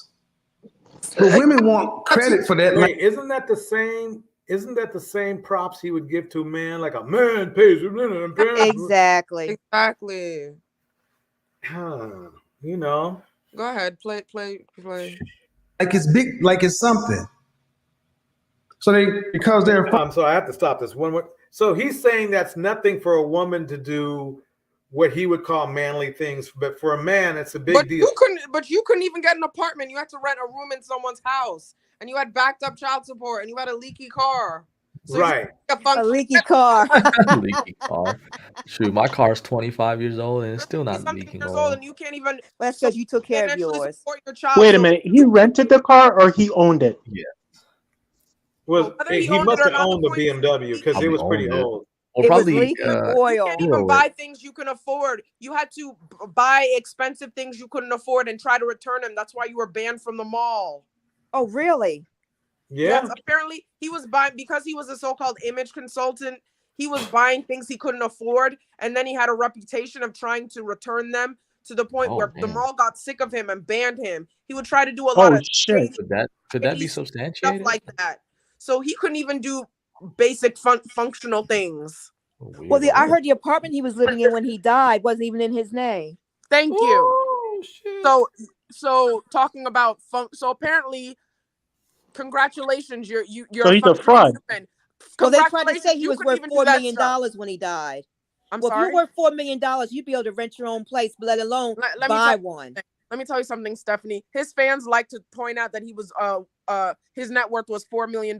Let me tell you something. They got that from some tabloid type website that's just as reliable as Wikipedia. Please.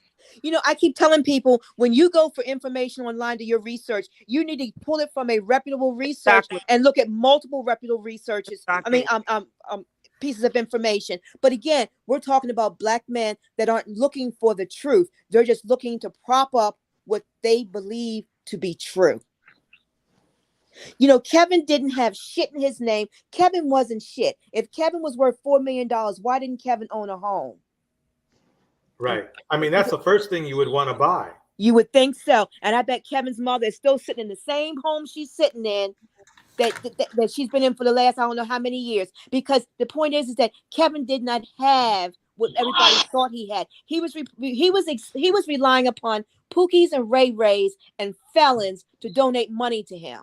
And as a group, black people don't really donate money to causes as a group. Individually, yes, some of us do. No, but as a group, we don't donate money. No. So they weren't donating that much money to Kevin. They just want to believe he was worth $4 million because it makes them feel right good. Here. Look at this video. Maybe this was the room where he was renting. Look at this room right here. What do you think? He thinks he's slick. He wants to put on his limo driver uniform, and he wants to dim the lights and put some equipment, and put some perfume, and play some music and pretend he looks high class. Come on. And don't forget the Tom Ford bag that he's had over there in the corner that I saw. Exactly. He's not. And the Red Bull also. Yeah. And what he had in the Tom Ford bag, he took the clothes back and kept the bag. What he should have had is some amlodipine or some type of medical blood pressure pills nearby. And have some water next to him. Yeah. Well, Kevin wasn't trying to take blood pressure pills because blood pressure pills do tend to affect a man's libido. And being in his age, he wasn't trying to do anything that was going to affect that. Right. Seriously. So he died. I can't. He literally died for the cause. Exactly. Yep. Fucking was more important than him taking care of his health. Yeah, he's trying so hard to look high class and high value. Let me tell you something. Mark Zuckerberg is a billionaire. And when do we not see him in a t-shirt? Right. Got that right. Right. I've seen him in t-shirt and jeans more than I've seen him in a suit. And look at Warren Buffett. Warren Buffett will tell you buying a brand new car is a waste of money. I heard him say that himself. And this is somebody who can afford a brand new car. But if he buys a car that's not brand new, he can also afford to get it fixed. But that's not the point. The point is he was talking to average, everyday people who work like we all do. He was saying in terms of how to invest money. Buying a brand new car because of the way it depreciates is not a good investment. True. Functioning adult. They want credit for that because they went to school. I'm a PhD. Nobody cares about your PhD. And I hear this bullshit. I do. I do too. Any black man or woman that educates themselves is somebody to be proud of. It's not an issue of I don't care about it. Yes, I do, because it's a reflection of our people as a whole. Right. Shit about women are outpacing men in college, and they especially black women. Yeah. Let them say whatever they want to. Ask them what their net worth is. Most have a negative net worth because they got their master's, their PhD. They're making $100,000 right out of college, maybe, but after about 3 or 4 years, that shit's gone. Dude, you had a negative net worth. What are you talking about? Did you know that in order to come up with net worth, they look at your net worth, what you're worth, and then they go ahead and take what you owe from that. So saying somebody's net worth is kind of like it's not really fair to say, because you can take somebody who has like $75,000 in student loan, own their own home, but they're still making $100,000. Wait a minute, taking care of themselves. Wait a minute, he just said something interesting. He said we don't care about your degree, but what's your net worth? But I thought you said men don't care about women having money. Right. So let's talk about net worth. Yeah. So yeah, why are you worried about net worth now? Yeah, but how much student loan debt in? How much is your household debt? What's your consumer debt? Negative net worth means the things you want credit for ain't working. And why is this so important? Because today, women have far too many women are too impressed with themselves. Well, Kevin was impressed with himself. Right. Impressed with his fake self. There you go. I would rather see somebody with a low net worth that has student loan debt, who is buying their own home, taking care of themselves, than to sit and listen to somebody like him say that none of that stuff matters. I can't understand how that does not matter to us as a people. Yeah. Okay, true. you guys look at what sports live stream. You can have a PhD in basket weaving and still not be smart. Sports live streams, are you smart? Apparently he's not, based on his grammar and his punctuation skills. Sports live stream. You think Kevin was smart because he died? I think this dude is hustle. Because he died with he didn't own any properties. His own apartment wasn't even in his lease, wasn't even in his name. He had backed up child support in his 50s. What part of smart is that to you?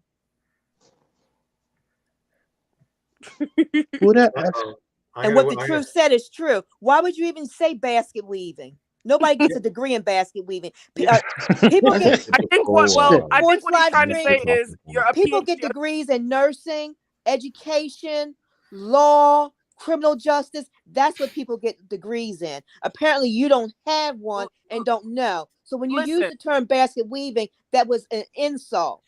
Listen. In Stream's very, very, very, very slight defense. He's been timed out. Yeah, in his slight defense, listen, a degree does not make you smart. I'll even admit that. Having a degree doesn't make you smart. But that's right. But my point is, having a degree that you work hard at and you apply yourself, that there's nothing wrong with that either. That doesn't mean that having a degree immediately makes you smart. No, the point is, don't downplay and don't knock someone for having a degree, something they worked hard in. I can give you another example also. I mean, this semester, I took like 5 classes. I had 3 A-, a B, and a B+. I'm still naive in a way. I'm not the smartest person on this earth. A degree doesn't mean that you're the smartest person on this earth, like Tam just said. So I don't know where this dude is coming from. No, it just shows that you've taken the time to invest in yourself and apply. And if you continue to do that throughout your career, your income will increase. What he said comes from a man who does not have an education and who therefore does not value a woman having an education. Right. Because an educated man would have never said that. Exactly. And listen, I understand that school is not for everybody. I understand. Nope. I completely understand that. But when you want to say things like, Calvin Klein didn't go to college. Mark Zuckerberg, he dropped out of college. Bill Gates dropped out of college. What's his name? Steve Jobs, he dropped out of college. Yeah, but they did something. They didn't just drop out of college and start talking on YouTube. Yeah, they're running. Right. They're running a million. They did something. They applied. They took their skills and their talent and they became millionaires and billionaires. Don't talk about it. Be about it. Yeah, and look, I bet you a lot of those guys that say that are working at some podunk retail shop, stocking groceries. Exactly. And listen, a job is a job. Do what you got to do. Exactly. Do what you got to do. But at the end of the day, just until you actually get that, you have no place to look down on anybody else. Okay. If you are struggling and you're working at McDonald's, listen, a job is a job. I don't knock you. I don't look down on you, but you can't look down on me and my degree. Exactly. Because you're not where I'm at yet. That's my only point. Other than that, why do you think a woman who is an average looking, below average physicality, below average weight, can sit around talking about they're going to hold out? Or wait, what are you waiting for? The answer is what many are waiting for is a sucker. Black women can hold, a woman can hold out for whatever she wants to hold out, even if she's being realistic or unrealistic. That is her choice. Exactly. It's her prerogative. Absolutely. They're waiting for somebody to go ahead and say, you know what? Even though you got 200,000 miles on you and had a couple of wrecks, I'm going to go ahead and pay brand new prices for it. Well, I'll be damned. Some of the attributes of a overly impressed party of one. They say things like, not all women are like that. They say things like, well, I don't know about that. I can't speak for that, but I know for me and mine. Right. Yet, you're single as French toast. No generalization is valid. Hold on. Because everyone is special.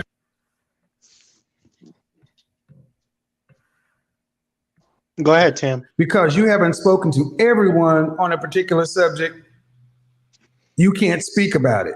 Because until you talk to everyone and get everyone's opinion, it's not valid. I can't believe he said that because he does that all the time. They want the maximum He sure does. amount of options with the minimum amount of restrictions. Invariably, they are hyper individualistic, which turns into this deification, almost this queen energy, to where they want a man to come along and to exalt them. And how does this show up? And I'm going to open to Instagram. It shows up in women holding on, holding out, wanting a man to come into their life to partner with them to maintain, at least maintain, but they really want a man to come in and elevate their lifestyle. What? Okay. So Kevin continued to talk about Instagram. But I thought you said men lead. Average black men who can't even take care of themselves. He's using the wrong comparison. But I thought he just said men are supposed to lead and men aren't men supposed to elevate women? Because they're the leaders, right? Yeah, exactly. So we, oh Lord, this hypocrisy. Wait, and this Kevin Samuel said something. He said women want the maximum benefits, and he said women want the maximum benefits for a minimum effort. What the hell is he talking about? Well, women also put in as much effort as men do also. So what's his point? I don't know. There is no point. He wasn't making a point. He was just talking. Would you guys figure out the point? Let me know, because I don't know. And I'm offended at the fact that he's using Instagram models in a conversation when 2/3 of his platform was Pookie, Ray Ray, felons, and low-income black men. Exactly. Pretty much. I mean, you can't talk to low-income black men about men that are making money unless you're trying to elevate them. And that's not what Kevin was trying to do. You know, you need to stick with the people that your platform are familiar with. The question becomes, all right, then what kind of woman can ask for these things? Is the average woman, the woman that's in the 50%, is that something the average woman can ask for? Well, here's how women answer it. Well, she can ask for it. See, women are doing this bifurcation thing today, guys, and I want you to pay attention. They're playing semantics. Well, she can ask for it. Yeah, you can ask your mama for a cookie before dinner, but that don't mean you get it, right?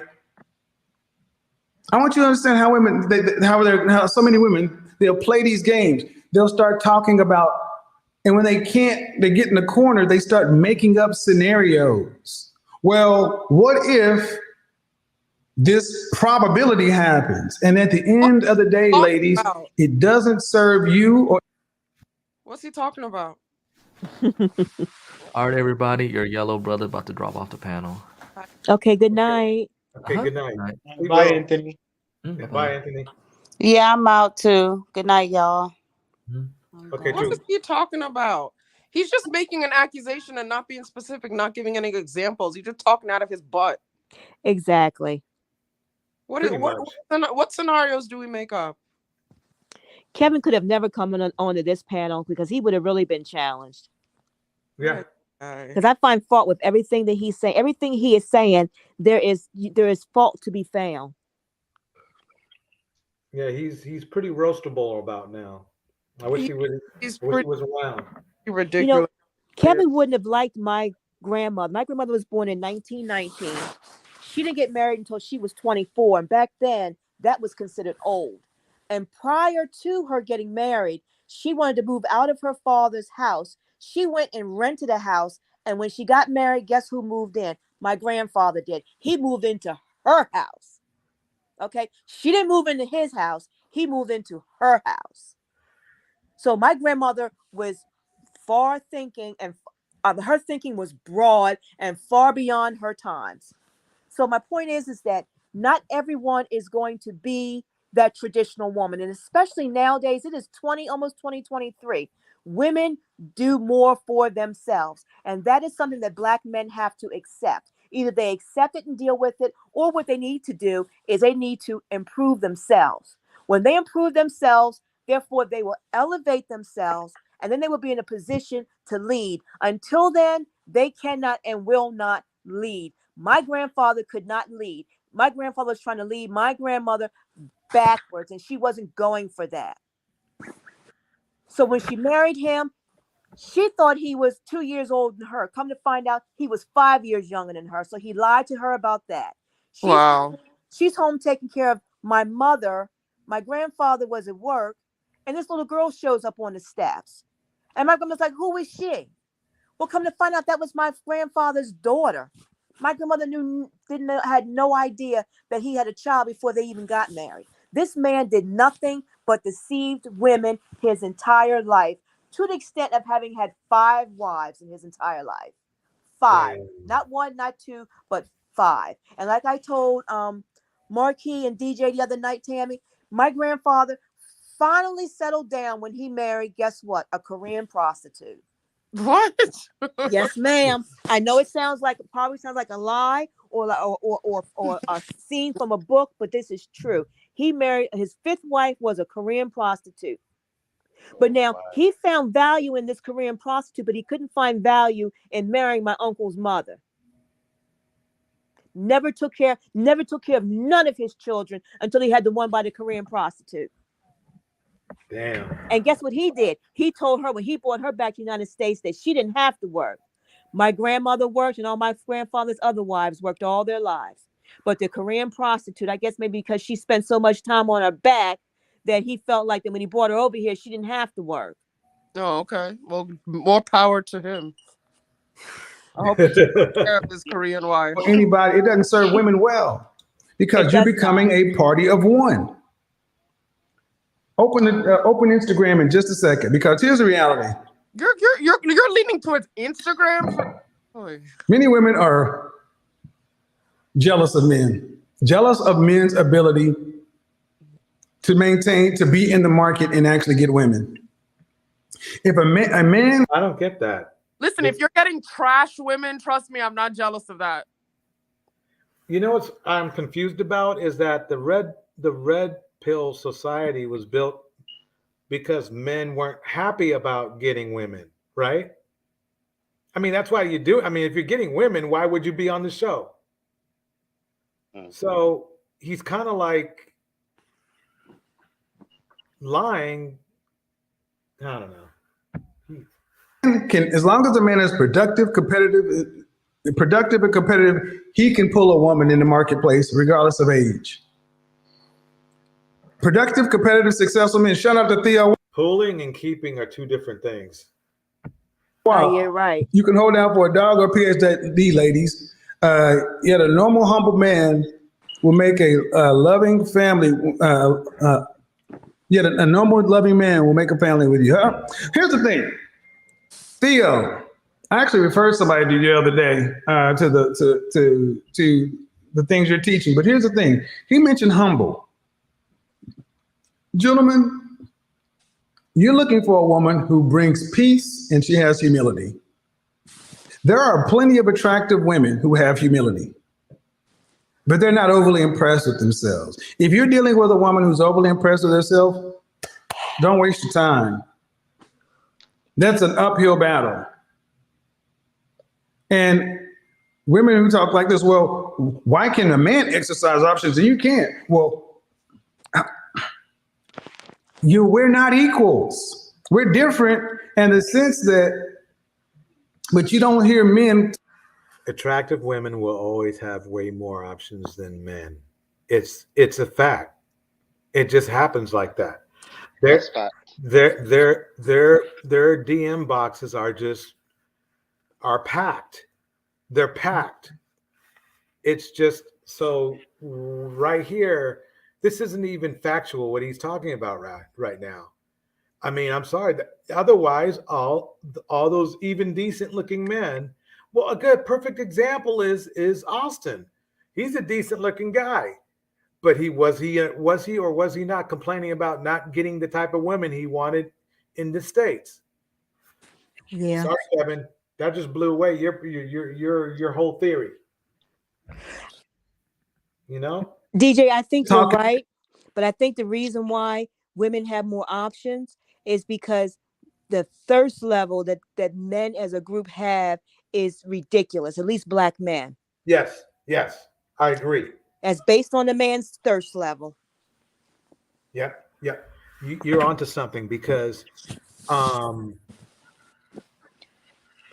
they want to. The funny thing is this: is that, like, again, the Melly Monaco show is a perfect example. All those men. There's a young lady who's decent looking, right, on the panel. These men are falling over her, and these are all red pill men. Okay, and that's why it's so funny to me, because they don't even give. They are so thirsty. They don't even give women. They don't even give the women a chance to choose the guy if they wanted to, because they're lining up to. They're getting in line to talk to them. You know, so. Talking about, well, women get their stuff up front, blah blah blah. Ladies, many of you are going to have to come to grips with the fact that you've been marketed to, you've been lied to. The women before you have lied to you. Media has lied to you. You cannot have. But a man who's a deadbeat is telling the truth. That's a good point. You know. And he's lying to black men. So what is he doing? His marketing is poor.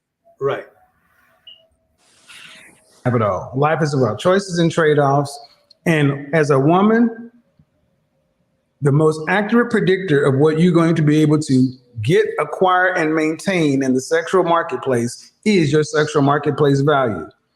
That's fit, feminine, friendly, cooperative, submissive. That's how you look. That's how you carry yourself. And the thing is, you will attract far more men. But the men who keep women, the men who wife women, the men who make lives with women are looking for women who are assets. And they're not looking for women who want a man to get on her program. But only 30% of black men are married. Because far too many of you ladies are living your lifestyle. 30% of black men are married. So what's the other 70% on? What's Kevin talking about? Who knows? Apparently but these men are not wifing these women. Right. Only 30% of black men are wifing women are getting married. You know what's funny is that men are asking for feminine, mass, whatever they call it, feminine, fit feminine, whatever it was, right? Fit feminine friendly. But I mean, but then they want to run through them. So they're not wifing them up. They just want to smash and dash. And that's my point. This question for me, and I already know the answer. What race is the most? What race has the highest usage of welfare? Caucasians. It was made for them. And someone tell that to sports live streams. Oh. He needs to do some research. Can I mention something too? Like this whole fit, feminine, friendly thing, like these men, they want to use this measuring tool to measure our femininity. And a lot of them, like, let's take Kevin Samuels, for example, because he's the person that put out this whole femininity thing. Mm-hmm. If we were to look at what the example of masculinity is in our Black community, we know what that looks like, right? We know exactly what that looks like, right? Aggressiveness, braggadocious. I mean, it's the 50 Cents of the world. It's those type of men, right? That's what we use as our definition of masculinity. Kevin Samuels is the furthest thing from masculinity, what we define as masculine. So is it fair for him to sit up there and measure women based on their femininity when he is the furthest thing from what people consider masculine? Absolutely, you're absolutely right. And Kevin wasn't fit either. I mean, he was popping Red Bull. He had hypertension. His little pants were tight. The buttons were stretching on his little suit jacket. The only time I saw a coat that fit him was when he had on that pink fuchsia coat. That was it. DJ Twitch, I gotta ask you something. Hit me. What man in their right mind would mix Red Bull and Viagra together? Whoa. A dead one? He was hold on, he was mixing Red Bull with what? Viagra. I heard it was on fentanyl as well, allegedly. Oh God. Yeah. But you notice that they did not make the results of his autopsy public either. It is still showing pending. The last time I looked on the website, they will not make it public because there was something in Kevin's system, right? Allegedly. Yeah, I think so. Because the thing is that somebody probably put a there's legal things you can do to keep it from getting out to the public, and see, they still want to squeeze his memory for money. Oh, absolutely, absolutely. So, but and even if he turns out to be, but even if the manosphere found out that he had all those things in his system with black men, they didn't find nothing wrong with him in the first place. If they did, they wouldn't say anything. So even if they did find out, they are still going to support him. But the point is that it's not those men that they're concerned about. It's not his supporters. It's people like us. Right. Yeah, I think we're probably expecting too much from his followers. Like, they really are the modern day black equivalent of Jim Jones followers. Just dumb. Damn. Just dumb on all levels. Jim Jones people, didn't they kill themselves in Jones? And was it Jamestown? Yeah. Yep. They followed him right into their death. Sure did. You know, Kevin is not, and I know this is a stretch, but Kevin's way of captivating people was no different than what Hitler did. Mm-hmm. And Hitler played a part in what? Killing what? 6, 8, 10 million people? Yeah. In 20 years. In 5 years, look at the damage Kevin did just by his tongue talking to black men. Mm-hmm. And that's why, and I think that's part of the reasons why God was like, I gotta get rid of you. This is enough. I really do think that I hate to say this because I don't like, I really don't even like talking about death or people's deaths, but I just can't help but think that God didn't make a mistake. Oh no, God doesn't make mistakes, but I was shocked the morning I woke up and found out that man had died. So I can imagine how his followers must have felt. But the point is that Kevin went unexpectedly and immediately. And when you listen to all the things that he said and the hate and the vitriol that he spewed, these black men still don't see that there's a message in that. I know he was. I mean, he even if, like, let's say he didn't believe in the words he was saying, he was doing a lot of damage to the black community, yes, and he didn't care about that. Nope. So, I mean, you live by the sword, you die by the sword. And and Big Shirley is still cooking and still living. Hypertension, diabetes, possible heart disease, and everything else, and she's still living. Yep, eating her ham hocks. That's right. And she's probably cooking for a man who is just as overweight as she is, and they're both happy. Yeah, he thinks she's a dime. Sitting on my 600-pound life with a man feeding her. There you go. This is what I want to know. Ever since Kevin passed away, have any of these manosphere men said something like, Kevin's death taught me that I need to take care of myself? Absolutely not. Not one. Not one. I'm glad you said that. In fact, you beat me to the punch. Damn it. Have any of them said, I need to watch the things I'm putting in my body, like all this Red Bull and stuff? Have at least one of them said that? Nope. I've heard some mumblings about that, but they just kind of like ignore it. Just got babies. And they still running through women and still not using protection.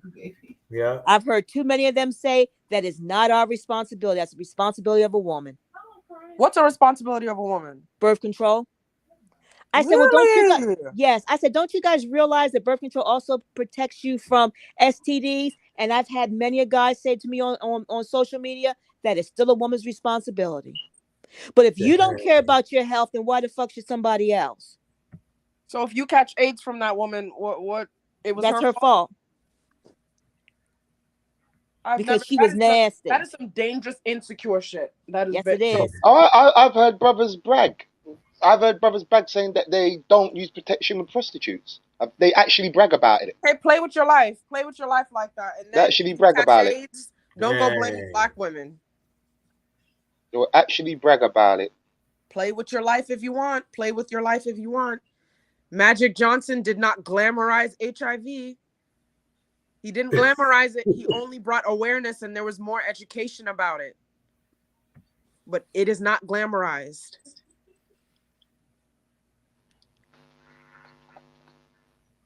I see why this channel is not growing. Then why are you here? And thanks for helping it grow. Why are you here? Sports live streams. You've been here, what, over an hour? But you claim the channel is not growing, but you're here. Exactly. Why are you it's part not of growing, the but you're here. non-growing channel community?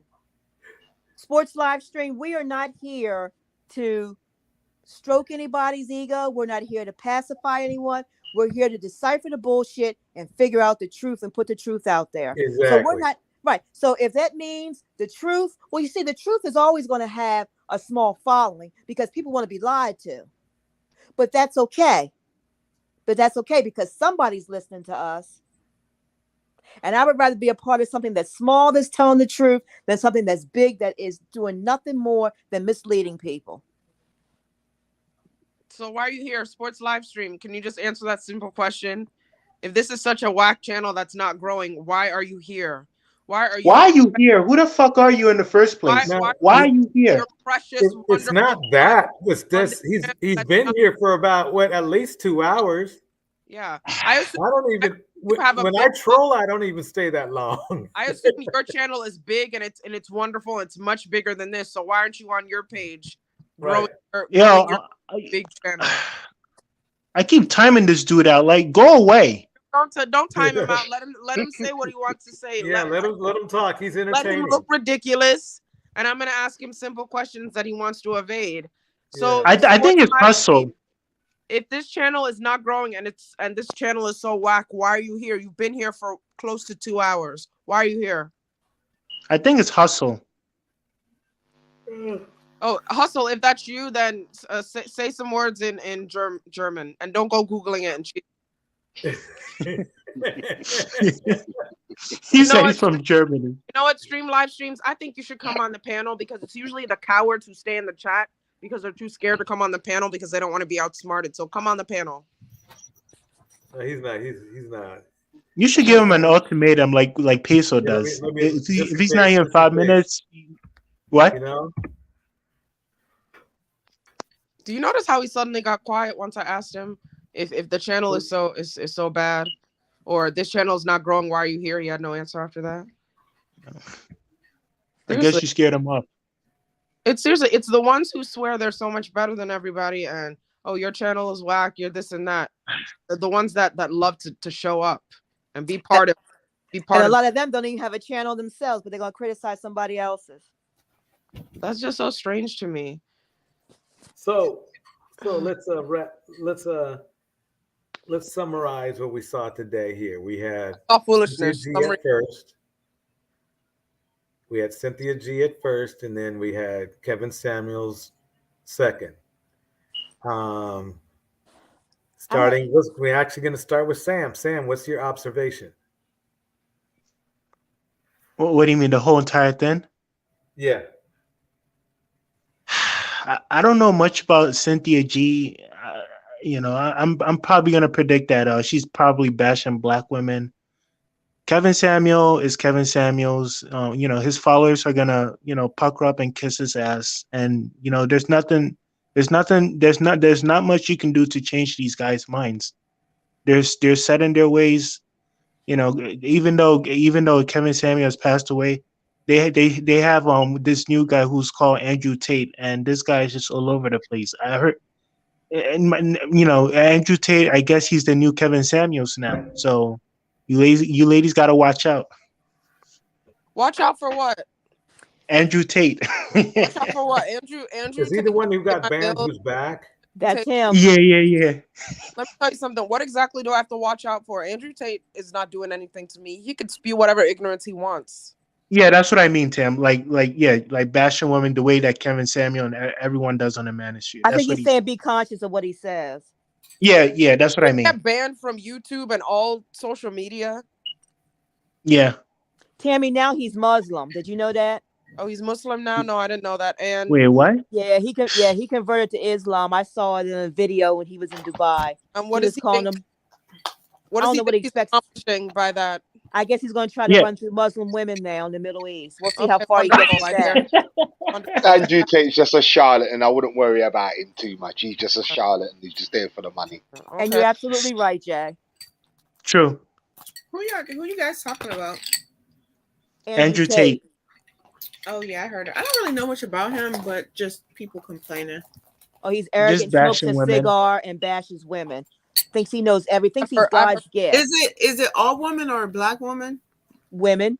Just women. Women in general. I didn't know who he was until the whole scandal reached that he'd been blocked from a bunch of social media. He's bald. He's a bald bitch. Yeah. Whoa. I know what he looks like. I only know I just know of him. I only heard of him after he was banned. So before that, I didn't really know who he was. But yeah, whatever. He's kind of like what's this guy's name? Tommy Sotomayor. Oh, look, see, so he recognized that there was money into that too, and so he. He's made a whole lot of money. They say. Just all somebody has to do is just get on YouTube and just start saying a bunch of ridiculous, crazy, controversial stuff, and then people throw money at them. Wow, people are really that gold. Right? Mostly men, the simps. Well, Cynthia G, she's got a huge following. I think Cynthia wanted to protect black women, but again, Cynthia is angry at black men that now she's at a point now where she is saying things that are just totally counterproductive to black women. So when you take your pain and you're trying to protect yourself and those who are like you, you tend to lash out at who hurt you. And what she is saying is no different than what Kevin Samuels is saying, and Cynthia has a huge following. Well, I heard them talking earlier about Cynthia G versus Kevin Samuels, and I was like half asleep, so I didn't even have the energy to get up on the panel. But I do think that she kind of does use some of the same tactics that the red pillars or the manosphere uses, which is like exploiting people's pain. And I probably would have got my head chopped off for saying that, but I do think she is, like, as intelligent as she is, and as a woman I can relate to some of the stories that she tells.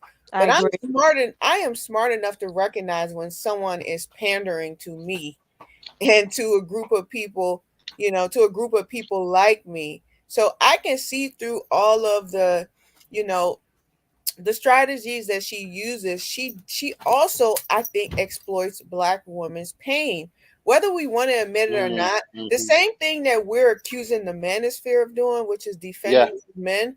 A lot of women will defend Cynthia G as well, and they're doing the exact same thing. They're exploiting black people's pain.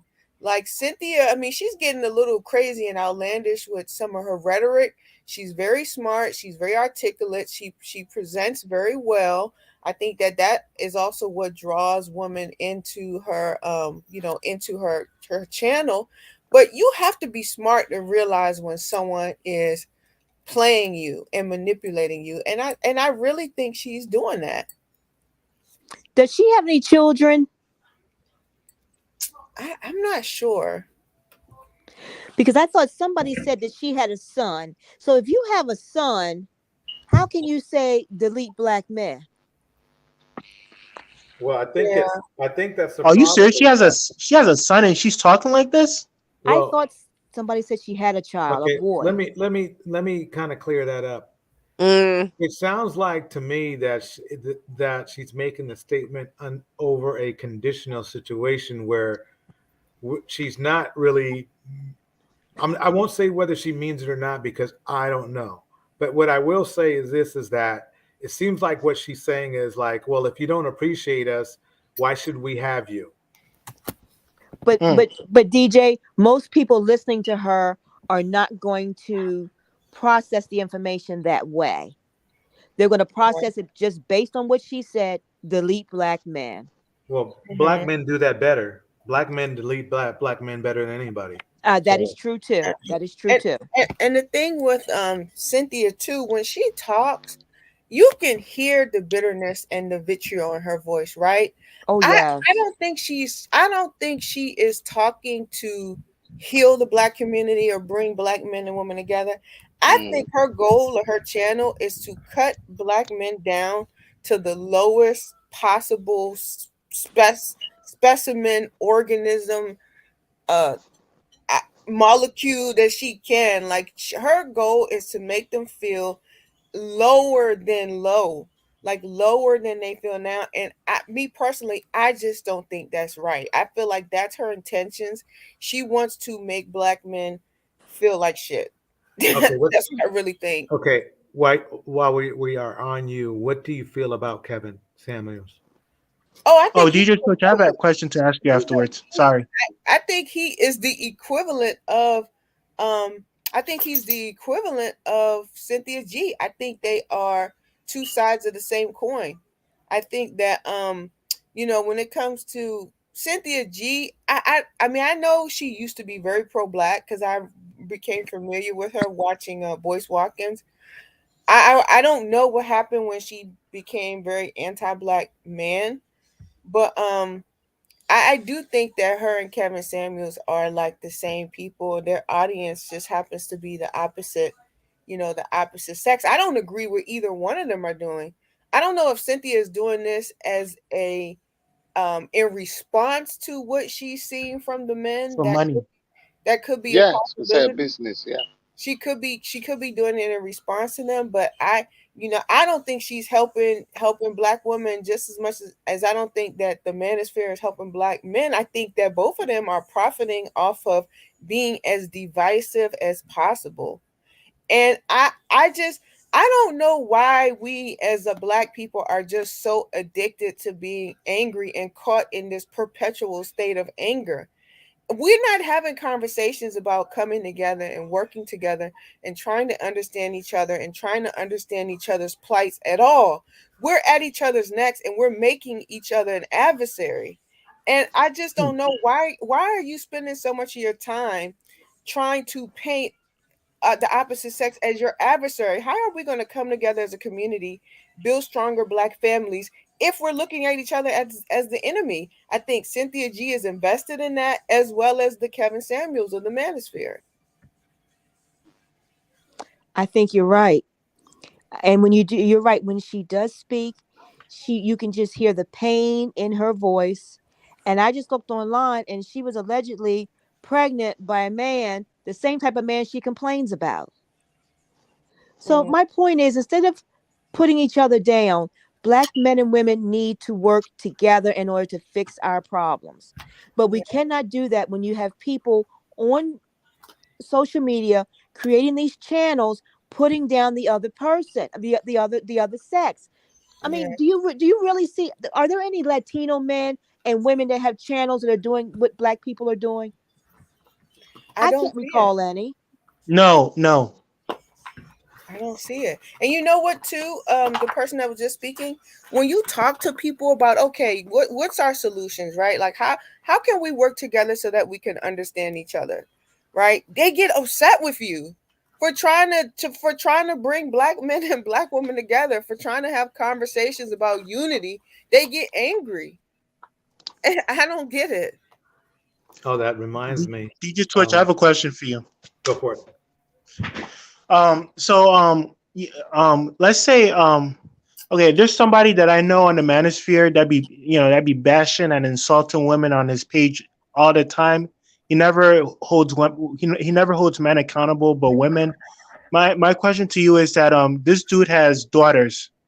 He has 2 daughters, and you be bashing black women, the same womb that you came from your mother. You be bashing black women throughout your whole channel, throughout your whole channel. When your daughters grow up, what do you think your father would think of you as? Like, what kind of advice would you be giving to your daughters, knowing that your daughter because the internet is forever, knowing that your daughters will grow up and will listen to all the rhetoric that you be spewing out saying about all these black women. Like, what type of message are you conveying to your daughters, and what type of message are you going to be giving to them? I don't think they care. They don't They're not care. thinking that far. They're not thinking that far. Yeah. Not. Right. And that's It's all about impressing other people online, impressing other men, saying, "Look, I got these women, and you can't get them. You ain't got a passport." That's what it's all about. They don't care. And that's the thing too. Like I just feel like when people put these messages out, just like Sam was saying, when Cynthia, when she puts these messages out about black men, and they are messages that are going out into the world. I don't want the black men that I know that are my family, the ones that I'm close to. I understand that those messages that she's put out, people are going to use that to view the black men that I know, the good black men that I know. So I feel like, you can say she's right or whatever, but she has all of these people have a social responsibility to the black community. Like, I understand just how important it is. I understand just how messages and imagery is when it comes to how people perceive black people, right? And I have very good upstanding men in my family, as well as men in my community, and black male friends. And the messages that she puts out are very contradictory when it comes to them. But I understand that because she's putting out these messages and other people put out these messages of black men, that's going to hurt their view. That's going to hurt them and the way that they move through life, and the way that people perceive them in life, and the opportunities that they're given in life, because you're putting out these messages about them. And I know that makes a lot of black women mad when I say things like that, but it's true. We cannot be upset with the manosphere for putting out these messages if we're supporting someone that does the same thing, even if she is a woman. Mm-hmm. Right. Yeah, that's pretty much common sense. What you just said, it makes sense, but apparently they're not looking at it that way. But I agree with you. I mean, I would say in terms of Cynthia G, right now she's profiting definitely from her hurt and from others' hurt. I don't see no solution-based policies in what she's saying. I always listen to Michi X, to be quite honest. I do prefer that system because at least hers is more solution-based for the black community. But Cynthia G, I just feel I understand she's been hurt and she's talking up for women, but I just feel now it's turned into almost this, opposite hate for the whole red pill community. So I say that. Yeah, I think it is too. I think it's hurt, and I think it's exactly what you said too. Her response to the red pill community. So Kevin Samuels, whoa. I got mixed feelings on Kevin Samuels. I'm not gonna lie, because I was listening to everybody talk. Kevin Samuels, there's a few segments he had in terms of, I know a lot of his channel was aimed at bashing women and black women, which I didn't like. But a few of these segments was about black men taking care of themselves, even though, he was, drinking loads of Red Bull and popping blue pills like there's no tomorrow. The way that he dressed, I dress well, I like my aftershaves and so forth, I feel that first impressions does last. I feel a lot of the brothers didn't take that on board. They will quote every Kevin Samuel quota. They will literally quote everything that he says. But in terms of following his blueprint, as in dressing nice, smelling, it was quite opposite. Like I said, I've got brothers that reach out to me and they say, look, they don't want to date prostitutes or go to a prostitute area. They want to meet real women. Okay, no problem. I will meet them at the airport. We'll go for like a daytime drink. Like, all right, I'm going to take you to a nice wine bar where there's nice women there that, are professionals and work. And I'll be like, all right, we'll meet up at 8:00. Cool. These guys will turn up in cargo pants, Jordans, and a New York cap or a football team cap. And I'd be like, well, if that's how you're dressing in America to me, a sophisticated woman, then you're not going to get far here doing it. So they're listening to everything that this guy was saying, but not following the most important thing, which he didn't do in the end, which is taking care of yourself. They didn't follow that. Yeah. Some of the people in the chat, they're saying that it's so ingrained for Black women to protect Black men. I mean, it is. We are socialized to do that. But my response is, what's wrong with that? What is wrong if I am protecting, like I am protecting the Black men that I feel like are worth protecting, right?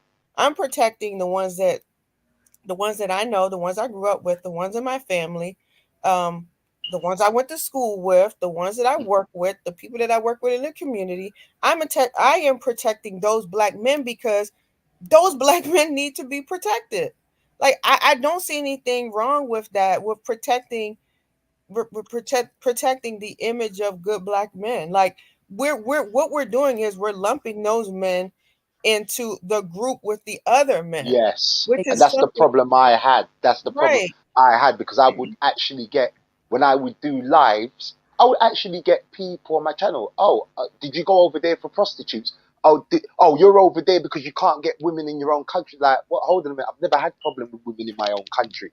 Do you know why I'm in Dominican Republic? I would actually put people in their place, because they would automatically assume I am over there sleeping with 101 prostitutes. And I said, no, ask me and I'll tell you, but don't assume, because not every man is going over there doing that, So yeah, I agree with you. What group of women don't protect their men? That's not normal. And like this young lady was saying, you just don't want to be making excuses for the ones that are non-productive.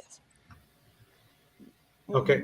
You want to protect the ones that are worth protecting. Okay, May, a real Black woman will protect her man. For sure. May, have you been able to speak yet? No, I didn't want to get off topic too much because you guys were flowing. Pearly Things, she is kind of a I guess you'd say a spinoff of Kevin Samuels to some extent. Yeah. I just wanted to make an announcement with her. It's kind of I think it'd be a good addition. She's ugly. Hold on, this Pearly Things. Sorry to cut your wisdom. Because you said that. Right, is she a white woman? She is a white woman. And oh my God, she's American. Yeah, she does a thing with a Black guy from London. His name's Sarah Garvey. Yeah. Yeah, I've seen her. This lady called Auntie, an older Black British lady. And yeah, they pretty much make a Jerry Springer type of situation. His name's Sarah Garvey. Yeah. Just to catch you guys up real quick.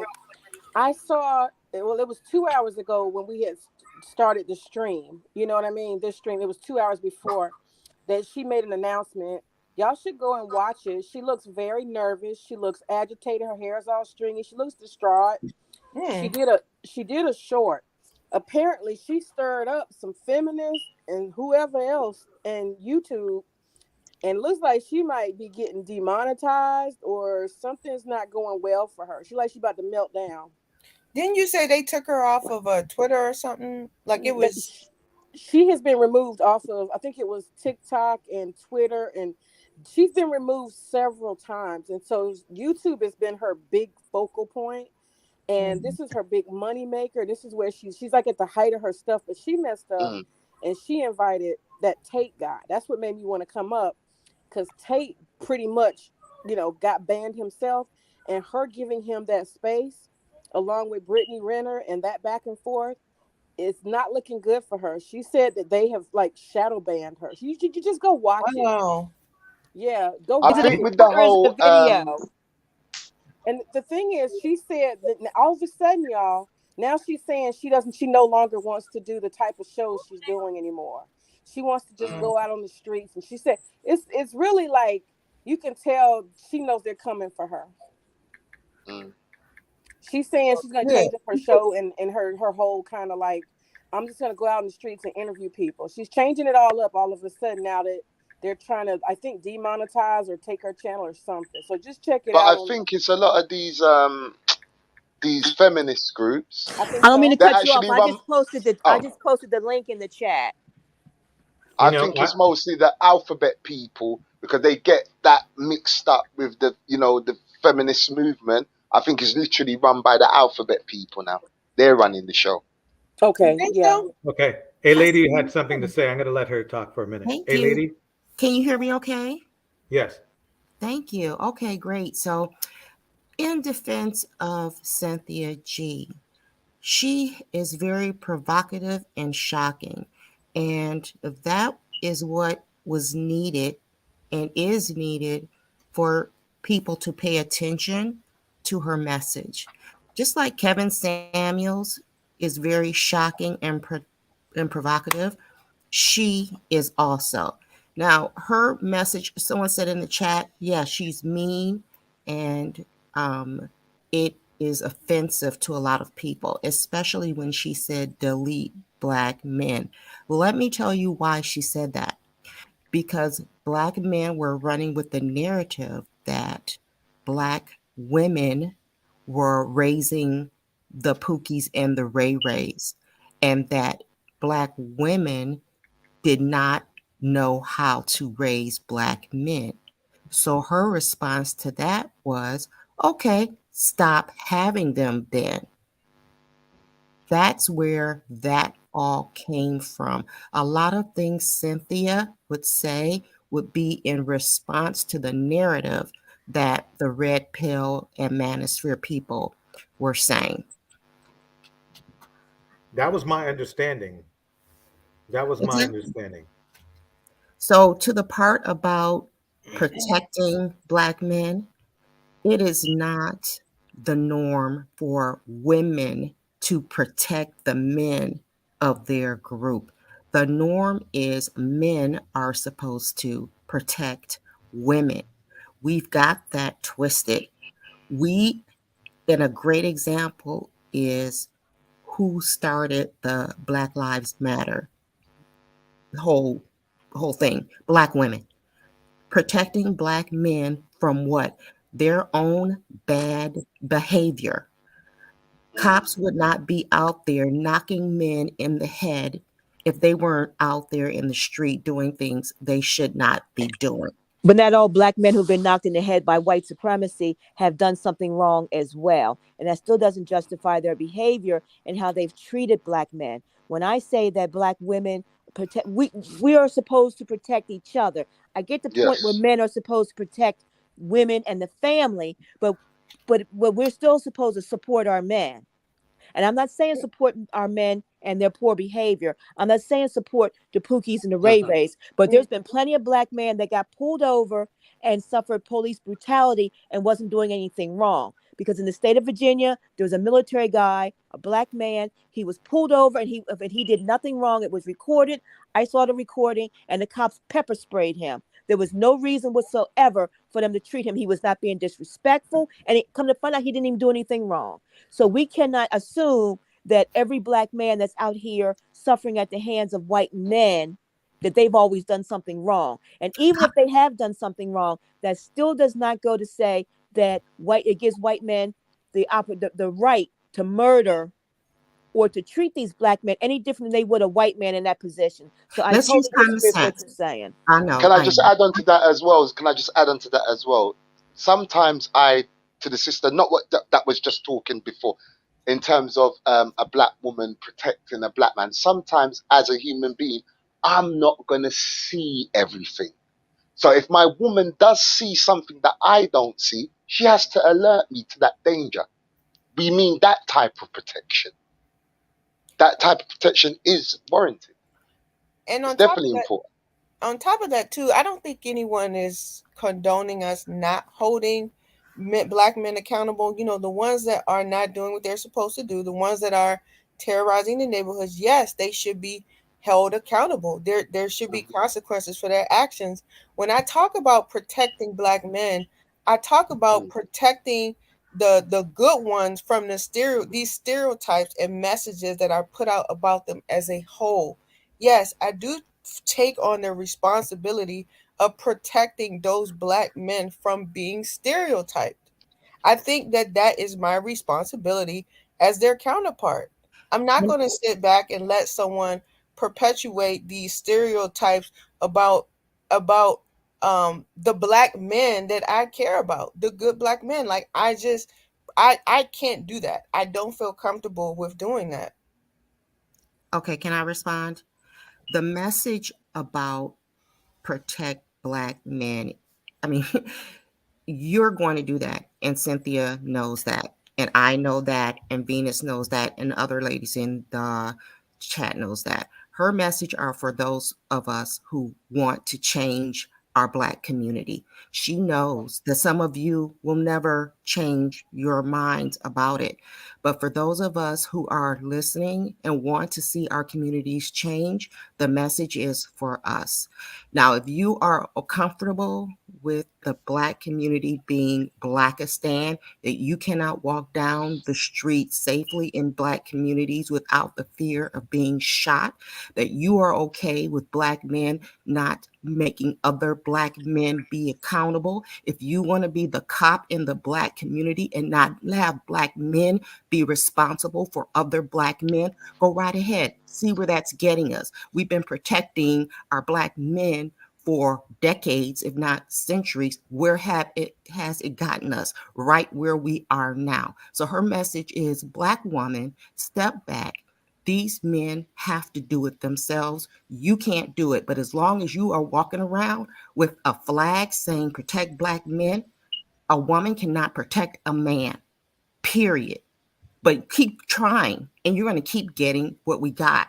That's what I feel her message is. I got the message, and let me just say this, and you can say what you have to say. I don't have to listen to her anymore. She woke me up.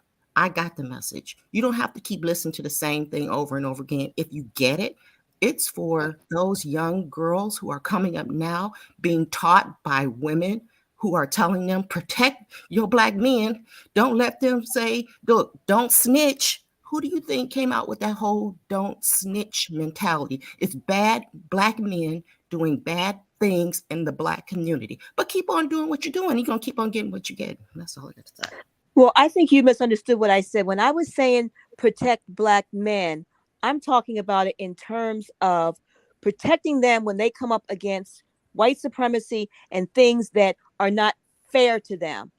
If somebody comes and says something about my husband, I have every right to want to protect him. He's going to protect himself, but I have every right to protect him and his image. I'm talking about black men that are functional. I'm not talking about black men that are not functional. Black men that are not functional should be held accountable for their actions. About 3 weeks ago, 4 or 5 black men in Baltimore in 45 minutes carjacked 4 or 5 different people.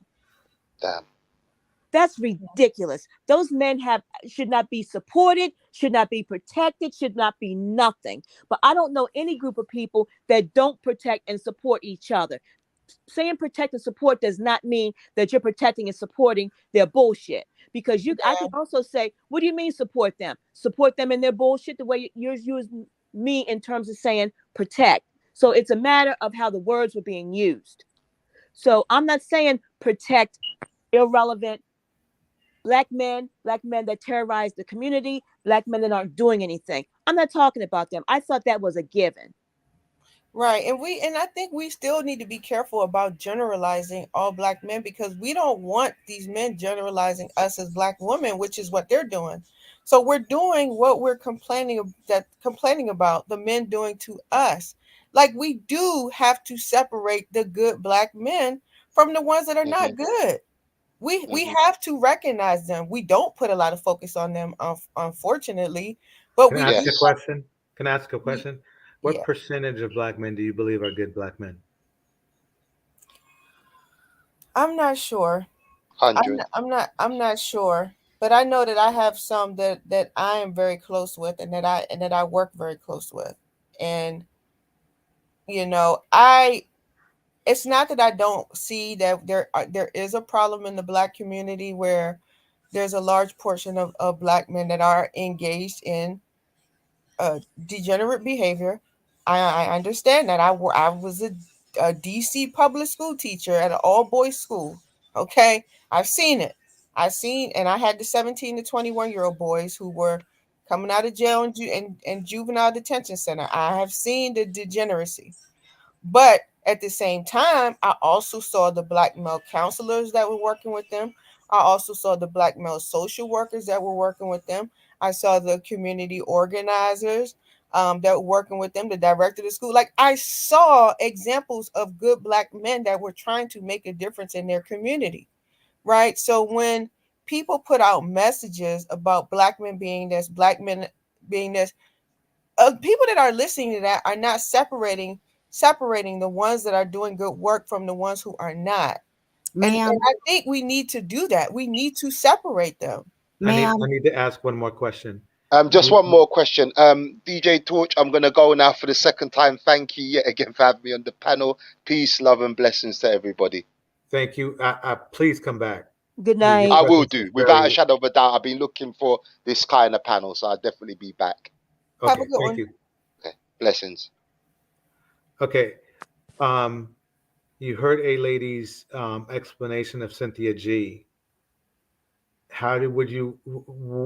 What problem do you have with A Lady's reply of Cynthia G? It's just a generalization of Black men overall. I think that her listeners do it a lot, and I think that she does it. And I'm just saying. Okay, wait, let me stop you for 1 second. So are you saying that it's not really the message as much as that it's the message, but is it that you feel like Cynthia G is overgeneralizing Black men? Yes, I do. Okay. So if she was to say to stay away from red pill Black men and say exact same message, you would see more merit in that. Is that correct? Absolutely. Because I think you should stay away from red pill Black men. Yeah. Okay. So A Lady, do you see where I was getting to?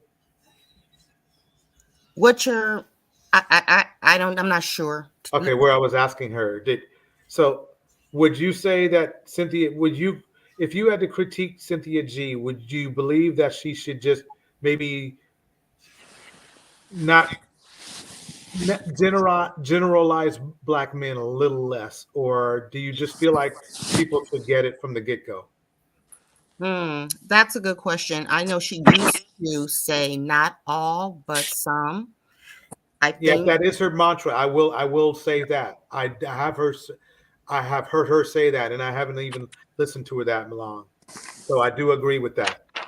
Yes, and she even partners with Black men who she does believe are good Black men.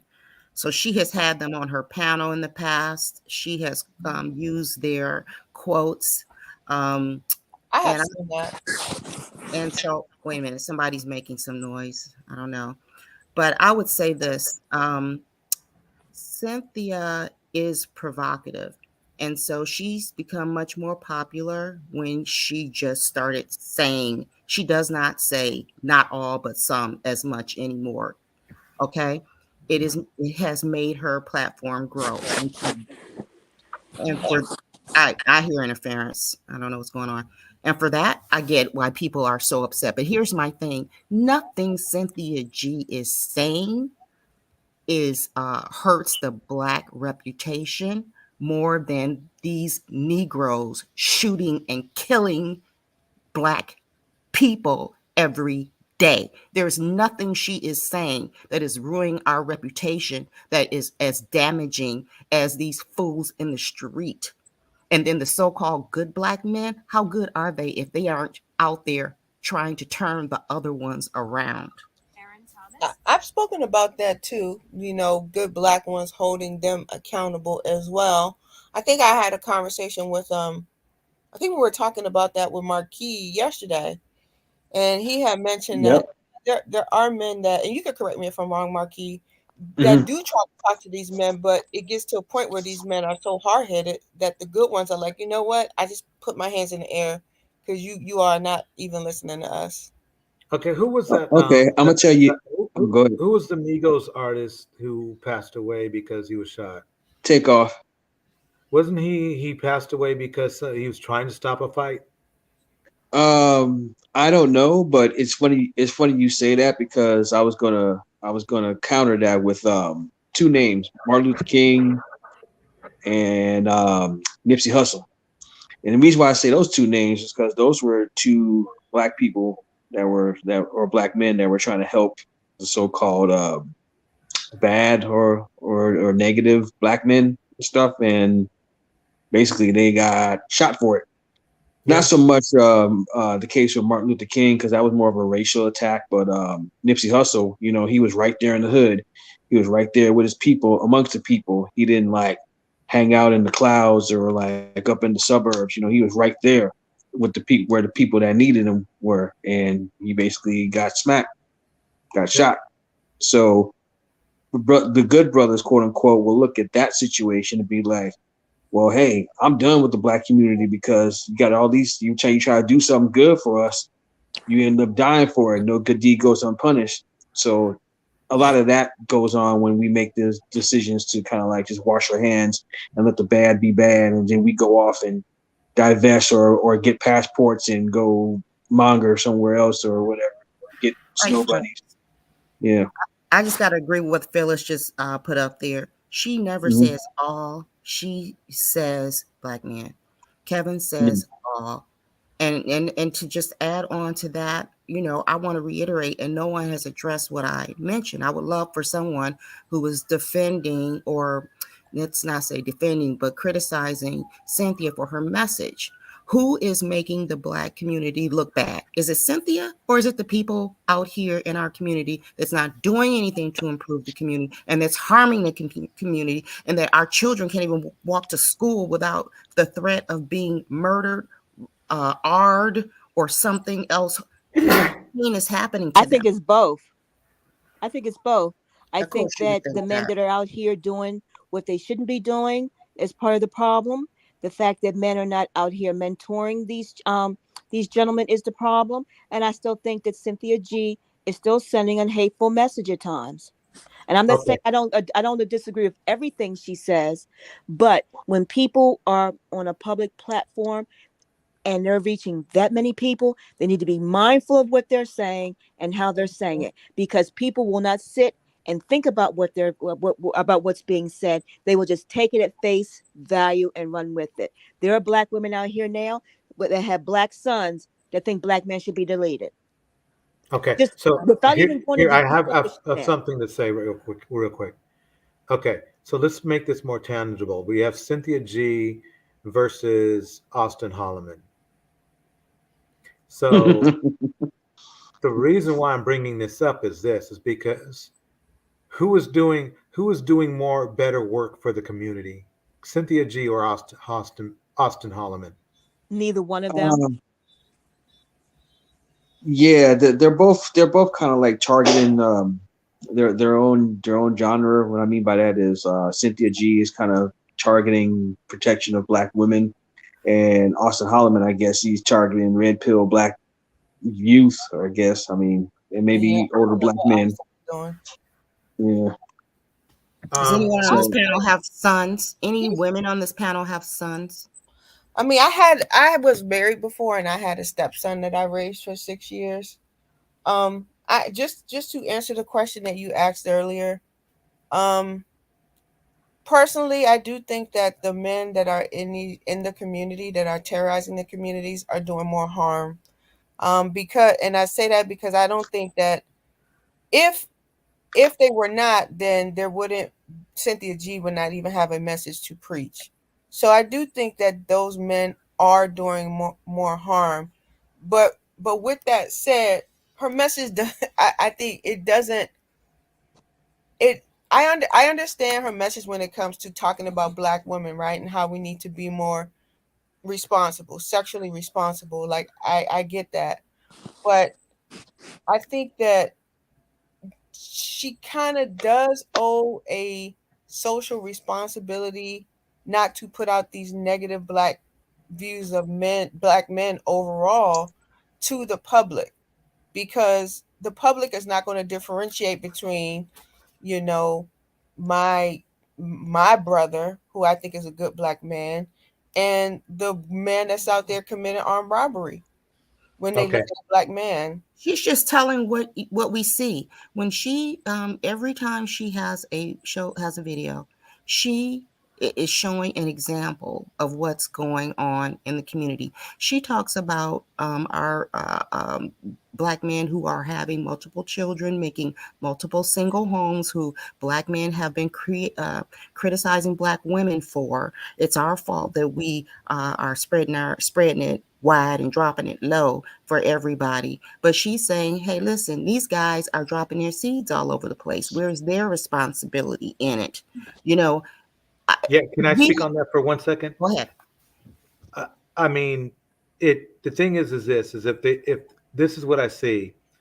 If a man wants to say he's supposed to be the leader and be treated good and get food cooked for him, well, then he should be the one who's responsible for planting a seed. No, end of story. What I mean is this, is that if you can't keep slipping responsibility to somebody else. I don't know of too many women who put a gun to a man's head and says no condoms. Mm-hmm. So you see what I'm saying? So for that's the kind of shucking and jiving I don't like from Kevin, is that he wants to blame women for something. But if men were true leaders, that would have never happened, because the man would have said, oh, I'm strapping up. I don't care what you say. You see what I'm saying? Yes. Then there wouldn't be those. So the thing is this, is that I'm sorry, but that's why I'm not team Cynthia G, but her message, at least she's trying to stop women from giving it up to irresponsible men. You see what I'm saying? Mm-hmm. Kevin's not trying to do that. Right. She is saying you're both responsible. Cynthia holds women and men responsible for their actions. Okay. Now, men keep telling us they are the leaders, like DJ Torch just said. So act like leaders. They seem to want to turn it around and say, no, women, you this is not a patriarchy. It's a matriarchy or something, whatever. Like, no, you want to be the leader, act like a leader.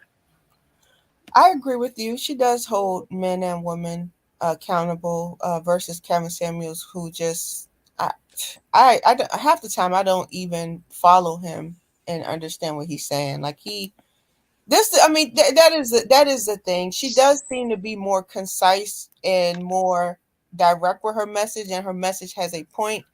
I just feel like he's just babbling and just pulling stuff out of his ass. Like I feel like he's making things up on the spot. He's making this up as he goes along, and he does not compare to Cynthia intellectually. I don't think he would compare to her intellectually. But yeah, I really think his message is pointless. I don't think that he even has a message. You know, it's just he's all over the place. He can say anything and he gets away with it because his main point, and his message is very clear to me, it is ruin women's personal self-worth so that men can have their way with them. No, that I agree with. Yeah. Yep. I definitely agree with that. Who do I despise the most? I think it have to be Kevin Samuels. Well, I just like them both, but I will have to say it is Kevin Samuels if I have to choose between the two of them. I agree with that. Right. I think Kevin Samuels would have sent a much better message if he actually held men more accountable. I know men always bring up, oh, well, back in the day, he used to tell men to do this, but he didn't do it often enough when he was making that money, though. He did, he went out of his way to make sure that he did not offend Pookies and Ray Rays. I mean, he brought Future on his campaign, on his show as a special guest. And then he started to contradict himself when he brings up, he's like, no boss ladies. But who did he kiss? Whose butt did he kiss when he had her on the panel? Nicki Minaj. Right. And then he's like, 304 is women too easy. Women too easy. Guess who brings to the panel then? What's her name? That other chick. The Brittany girl? Yes. Brittany Renner, yeah. Well, who is she? Because I've been hearing her name a lot. Like, what is she, a model? She was, in some ways, basically she is the quintessential 304. What does she do for a living? I guess is what She is an author, and she's gotten fame by dating ballers, very rich men. And she wrote a book saying this is how you get one of them because they're so stupid. I mean, she literally said they're so stupid and so easy. She put out videos and said that, and she's absolutely right. Yep. Okay, so she dates. Okay, she dates athletes. Okay. Yeah. My theory is this: the biggest threat to men is their urge. Let me repeat that. The biggest threat to men is their urge, whether it's sexual or violent. It gets them into too much trouble. It gets them into too much trouble because the urge itself, let's not even worry about other women or whatever like that, or men. It's when you have an urge that you cannot control to the point where you have to get on a plane and fly to a place to meet up with prostitutes. That's a serious issue. I mean, it is. So, and I know we're going to say, scientifically, it has to do with mental health, but the core thing that hurts these men of mental health is that urge to, whether it is to control somebody, whether it's male or female, or to have relations. That's just my theory. I think that's the biggest weapon to men. Women fall way far. Women shouldn't even be on these men's radar until they fix that problem. I agree. I just think they just comfortable with. I mean, his followers are just too comfortable with being dumb. That's disturbing for me. I mean, it really is. I think they're too comfortable with being followers and not leaders. And let me just say this that I feel is really weird. I don't know if anybody else feels this way. I'd like to know your opinion, especially the guys, but the women too, if you agree with me. Okay, Kevin Samuels, an effeminate man, clearly with a questionable background. Okay, then this pearly person, a white woman. Then this other one, Sperling, not even black. Okay. Why is it that black men are following all of these different people who aren't even like in committed relationships? None of them married, but they're listening to them for marital and relationship advice, and they don't have relationships to prove that they know what they're talking about. But men gladly throw their money at them. Even what's the guy? He's very red pill now. The attorney, the attorney. It's lead attorney. The lead attorney, very red pill now. Not married. I think he was at one point. Very red pill and derogatory toward women. He's another one people are following. I don't get it. Well, in the black man's mind, he feels like it's justified if a man chooses to be single. And these people are telling these black men what they want to hear. And again, like I said earlier, they don't practice common sense and critical thinking. They don't sit and listen to what's being said and then look at that person's life and say, well, they don't even represent what they're saying. Right. That's how they got caught up with Kevin. Kevin told them what they wanted to hear, and Kevin was everything he complained about. His mother was the same type of woman he complained about. They did not look at those things. All they heard was that Kevin was making fun of, humiliating, and criticizing unprecedentedly black women. Period. That's all they needed to hear. Yes, he didn't even make sense. He really. At least what you can say about Cynthia G is that she has a message that is not wavering, right? You can wrap her message up in a bow. Her message is very concise, and it's consistent. His message is bullshit. his message is, I personally think it is really all over the place. I really could not wrap up and summarize to anyone what his message is, because it changes and he contradicts himself a lot. He does not have a philosophy when it comes to dating or raising a family. He just is pulling shit out of his ass on the spot. And that's what's annoying. And then when women would come up and try to check him, even men, he'll block them. He'll kick them off, his panel. He'll mute them or something, Even when they're not arguing with them and just talking straight, but if it's something that he doesn't feel he can return fire with, he'll mute them.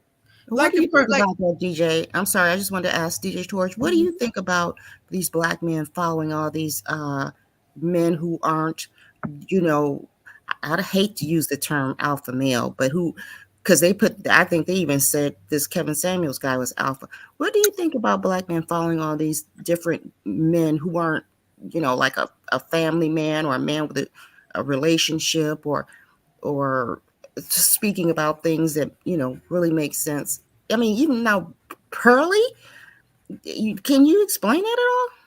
It's called the blind leading the blind.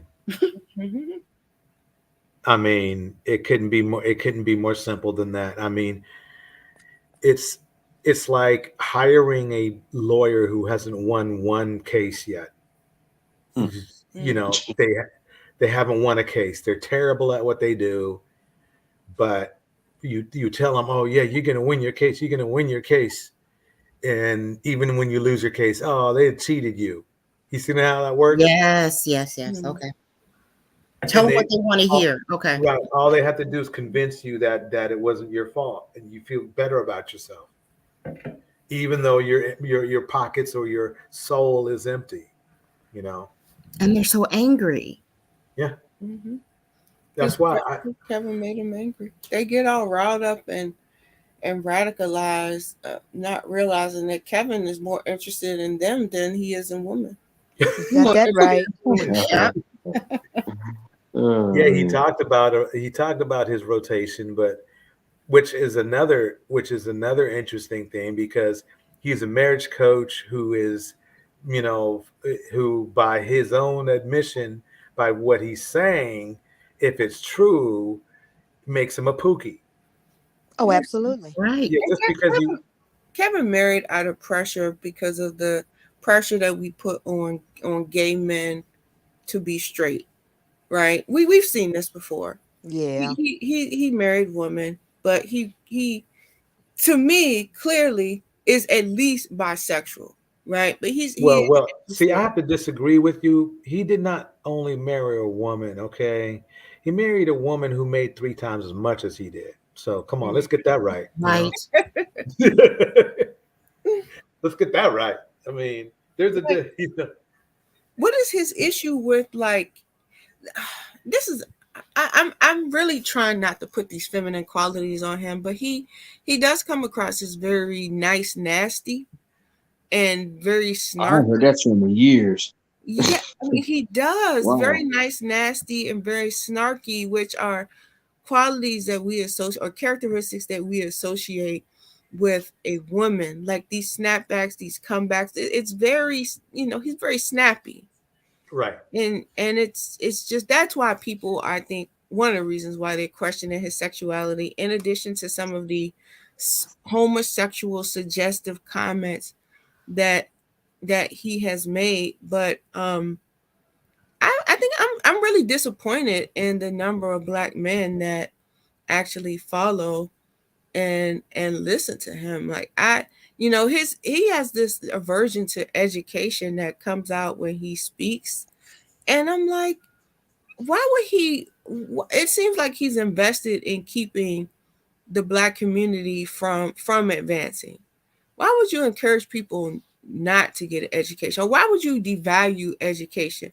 You don't see white people out there devaluing an education, or any other racial group devaluing education. Why would he sit there and devaluate education to the Black community? Who knows? Because Kevin was self-focused.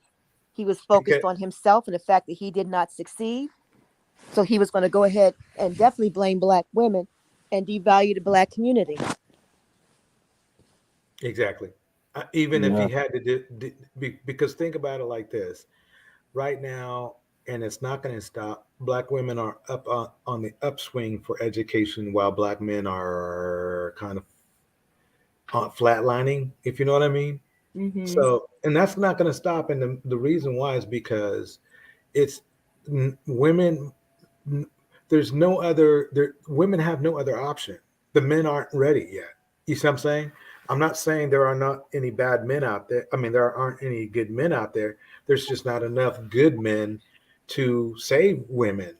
You know what I mean? So what's going to happen is women naturally going to go to college, get their BAs and do all that, and then remember now, college. The one thing I do agree with um, Kevin Samuels on is getting married. Look for your husband in college. Good luck though, because of the way that the situation is right now. But basically, marrying younger is going to be a good option. The only problem is that it's not going to happen because if you see how bad it is for men, even up in their 40s. So younger men who should be more evolved are not evolving. There's more Hollemans out there than there are young geniuses, if you know what I mean. Mm-hmm. So young geniuses who just want somebody to love them. You see what I'm saying? They're not looking for a model. They're not looking for a prostitute. They just want to feel loved. You know what I mean? These men are looking. This is going to sound weird, but these younger men are looking for more than just love. They're looking for less than just love. Believe it or not, they're looking for what their buddies are getting, what the guys all the ballers are getting. You see what I'm saying? So yeah. So because if they were looking for that, the young ladies would be fine with that. They would be like, hey, that's what I want. You know what I mean? And that's not happening. It's not happening. He puts these. I hate that he puts these narratives out about Black women that are not true, or he doesn't dig into the details as to why something is happening. To say that Black women are not spending their college years looking for a husband, like if we're outnumbering the men in our college campuses, then chances are we're going to some of us are going to come out of college without a husband. Dummy. Like, why Right. are you not talking about that? Well, the thing is that he takes a shot at women any way he can. He can. So that's the answer for that. But the thing is that to me, it seems like it would be a man's responsibility to marry a woman. I mean, a man. Yeah, it is a man's responsibility to marry a woman. If you want to get married, then you get married. You don't wait until this thing about sowing your oats. That's a big mistake. It doesn't do anything for you. I know that people say, well, you don't do that. Does he tell guys to do that? Like, yeah, he does. He does. He says you shouldn't.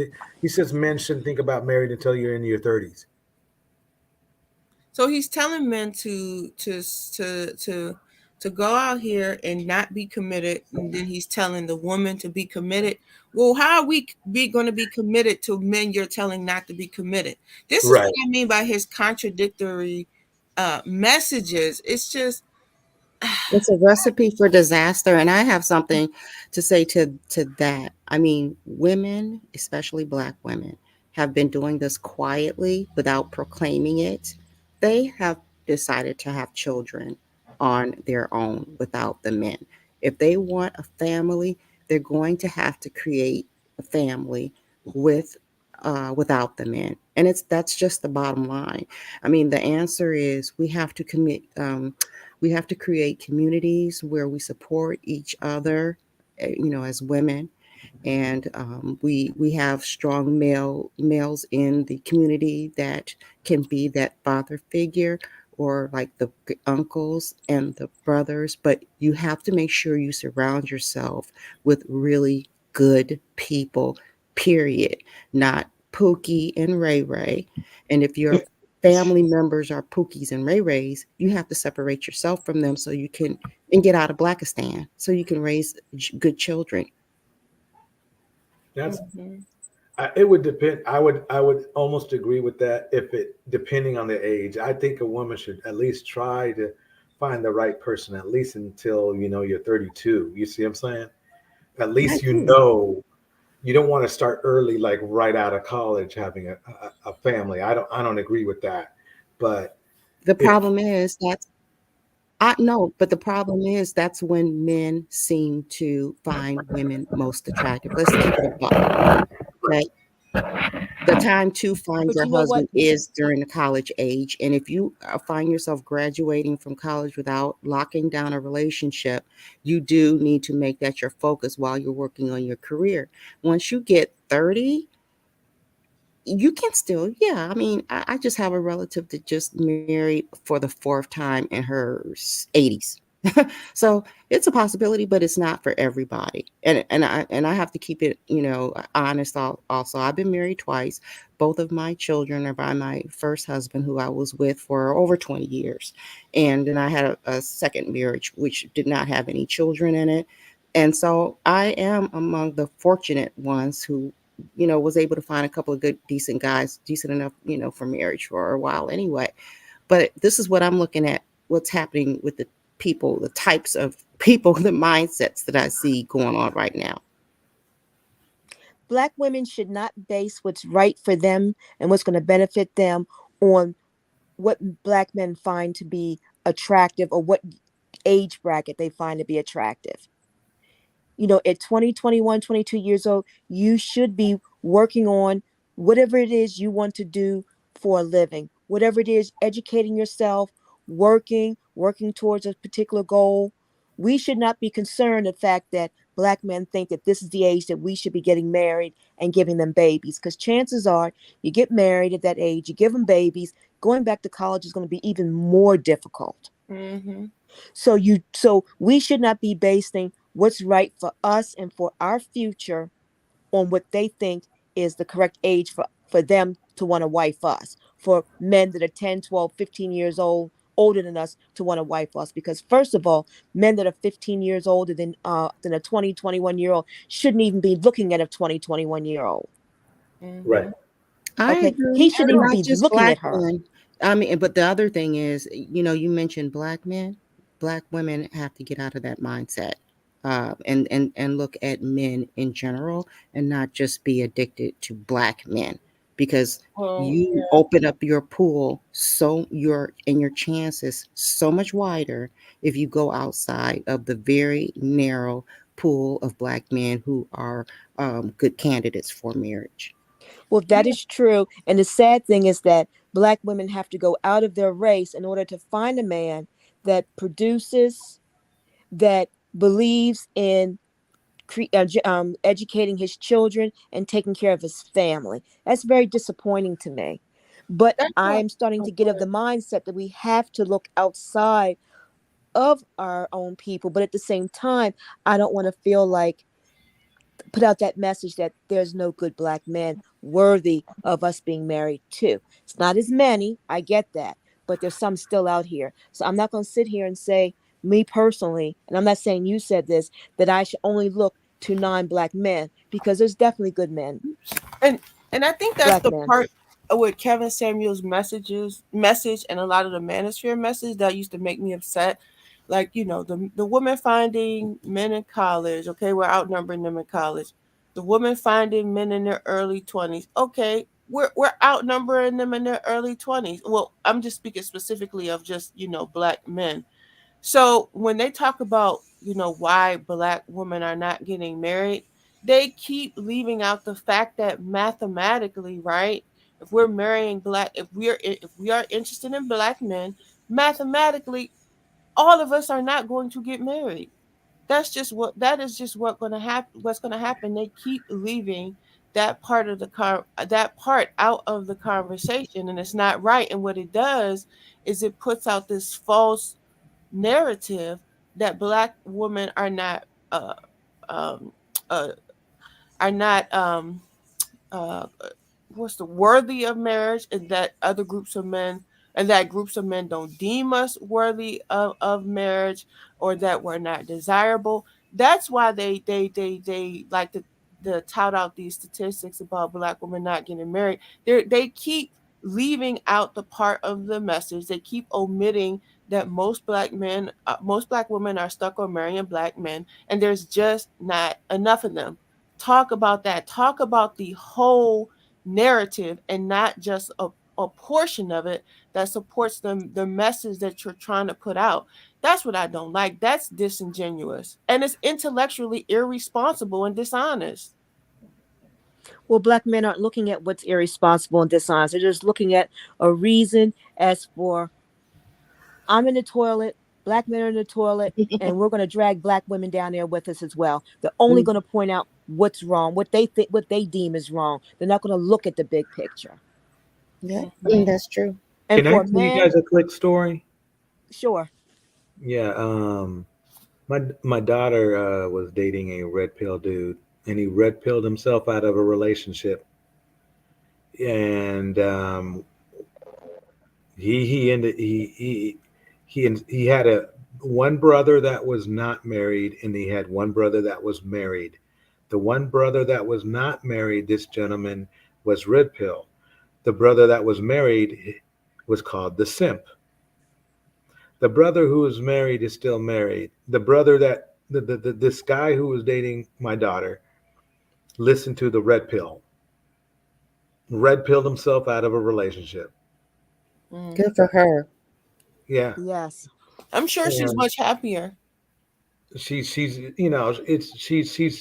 going to be happier, even if she isn't right now. The thing was, it's like when you're telling, this is kind of the telltale sign, is when Mr. Red Pill, well, he wasn't really into completing jobs, so he didn't build. His dad gave him a house, right? Gave him a house, and he was somewhat well-to-do, but he wasn't the person he needed to be. So what happened was this: one night, he told my daughter, "You need to be cooking dinner," and then she looks over to the kitchen that doesn't have any appliances in it.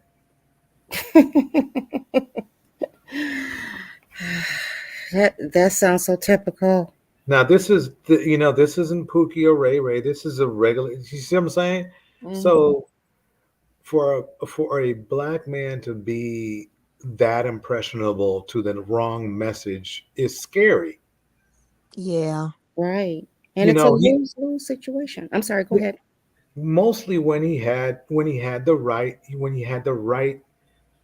right guide in front of him. You don't, if somebody's not married, you don't ask them about relationships and marriage. You ask the person who's married, whether they've been married and not married or not.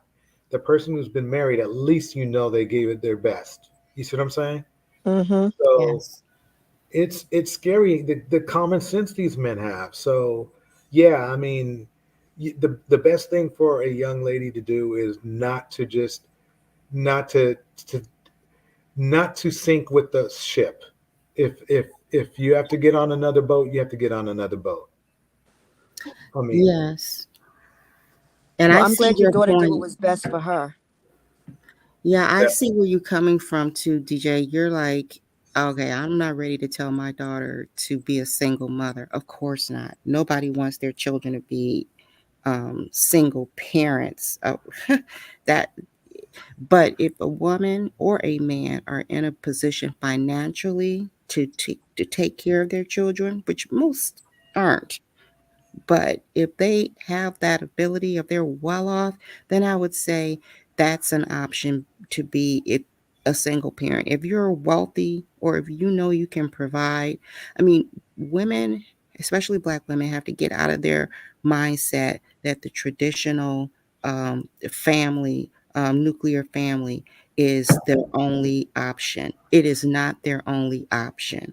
Okay, and that's what the red pill says. You want to get married, and I'm holding marriage. So nah. And the truth is, no, Black man, we have more options than marrying one of you. Okay, that's the message that is the message I think Cynthia G needs to drive home. Yeah, and she does. And that's the message that I have. Don't go out there making babies with somebody who can't help you. But if you do it, you better be able to take care of it yourself. Take care of that kid by yourself. Right. Yeah. I do think that I mean, and what I find talking to younger Black women is that they are a little bit more open to dating out than women that were my generation, which I think is a good thing. And I tell them that they should. Even myself, I do regret not being open to men of other races, like their interests or their advances when I was younger. I definitely think that I should have explored my different options, like the passport bros. And so I think that I don't know why the red pill is so obsessed with telling us how undesirable we are and that we don't have a lot of dating options. It just seems, I don't know, it just seems weird. I don't think I can invest my time telling Black men how undesirable they are. That's just stupid to me. But for some reason, they seem so invested in telling us just how undesirable we are. But I think we don't, like I said before, we don't go around bragging about our dating options, or when men of other races pursue us, we don't wear it like a badge of honor. We don't throw it in their faces like they do. And it's just, I don't know. I don't get them. They're just men at the end of the day. It's not nice. They're not being nice people. That's something Cynthia says a lot. It's just not a nice thing it's not a good position as a human being to put down other human beings. Now, this is where I say I disagree with Cynthia. You said something there. To say that all Black men, and she doesn't say all, but she gives that impression when she says Black men this and Black men that. Okay, that is really, really a negative message. However, I get her shock value. So you can say, well, Kevin was being shocking too. So what's the difference, right? I see that part of it, and that's where I say, okay, she's gone too far. But I get it. I get it. And what a lot of what she is doing is in retaliation or in response to what they have been doing and saying. I do believe totally. that. Yeah. But two wrongs doesn't make a right either. That's true. Two wrongs don't make a right. That's the tactic that she has decided to take. And to even make it worse, she's had death threats. She one guy, the FBI either did pick up or was investigating.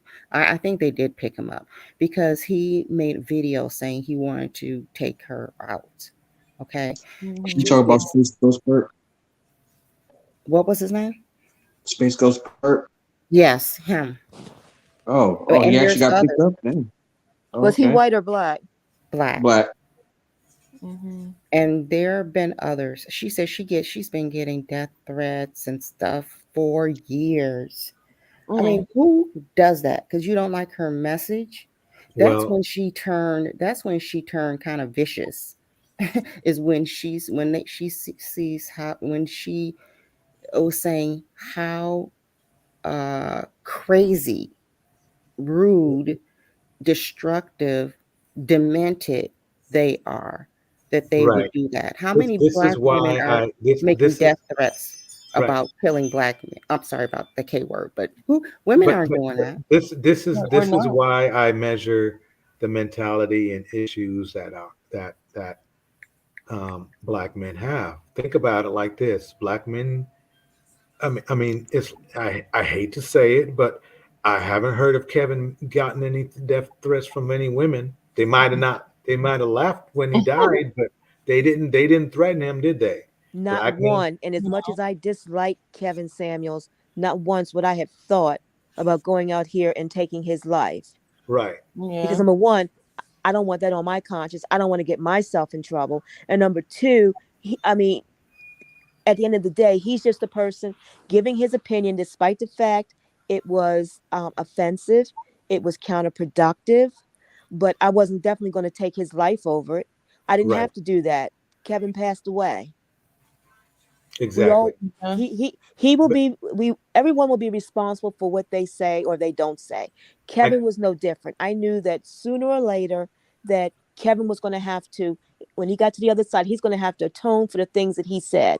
You see, that ghost face, that ghost whatever his name is, he didn't think like that. He was thinking in the now, which gives the impression, like one of these ladies said, that black men are just, she didn't say being violent, but that's the kind of man you do not want to, quote unquote, support, protect, whatever word you're going to use. He was definitely a detriment to our people. He made a threat to one of the women in our community. And that's the sad typical. part is it's common. I mean, look, the thing is this. This is where I understand Cynthia G's point. Why would you want to have a child that's going to grow up and delete maybe your daughter or sister? You see what I'm saying? I mean, why would you want? You would just not want to have it. You would prefer to have a baby girl and not a baby boy, if there's going to be the threat of that person growing up and doing a Mr. Fresno or some, or even indirectly, like that creep that was actually filming Shanquilla's death. You see what I'm saying? Instead of stopping the fight, he filmed it. The murder, he's filmed it. And that's what kind of is making me feel bitter. And I'm a dude. And it's like, well, you know something? I'm not feeling this. You guys. So that's why I go in on these dudes. And as my final statement, that's why I'm leaning towards supporting Cynthia G more than I would Kevin Samuels, because the numbers are there. The numbers are there. We're just black men. We need to stop hurting each other first, before worrying if what a black woman is doing, because they're not the ones who are going to, we beefing with. They're not the ones we're getting in gunfights with. They staying at home. They handling their business. And so the fact that Kevin never got any death threats, but Cynthia has them lining up. You see what I'm saying? It just tells you the state of each gender in our race. And I'm sorry, go ahead. No, go ahead. So here's where I would go even further than Cynthia. She said, don't have black boys. I would say, why have black children if you feel that way? Because by having a black daughter, you're bringing basically a victim into the world, possibly. That is for a good point. them to harm. It's into the society. Yeah, that's not possibly. That's a certain percentage Yeah, you're right. Yeah, she didn't think that one through. No, she did. Her point was she was being retaliating. Yeah, but I still don't think she thought that through correctly, because you're right. So we would have a society of black women that will determine, when they determine the sex of their child, they will abort the male. And then we would have a society of women that have, number one, increased abortions. They're targeting a particular sex. And then we're going to have a society full of black females. Like I said, her whole point was to rile up black men with that comment. No, she didn't. She's very smart. She knew exactly what she was saying. Yeah, but you don't rile up a group of people just to make a point when your point really has some weak, where the validity of your point is kind of is low. So I get where she's coming from, but at the same time, she didn't think it through correct. She didn't think through what she was saying, because like I was saying, you're going to, therefore, black women, again, already trying to deal with the fact that there's a lie out there that says black women have more abortions than any other one, which is not true. So therefore, now black women are targeting black babies. They find out they're having a black male, they're having an abortion. They're having a community full of black women and no black males. That I just don't think she thought that through. So the part that she did think through, the part that she didn't, to me, just canceled out what she did think through. And I don't think it was worth her riling up black men. You rile people up, but you give them valid points, and you make sure that your point, that you can justify everything in that point that you're trying to make to rile up a particular group of people. And that's just me saying she is saying that to rile them up. I cannot say what her entire idea was in making those comments. It seemed to me that's what it was. I don't know. She's very smart. And that's why I think she is shock value. That was a shock value comment. Now, if you are going to abort your children based on what Cynthia G says, your problem is bigger than Cynthia G. Well, I don't think Cynthia G should even be making that point. That's my point. When you are a public figure and you're making these comments, a good segment of your audience is not going to take it the way you meant it. So, or they're going to take it the way you meant it, which means abort black boys, which means delete black males. I do think that she started off very pro-black, but when she did see a lot of the men in these pro-black spaces start speaking very anti-black women, that's when she changed her tone. Because I think she was like, you know, you men that are in the pro-black community, you are supposed to be about the advancement of just all black people, not just black men, while putting black women down.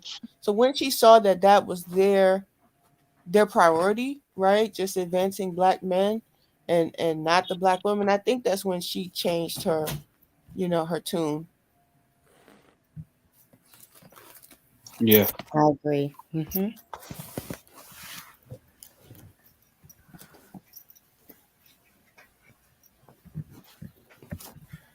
So I think we're all in agreement. Kevin sucks and Cynthia is like better than he is. She's not the best, but she's, I guess you could say, is better than him. Best. But neither one of them are best. But one is more tolerable than the other. There you go. And I hate the term choosing the lesser of two evils. I hate that. I don't think Cynthia, well, then again, I don't think that's appropriate to say about her, because I don't think Cynthia set out to be evil, whereas I think Kevin set out to make money. And if making money meant being evil to black women, then that's what he was willing to do. I don't think Cynthia is setting out to be evil towards black men to make money. I think that she was disenfranchised of the black community. And then when she saw black women being targeted and the vitriol that was being pointed in our direction, of course, she felt the need to support, protect, whatever term you want to use, black women. I get that. But at the same time, she has to walk a very thin line and has to be very careful what she says, because number one, you're a public figure. You are impressing upon people, just no different than what Kevin was doing. And you have to make sure that what you're saying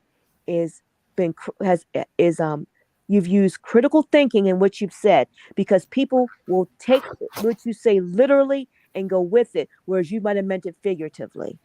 So there's some women out here now, I know based on this, are going to say black men just need to be deleted. You can't say that. I don't think that's fair, because we have black men on this panel that we respect. So why would we want black men deleted? Because they're killing us. That's why. But you don't. No, black men. I don't want Sam deleted or DJ Torch or Marquis. Exactly. What's that? So yeah, I just finished taking a shower. What's going on? But the community needs to fix those people. You don't delete them. You fix those people. Umar Johnson said they can't be fixed. Like Phyllis said, Hold on.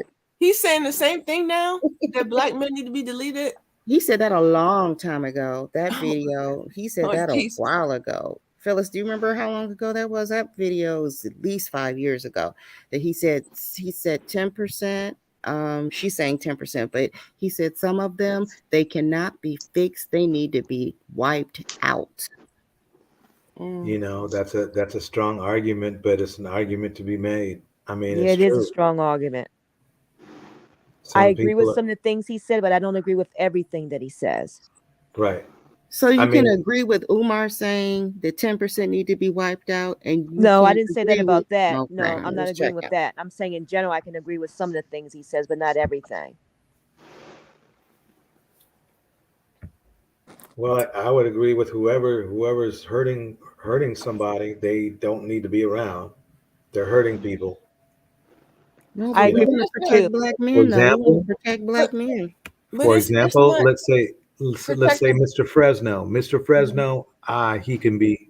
I'll be blunt. He can be deleted. You see what I'm saying?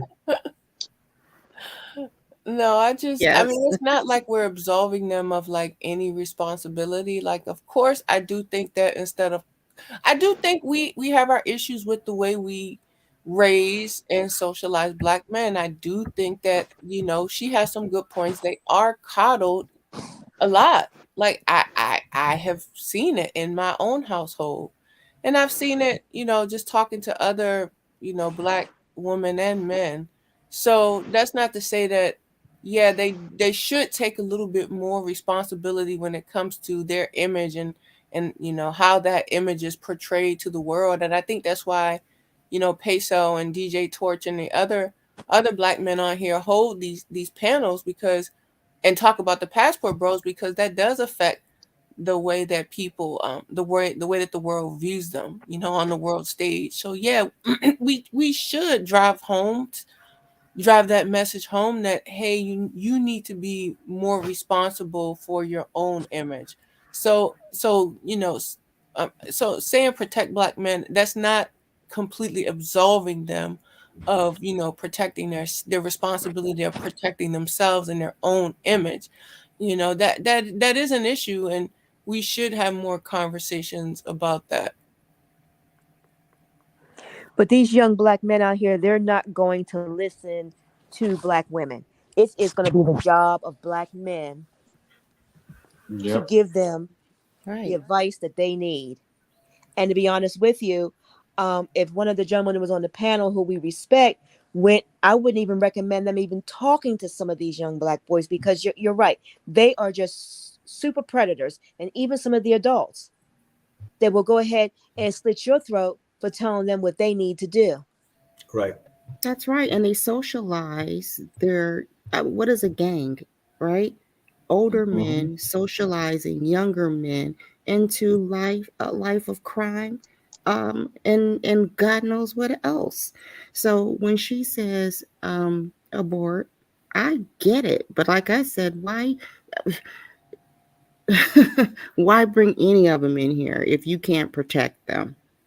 But how do you know that the one that you're going to bring in is going to be one of the ones that needs to be deleted? The one that you delete could very well have been somebody who was beneficial to society. Yeah, and it's a roll of the dice, right? Why even have a I That's don't a think that child? though. that's a risky Why roll of the dice. why even have Here's the thing, don't get pregnant. That is really the Oh, I agree with message. you. That's 'Cause really the My, message. my my whole thing for me is like any son that I'm having, I'm raising him to be the next president of the United States. That's how I'm moving with my children. So, I mean, that's just how much faith I have in me and my ability to parent. So the Now just whole think. Now just think. Had you went ahead and said, "No, I'm going to delete my son," and just think, had you not, what he could have very well have contributed to society. So that's what I'm saying. I'm not. I'm on. I'm not. I get why she says delete, but I'm not on board with it. She's probably saying that at the spur of the moment. I think so I too. mean, I think part of her is, being sort of like shock jockish, Howard Yeah, and Sternish. But before that, she used to attack white men a lot back in like yeah, she 2015 ish, did. like crazy. And then there was a black YouTuber She said that, did. I mean, oh, like I think some of her messaging is good, mhm, being more responsible or selective about who you who you have sex with. Um, Even before she was talking about the whole deletion thing, who you decide to have children with, being more selective about that, being careful with your womb, um, that, choosing yes, to open your opportunities when it comes to dating. I think those are all All those are positive messages for women and well-needed messages, for women. So, I can't say that I completely disagree with her. And I also relate to her as a woman and her experiences with men. Yes, I've been through some of those same experiences with men, and I've heard from my friends about their experiences with men. So yeah, there's a part of me that what she says, it does resonate with me. All right. I'm gonna go to bed now. Have a good night. Have a good night, everyone. Yeah, good night. It is time to say good night. I think so as well. Good night, everyone. Nice conversation. Take care and have a great week. All right, you too. So we all taking off? Yep. It seems like a perfect time. I'm tired. Well, I guess It's 2 a.m. on the East Coast. Right. It's 2 a.m. I gotta go to work. I would like to thank everybody for this wealth of information. If you would like to post this onto your channel, feel free to do so. I'll try to see if I can get some copies out or whatever, however they do it, if you'd like that. I appreciate that. Thank you for Bye, hosting. everyone. Good night, everybody. All right, Good guys. night, Have a good Chad. night. Good night. All right, you too. See ya. I'll play some going out music.